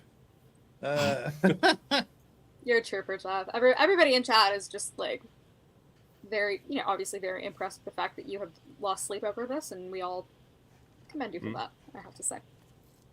Yeah. Yeah. Yeah. It's yeah, it's a lot. I mean, we'll stick with it for 30 minutes because as the judge, even the judge isn't expecting it to go more than 30 minutes. That was Apparently, pretty funny. You have to say over at least 30 minutes. Just to make it look like you really thought about it, you know, like it, It was just the way that he well timed it as well. It was just like, yeah, okay. that was so stupid. I'm still just kind of amazed that they just. Oh wait a minute! This guy's kind of in frame. We could just go this way and get rid of. Nah, let's just pan across the room. I'm amazed that they don't have a like physical mute button or just something that shuts off the video like we do. Just press a button and the video stops. They do. sidebar, no sound. Remember, like, is that your sidebar? Whatever. Yeah, no, it because is. the sidebar, the sound that we hear during the sidebar is for the court. I don't understand why the camera itself does not have like a black button just to send the screen to black while shit's happening that we're not supposed to see. Like that would make a lot more sense to me than panning to the seal, which we all know has the really funny shaped heads on it, or whatever else. You know, just makes more sense. Or you know what, Law and Crime, better yet, just put the fucking the thumbnail over the video. You know? Yeah. Yeah. Like, Or just don't show because- them in the first place. Yeah, because you can mute to the audience, but you can still listen yourself just to make sure. Okay, whoopsie, names. You don't just. I wonder what's going to happen now. I mean, Well, let me put up Jesus a verdict watch scroller here at the bottom. Yes. chat amongst yourselves. Everybody is shouting about UFO in the chat. Yeah, the UFO hearing. I want to go back and watch that. I'm gonna talk to Flux about that tomorrow on on. I listen in. Yeah, on we'll be them doing it on for the direct. unexplained. Yeah. Okay, well, I'll wait for that then. Wait, Yeah, what's Danny that? streamed it live. We'll do it on for an unexplained. Yeah. Nice. I only Flux, have you can one comment take about UFO that, now. and one of the congressmen actually said, "For what we know that something about planetary systems are billions of light years away," and no one corrected him. I mean, the closest planetary system is Sirius, the Sirius B planetary system. That is 6.7 light years away. That's billions. Our closest star has planets. And that jackass, overpaid jackass, it's billions of light years away. I mean, billions, that's more than 2. So say 3 billion light years. I thought you said billions of he meant. miles away. Yeah, but nobody corrected him. It's Did like you saying, say billions it's of years or Congress. billions of light years? yeah, SCHABUSINESS took this man apart with a bazooka, and nobody in court is correcting. It's that Well. level of stupid. Well, we'll talk about aliens and UFOs on the unexplained stream. Yeah.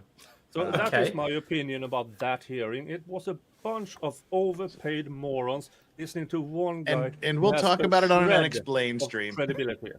All right, so Jeff, then what would you like to talk about during the verdict watch? Super chats and the case. There you Okay. We can Blackout talk Jeff about says. closing arguments. There's After a we talk reason about Say why what? the baboons is called a congress. I'll mute Blackout myself. Jeff says, if you were going to make your friend into a meal, how would you cook it, and what side dish would you put with it? Would it depend on No. your friend? I think it would depend on your friend No. how tough they are. Mm. You know, are they Fava- fatty or are they lean muscle? You would cook differently. Fava beans and liver does not go well. Just saying. Ozzy typing furiously. Oh, sorry. Tank Rat, thank you so much for the $20 super chat. You would think Law and Cuck have a minute delay to fix this kind of mistake.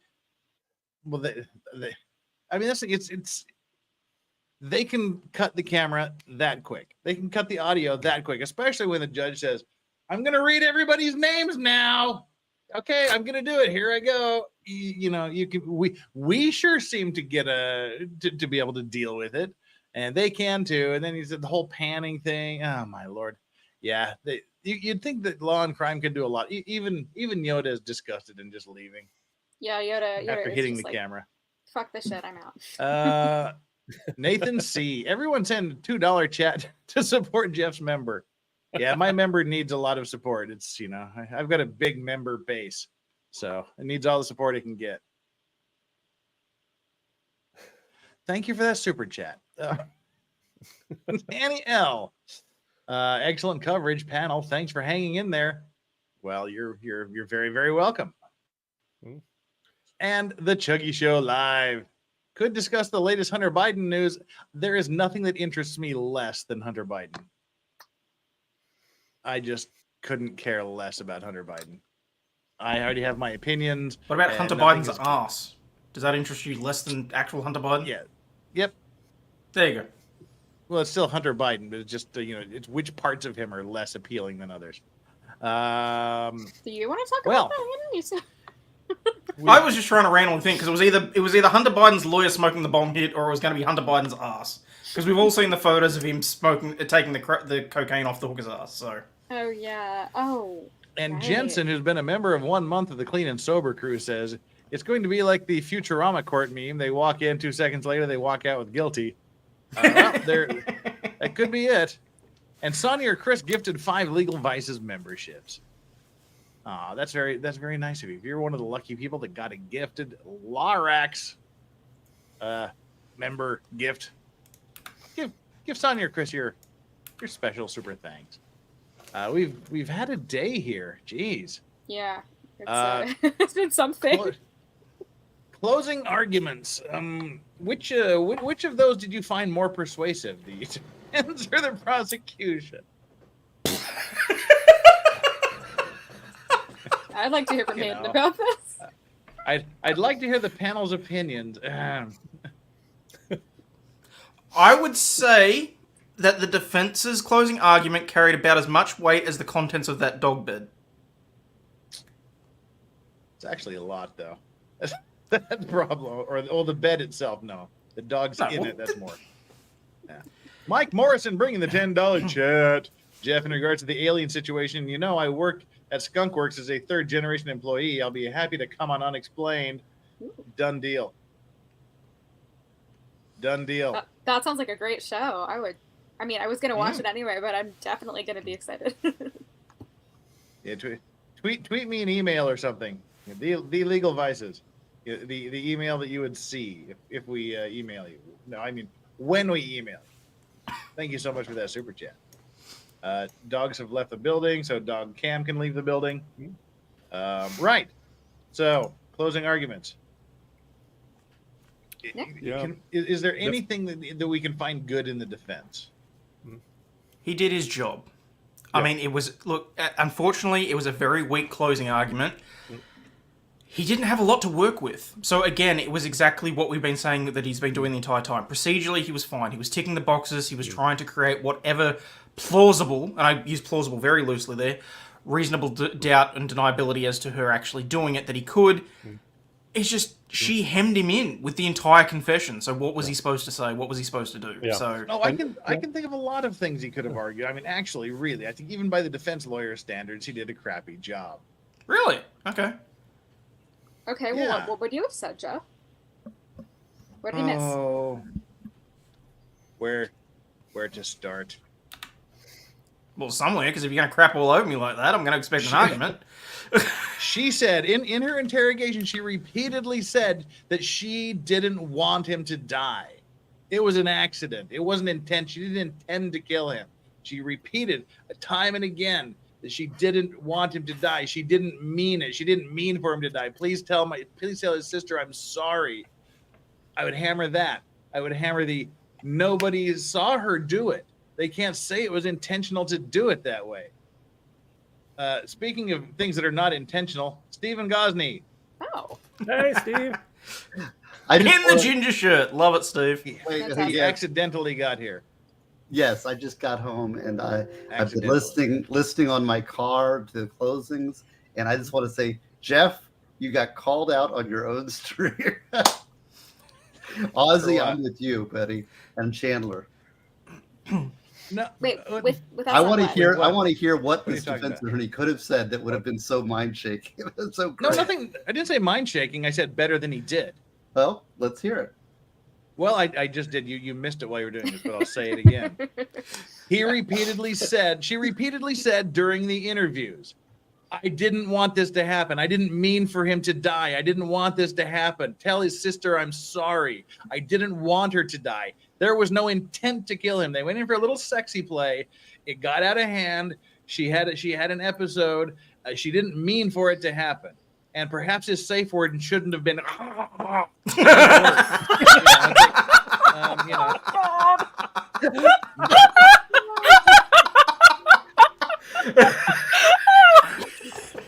Okay. Fuck me, Jeff. That was okay. This is what you get when you go not. What is it? 9-10 hours of streaming without sleep. That was awesome. Tighter, harder, tighter is also not a good safe word. But yeah, I would argue it was unintentional. She didn't mean to do it. She repeatedly said she didn't mean to do it. She repeatedly said, "Please, I'm sorry. I mean, that's one thing she could do. And again, no one saw this happen, so there's no one to counter that argument. He said that. He said that. Steve wasn't here for that. I heard it. I was on my car listening.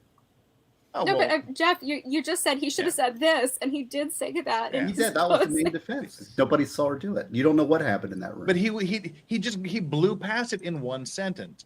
He should have focused sentences. more I on don't that. agree. I'm with Ozzy look, on the this one. guy's Even though not it's an your stream. I'll put it like this: he's not an excellent orator. Okay, he's not like very good at like speaking with a lot of intention and a lot of bravado. Like he's not saying something that he's not Obama. Okay, but so when he said that line, it sounded flat, but it was probably the most emphasis he possibly could have put on that statement. He was just like, nobody was there. It's like that's the most intense that guy's gonna get. Pretty much, he's very flat.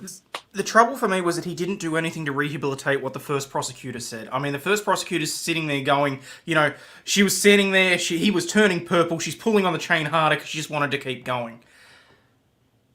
Maybe he could have said that this was part of the sex play. Maybe he could have done something to try and remove some of the malice out of that. And when I say malice, I mean not the legal terminology for malice. I mean just, it makes her sound like a bad person because she's sitting there choking someone that's turning blue. That's what they've done. They've done it before. This is the thing they do. She even said that's part of the sex act. It's foreplay.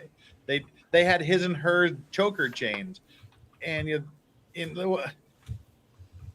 he kind of falls apart in it wasn't a sex act when it just didn't last that long. They didn't get to that point because he was dead. But Steve, we'll put you on the stand, Steve. You're in charge of making the closing arguments. Well, I think this judge doesn't tolerate a lot of theatrics. So you get these kind of dour deliveries.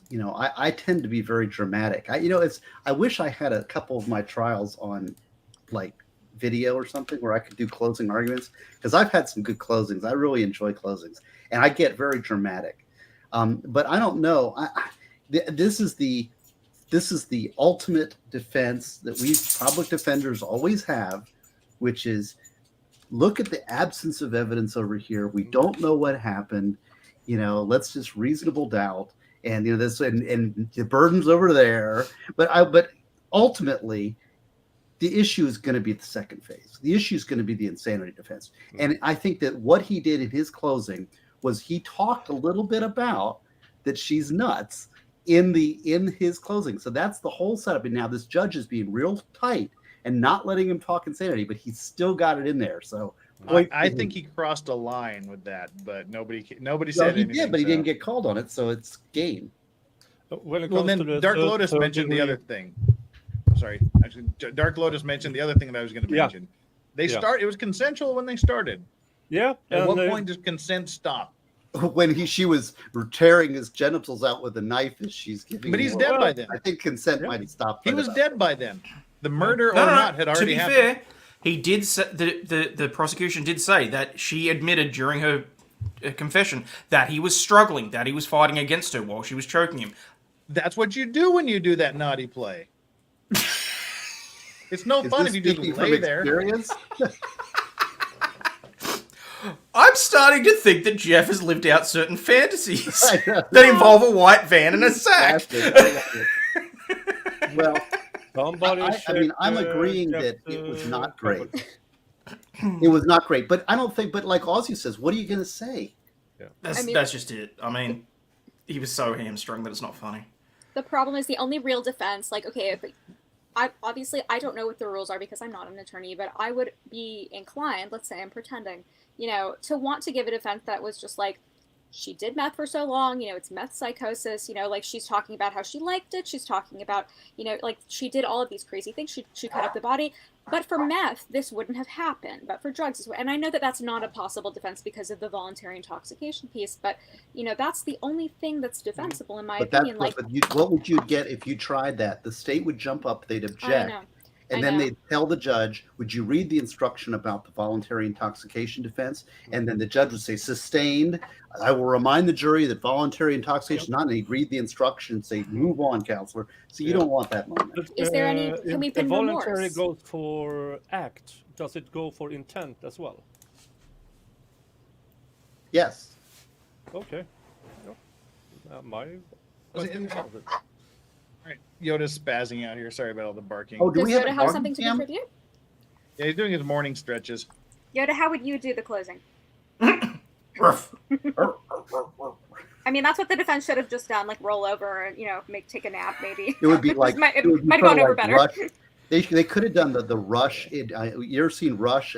Alex Lifeson at the indoctrinate for the Rock and Roll Hall of Fame, blah blah blah blah blah blah blah blah blah blah blah blah blah blah blah blah blah blah blah. Could have done that. And more arguments. Oh, never mind. You guys are just jaded. No.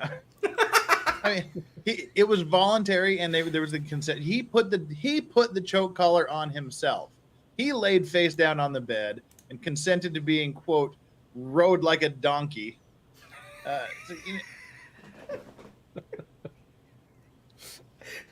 To be fair, she said he was already dead when she did that, so we don't know that he consented. No, she rode him like a donkey before she killed him. She rode him like a donkey, got on and was like pulling on the collar. But who doesn't want that now? Come on, who would not consent to that? Well, if you want it, you want it. You know. Unfortunately, David Different Carradine strokes didn't for have different anyone to folks. help him, so he had to do it himself, and it didn't work out well. You know, people are into that sort of thing. Oh, Dark. I'm sniping. Dark, See, I'm yeah. sniping now. My wife just got home and she's got pizza, so I gotta run. All right. 8:00 tonight. I'll be doing a stream though. Thank you, Alrighty. Jess. God bless Thank you for popping in. I'll be in chat unless I'm on with Danny. I'll see you later. Bye. Okay. All right. All these people grifting all these other streams. People, if you are still watching and you have not hit the like or the subscribe button if you're new here, make sure you do so, because where else do you get quality content like this, aside from on my channel? Yeah. And we're 16 people away from 59,300 people. Yeah. Just need And 16 of you to go down there and hit that button. And you over at Mindsets channel, get over here, press like, subscribe, then you can go back. That too. Wait, they reset the shot clock to 25 minutes. If we were down to like 17, and then they reset it to just over 25. Ooh. The what clock? Who needed to take a shit? What? I mean, What? that's the only reason. 8 minutes. That's like a decent crap. Wait, I'm really confused. What are we talking One of- about? I don't know. There's Jury- the judge jury said that the parties had to stick around for at least 30 minutes, and apparently there was a clock running that's just Oh. reset from 17 to 25 minutes. Got it. So Okay. Yeah, the law and crime call. It got down to 17, and now it's No. It's, it's going up. Okay, it's going up. Never mind. oh, I'm tired. That's going That's up. what's All happening. right. Okay. Okay, so it, I thought it was counting down for 30 minutes. It's counting up to. no, all right. it's 25 minutes ago they fucked up royally. Everybody can find the time. Enchilada Unbreaded said, "We appreciate y'all." I appreciate you too, Enchiladas. We appreciate Unbreaded. everybody Thank you in so chat. much for your support. Everybody who came by and is watching, has watched, we appreciate you all very much. Or at least I do. And John Gordon said her police interview was the nail in the coffin. I think it was the nail in the coffin, but I think it also gave the defense the best possible argument to make. I mean, not that it was going to be successful ever, not that there was a chance of it working, but I think it gave him his best chance to make it look like he was trying hard. I mean, I have to say, But you know, none of you you're agree with me. well, you're handed a rare opportunity as a prosecutor, especially like in a case where there are like, you know, sexual assault charges, where it's like the guy's dead, and she was like, "Oh yeah, I did this to his ass, and I did this to his penis," and it's just like, "Are you kidding me? Like he's dead. You didn't have to say that. You like it could have happened before he died. Like you don't need to you're DNA on the- oversharing a lot, Taylor, and it's gonna cost you, unfortunately. I mean, not like Yeah, it's gonna change DNA her sentence or anything." No. And DNA on a dildo, well, hardly unusual. I mean, unless you clean it. I don't think she know. cleans it. I don't. I think I don't own one. And it people sounds like she- don't buy your dildos on a flea market. Then you get DNA results, as in this case. Just saying. Now, see, Emily Rose, you're missing the deal. Emily Rose says no. They went straight to choking. No sex. Jeffy was face down. That's what I'm saying. That was the foreplay. They didn't. Foreplay is still part of the sex act. So that he consented to. That's how it began. That was the idea. She even said we didn't get that far. That was the idea. He was stripped down to his underwear, I believe she said. And he put the dog collar on, laid face down. That was the beginning of the sex act to which he consented to. Yeah. I mean, it was more than consent. He put the collar on himself. Yeah, he stripped himself down to his boxers, and then she stripped him down to the bone. I mean, Yep. That's pretty is cool. true. You could write like Norwegian death metal lyrics. I feel like that's just, Yeah. like that was just really metal. Well, see, and Emily said, but there wasn't actual sex yet. Well, what is actual sex? It didn't work for Bill Clinton to say, well, I had no sexual relations. It's part of the Sex Act, yeah. If you do everything, if you're all naked and you're rubbing all over each other's bodies, but you don't put anything inside anything else, is it still a sex act? It may not be sexual intercourse. I mean, there are legal but it would be definitions. part of the sex. I feel like the defense was trying to argue like a different definition of a sex act, and it wasn't really accurate. It was like kind of a dated like 90s. He was like, if there was no like penis and vagina, it was like that's not required. Like that's what there he are was lots trying. of kinds of sex. It didn't work, and that's not the legal definition. So it didn't. It just he didn't have a lot to work with. I feel bad for the guy, but he got creamed by the state. So Phrasing.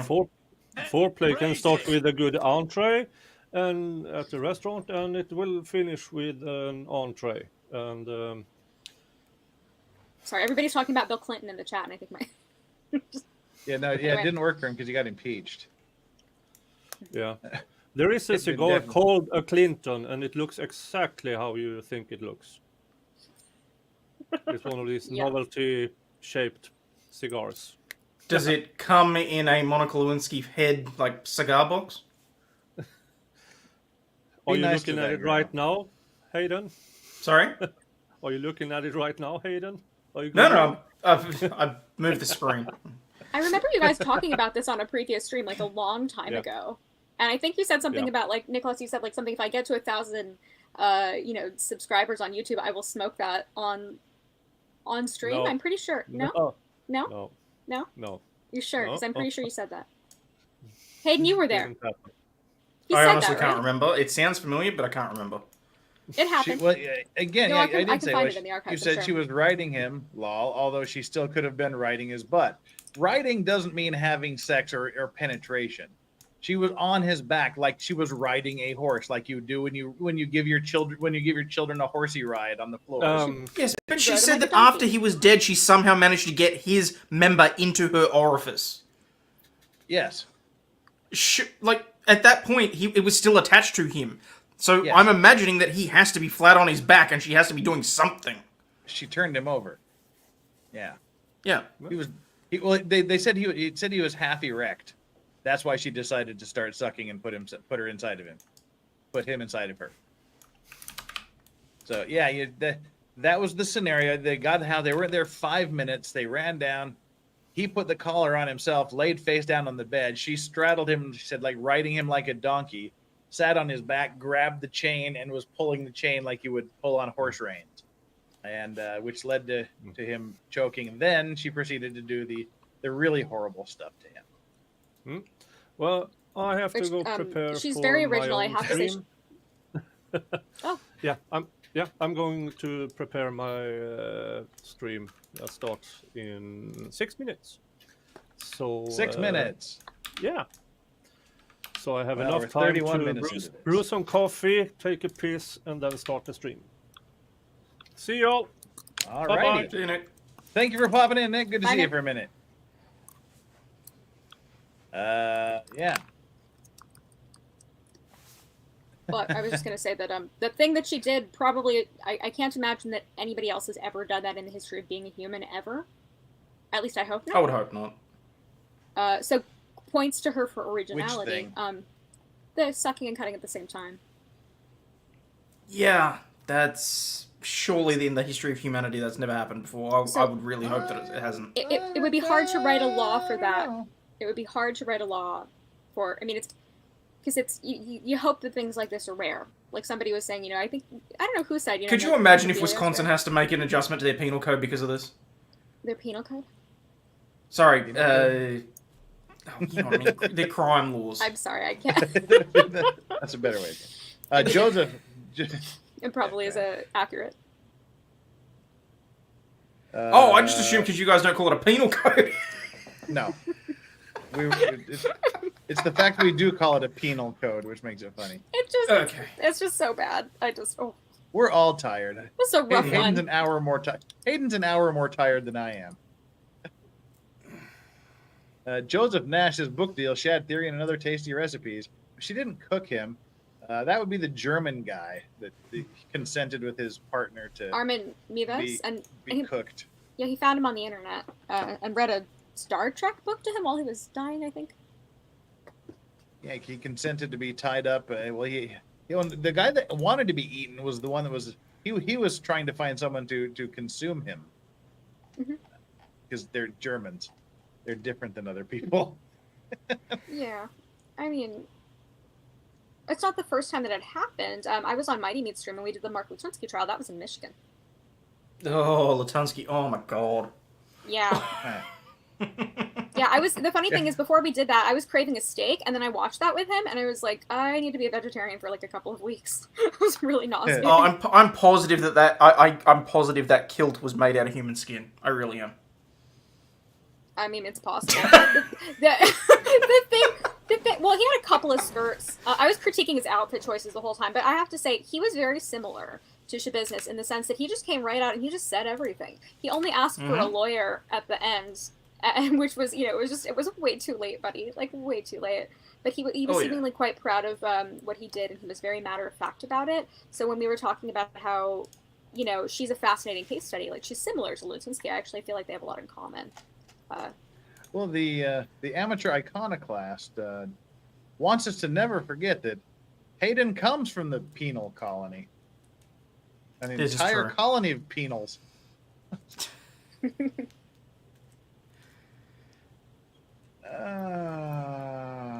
erectus. Yeah. It's been a long slog for you, Jeff. You're a trooper. I mean, I'm very impressed. Yeah, and see, at least I run my firm, so I can actually, like, take an hour or whatever. Jeff still has to go to work after this. I feel for you, buddy. I really do. Yeah, well, it'll be another parking lot sleep and another little lunchtime sleep. We'll get there. Your choices. Joseph Nash correction, how to field dress your lover. She did a good job. Yeah. Sorry, I'm behind. That's what Shad Therian said. Behind. All righty. Joseph Nash, thank you so much for your super chat. Deeply appreciate it. We're well, this has been SCHABUSINESS. It's been a delight. Yeah, we're just waiting for the judge to pull the plug here. Hopefully it happens soon. Rigor Mindset in the chat. Hi, Andrew. Hello. Go. Hello. Avoiding spoiler chat. There's no spoilers yet. Yeah,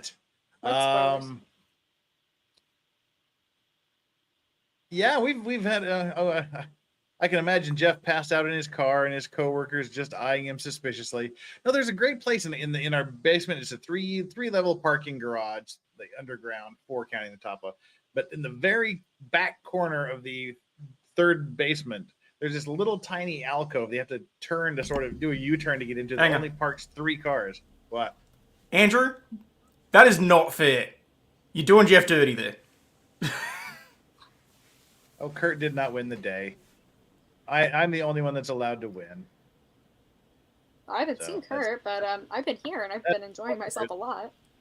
I don't need to see any of the other streamers to know that I won because I always win because I'm the best. That's why. But yeah, so this is a tiny little place. You have to actually walk past all the other cars to get to, and there's only 3 parking spots. And by the time anyone parks, you can't fit the third one in. Ooh. There's only 2 cars there, and I just park. I just park and recline the seat, and I sleep. Fair enough.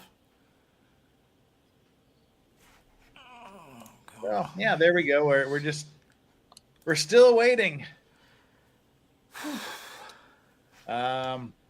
Unfortunately, this is one of these times where there's really not a whole bunch to talk about because there's not a whole bunch to talk about that we haven't already talked about the entire time.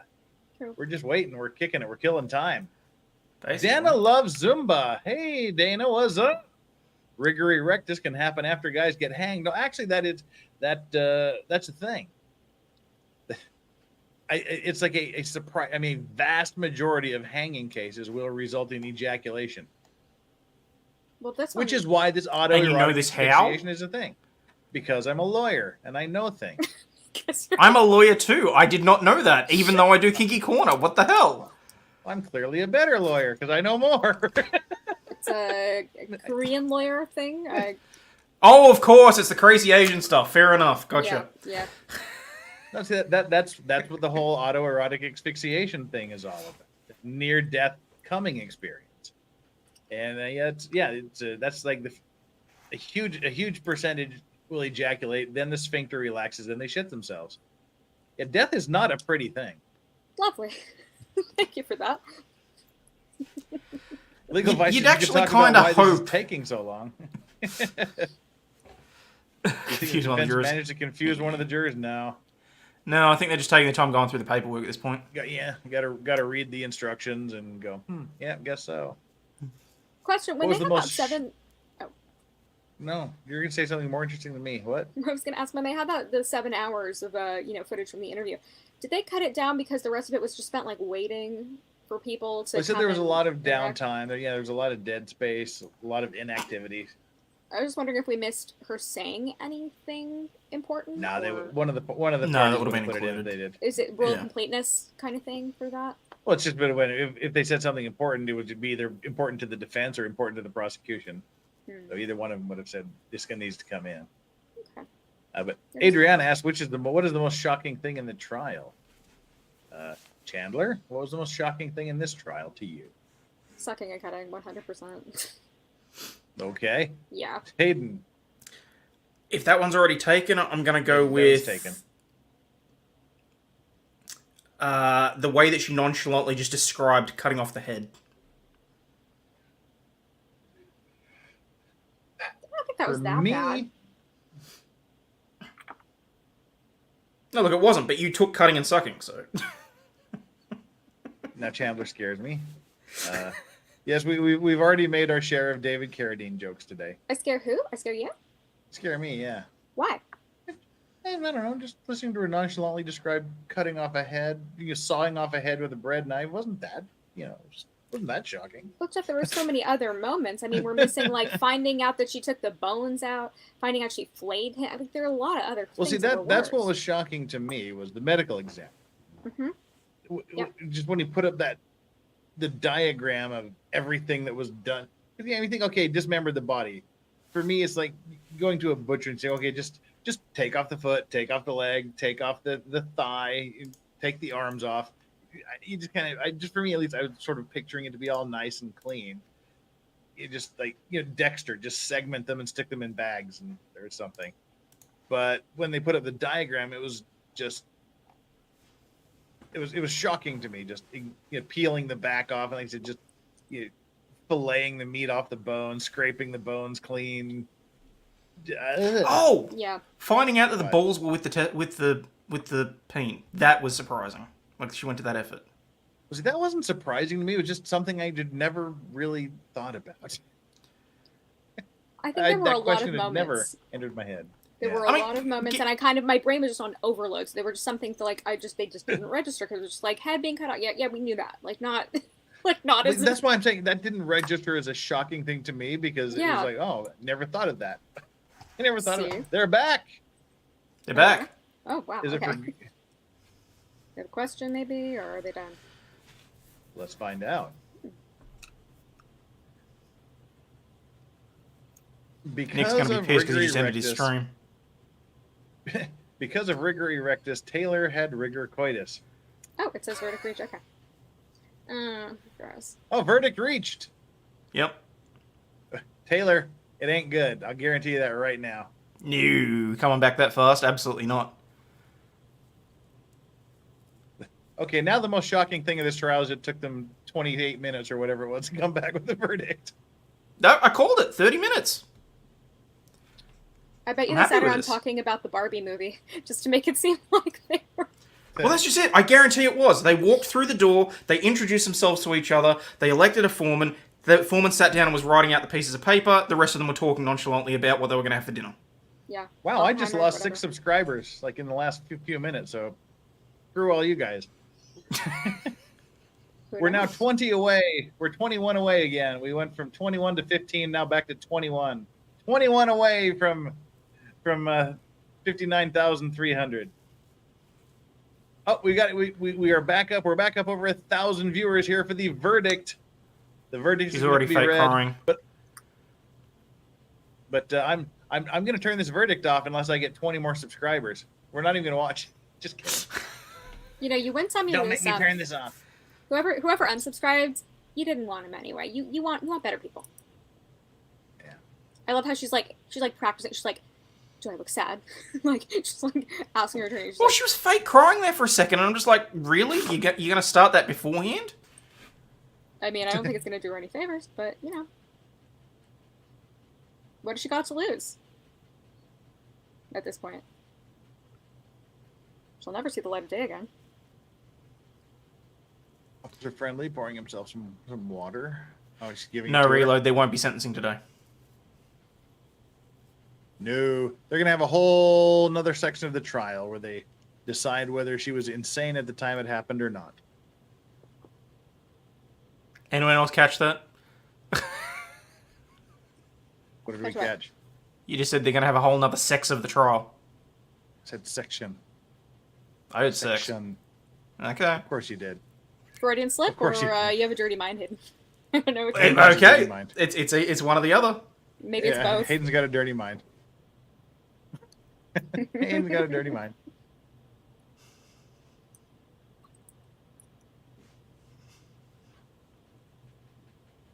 Innocence. Jury nullification. Well, if you were listening, the jury, the judge specifically said that ain't going to happen. That you were required to follow the law. No, he keeps you know, he runs a tight ship. He's good. He's doing well with this. He didn't put up with shenanigans or nonsense. He pushed it forward. Good judge. Verdict reached. I only wish we had him for Zach, but you know.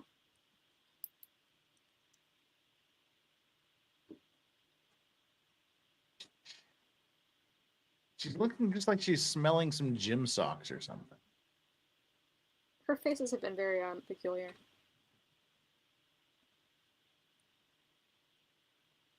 I mean, I've also been making weird faces this whole time, but it's just mostly because I'm nauseated and disgusted by the contents of what happened.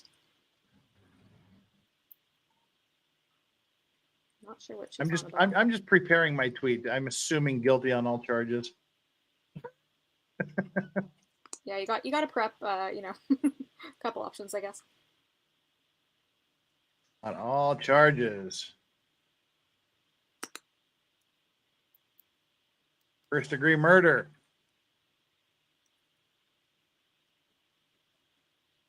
Mutilation of a corpse.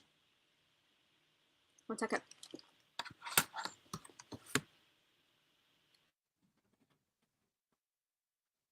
And 3. Third degree sexual assault. My understanding is the jury has a verdict. Is that correct? Yes. Okay. Anything to bring up before we bring the jury in, Mr. Saunders? No. Mr. Fraley? No. Very good. Then we'll bring the jury.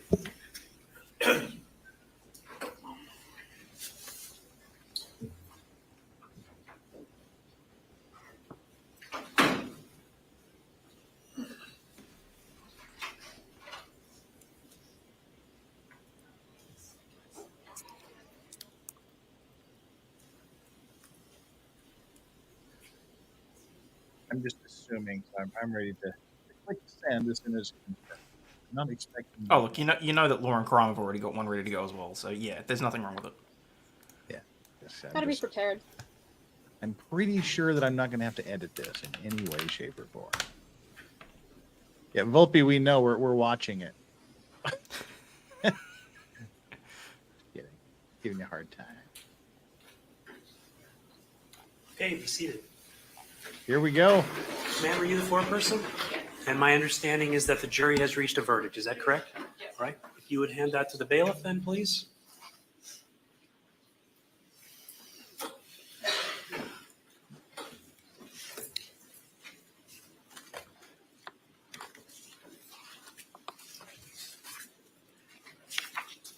We need 12 more to get to 59,300 subscribers. 12 more is all we need. Okay. First verdict reads as follows. We, the jury, find the defendant, Taylor Denise Schabusiness, guilty of first-degree intentional homicide as charged in count 1 of the There you information. go. Dated this date, July 26th, 2023, signed by the foreperson. Second verdict reads as follows. We, the jury, find the defendant, Taylor Denise Schabusiness, guilty of mutilating a corpse as charged in count 2 of the information. Dated this date, July 26th, 2023, signed by the foreperson. The next verdict reads, we, the jury, find the defendant, Taylor Denise Schabusiness, guilty of third-degree sexual assault as charged in count 3 of the information. Dated this date, 26th day of July, 2023, signed by the foreperson. The verdicts appear to be in order. Do either of the parties request that I poll the jury? Mr. Saunders?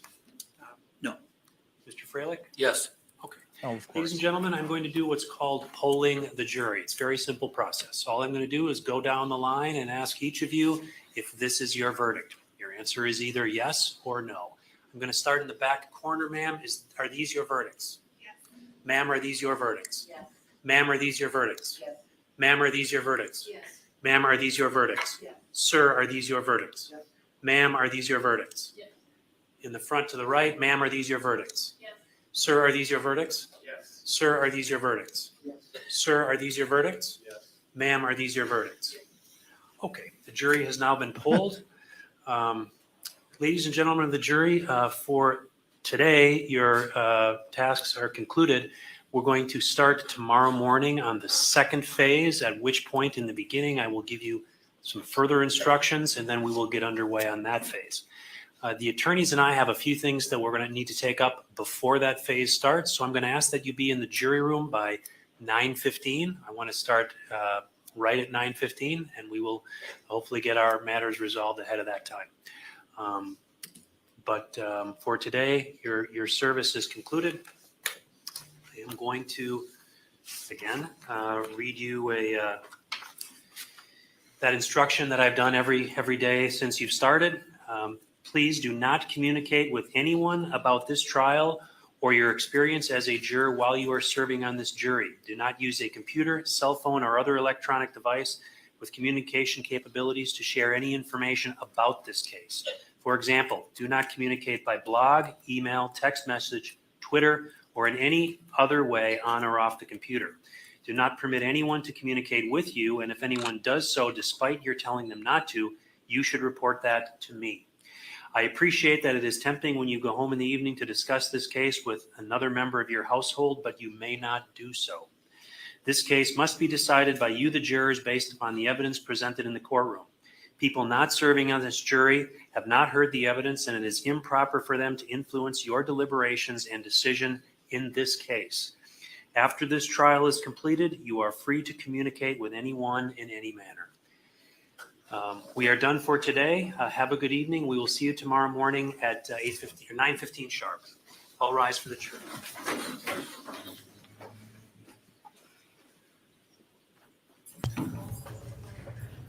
Awesome.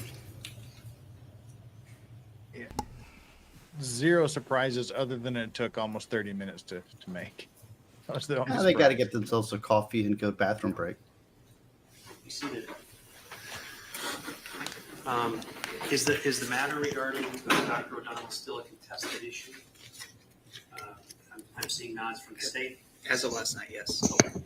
So here's how we're going to handle this. I've indicated to the jury that I want them to report at 9:15. Mr. Freilich, it's entirely up to you if you want to bring Dr. O'Donnell here tomorrow morning at 8:15 for me to hear from. But I'm going to indicate to you the parameters of where that situation is. I've reviewed your memorandum, which is all I can really work with because this is what you've essentially said to me. This is what he's going to testify about. The first opinion is that Ms. Schabusiness was acutely intoxicated and impaired by acute methamphetamine use at the time of the alleged asphyxiation. problem I'm having with that assertion is I'm not sure it's relevant given the status of the intoxication defense. So I'm not sure that having it here is going to assist you in that, but and I need you to understand where I am regarding that topic before you decide that's what you want to bring it here for. The next point is that the long-term and excessive use of methamphetamine has chronic brain damage consequences.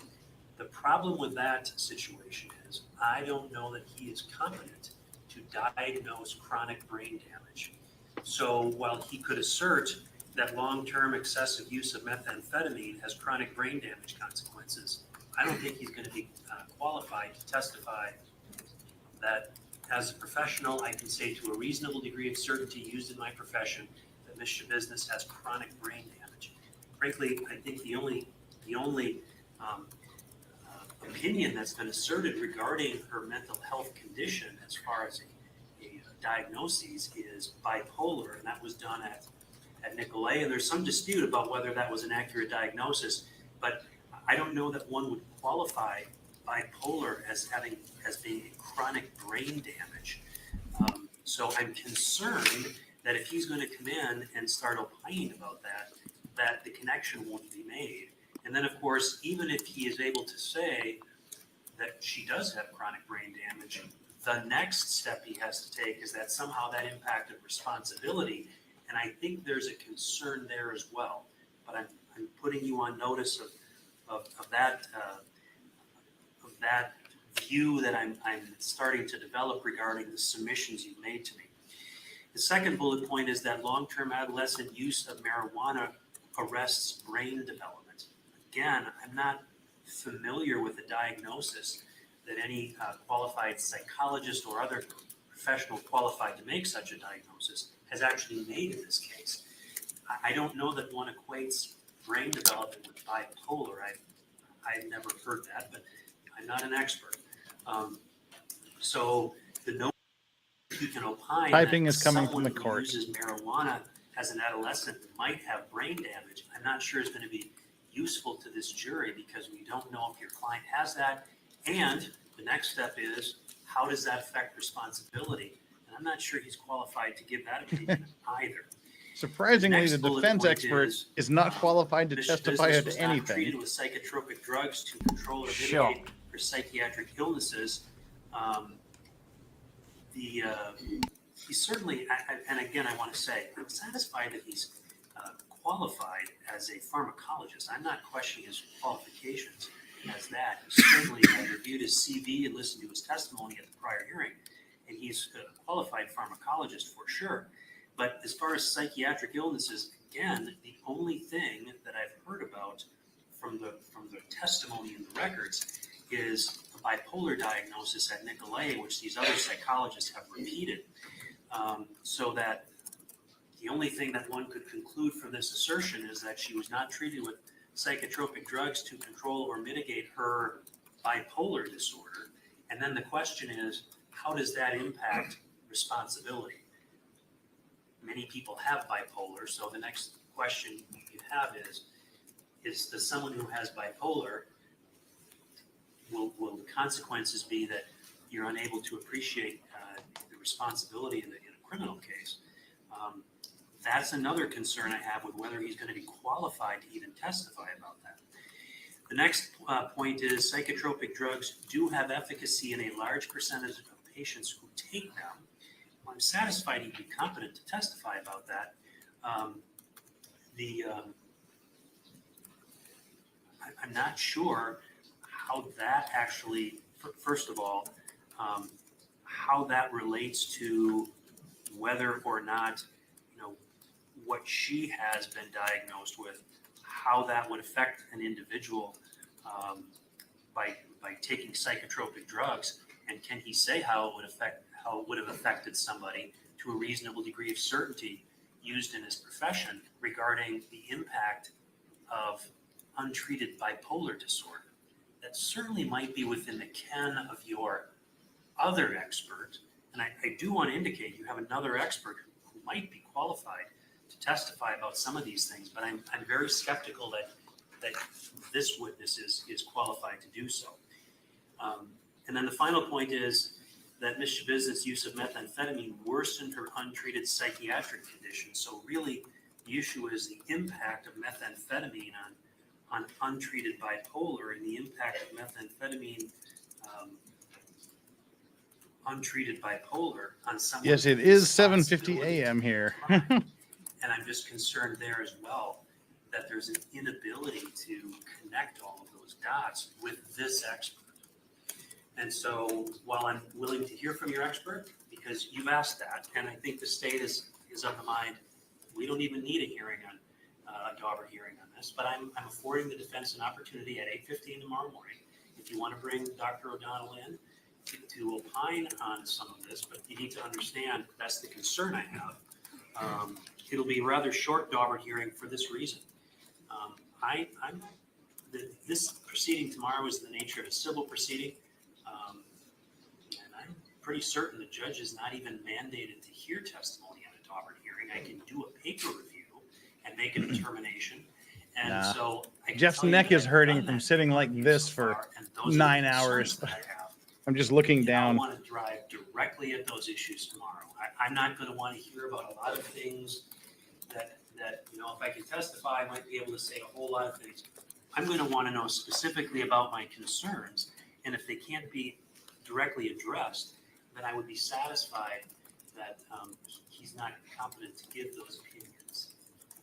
Even though, again, I want to indicate out of respect for Dr. O'Donnell, I'm satisfied that he's a very capable and competent pharmacologist, but I'm concerned about some of these opinions, particularly when the psychologists who would be rendering the diagnoses that he is referring to aren't even in agreement on it. Nonetheless, that's where we're at. Let me just turn to the state. Mr. Saunders, questions on what I've indicated? No, I don't. Mr. Frail, questions on what I've indicated? No, Your Honor, it's very clear. All right, very good. We'll see everyone then tomorrow morning at 8:15. Thank you. All right.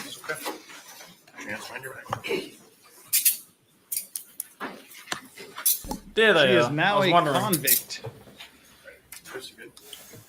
No more presumption of innocence. Handcuffs go on. And tomorrow we'll see her in the prison colors. Ooh, Yeah. that'll be flattering. So I have questions. So does vodka blood. Like, what time do you have to go to work? 30 minutes from now. Oh my So I've- goodness. I've got to shower and get going. We got a few minutes here. Well, Alright, I so that's got quick to. then. Do I'll 10 invite minutes. everybody over to my 8 p.m. Eastern Standard Time. That's 1 hour. I'll be live streaming. Not on. Well, I'll talk business, but I'm going to be talking about good judges and bad judges. What's your question, Steve? Well, my question. I want you to go to bed, but my question is so is this a Bed. civil Work. He's got to commitment? work. Is this a civil commitment? Civil commitment hearing, so it's not a criminal penalty. It's not a insanity defense. It's instead a civil commitment phase with a jury. I don't understand what's going No, on. the jury decides whether she's not guilty by reason of insanity. It's just another separate trial. Yeah, but he was intimating that he doesn't even have to be present because it's a civil hearing. I don't understand what he said there. I need a Wisconsin lawyer. I didn't catch that. Yeah, well, you're sleepy. How can you do what you do, Jeff? I don't understand you. It's the adrenaline. The last 2 days I was naughty. I was really nodding off yesterday. Today's the adrenaline. That Okay, was, yeah, I'll tell you, you put on, mindset says that Vice's law racks, the best coverage of all the interweb right here. No, he said it was Kurt today. No, because Kurt did a rant. He did a rant and he was on his best rant. He won a ranting poll, not a coverage. Yeah, I think poll. Kurt won a poll. I don't know if he. So Mindset really said that about Vice's stream. That's fantastic. Well, we know that to be true as Vice Squad people. Well, Is obviously, it Sonia or Chris? I'm not going to say which one has a dirty mind, Jeff or Hayden, but one has a segment on the stream they call Kinky Corner.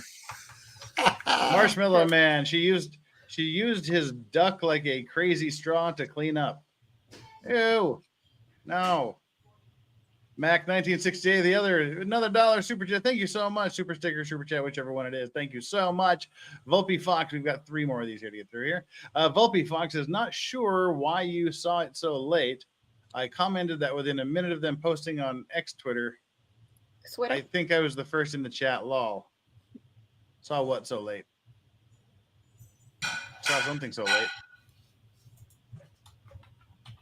late. Not sure what we saw late, but sorry. To be fair. Oh, no. The jury is back. Because that's where the chat was paused. Just up there. You know, even though it's not showing here on StreamYard, we're still watching it. It's still off to the side where we see what the court is doing.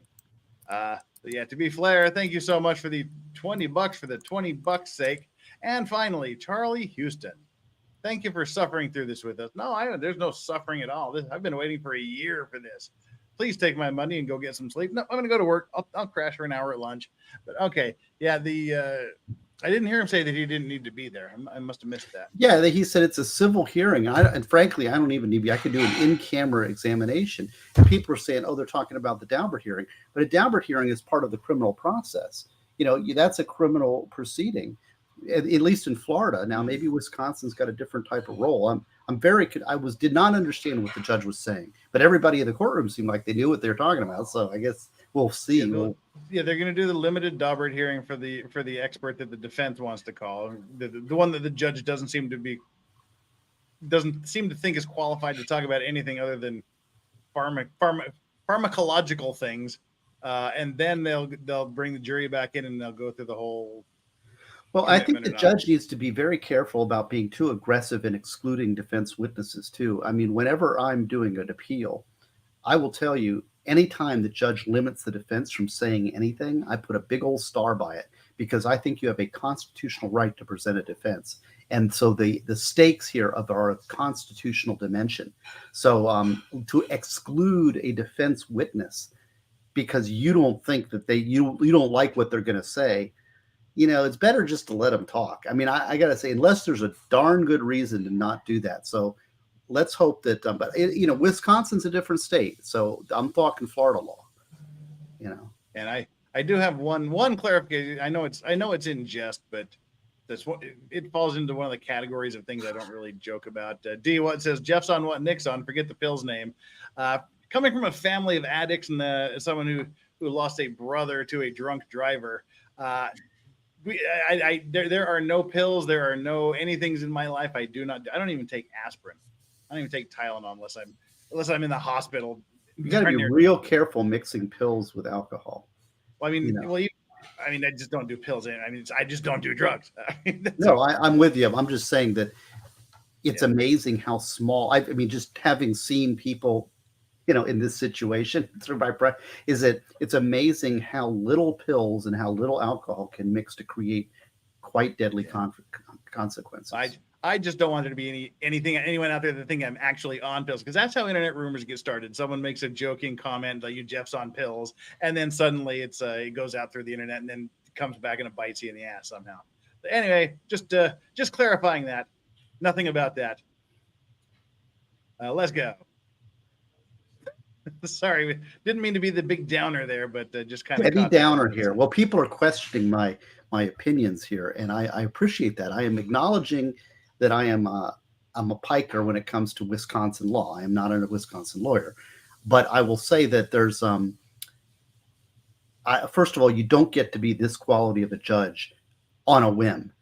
This is the way he acts every day. I am sure of it. Second is that, and so this guy, this is practice, this is dedication, this is discipline. This is a great judge at work, and we're really honored to watch his courtroom. Second, as far as the expert, let the expert say what he's going to say. I mean, I understand that there's a connection issue. So the guy's going to talk about meth affects people, and overuse of meth can cause brain damage. And then on cross, the state can say, well, did you connect that in with Miss SCHABUSINESS? No further questions, right? I mean, it's all, some of this stuff is a matter of weight over exclusion, because you could say, okay, that may not be relevant. She was taking meth, and meth can have these effects. Okay, that's something the jury should hear. How much weight they give to it when there's no connection, that would be something for the jury to weigh, wouldn't it? I don't know. I'm just speculating. Everybody's quiet. Don't be quiet. Come on. You're asking a question, Steve, but we've been here. I mean, I've been here since 7 in the morning, something like that. And that's obviously hilarious because I haven't been here as long as Jeff. Jeff has been, sleeping way less than all the rest of us, and I think we're all a little tapped out. Punch drunk. You have a lot of great energy, and your energy is fantastic. I actually. Yeah, you have the I just got off work energy. I do. I've got God, now what am I going to do? There I have may to be back here streaming in 12 hours. Sidecars will be in the game tonight at 8 o'clock. I will just tell you over Ghazi's Rumble, YouTube, and X Twitter. All right, 30. When was that? When are you going to start that? You said 8:30. 8 o'clock. 8 o'clock Eastern Standard Time. That's an hour from now. An hour from now. There'll be Sidecar Gauze. Huh? Sidecar Gauze 1 hour from now. Maybe. We'll see. I'm just saying it's into the game because I had a good day today at work. I crushed it. Awesome. Yeah. Aussie Overlord Hayden. Yes. What you got for us on the way out? It is time for me to shut this down. Yeah, nothing. You need to go to work and get what sleep you can. I have nothing to say because I'm concerned about you. So get the hell out of here. Luckily, it's not a drive tired thing. It takes me 4 minutes to drive to the office. Well, in that case, Aussie Overlord every weekday, usually at 6 p.m. Not today, obviously, because I've been here. Maybe something later on tonight. We'll see how we go. I will see everybody next week in the US from Wednesday onwards. Please remember, people, you are not a piece of shit. You do have value and you do contribute to society, especially when you hit that like button for Jeff. Very much appreciate it, people. And Hayden, too. Chandler. Ladies, don't cut up your boyfriends. And if you do, don't be stupid enough to tell the police. Get a lawyer. That's all I've got. Can't follow that. Other than everybody, mods, thank you so much for the long haul today. We did our 2 sessions. Mods, you're great mods. Couldn't do this without my mods. Have the best mods ever. The Vice Squad chat is the best chat ever. 927 of you here now. Thank you so much for sticking through it to the bitter end. Thank you for all the support. Thank you to the panel of guests, including these 3 wonderful, let's make it 4, these 4 wonderful people up here. Thank you, Jeff. Myself included. Yeah. And we will be back 14 hours and 30 minutes from now to do it all again. See y'all later, everybody. Thank you for being here. We will see you when we sees you. Check the Twitters, check the YouTube for the start time and everything else. Time to bring up the outro. My reflexes are slowing down here. All right, there we go. Bye, everybody.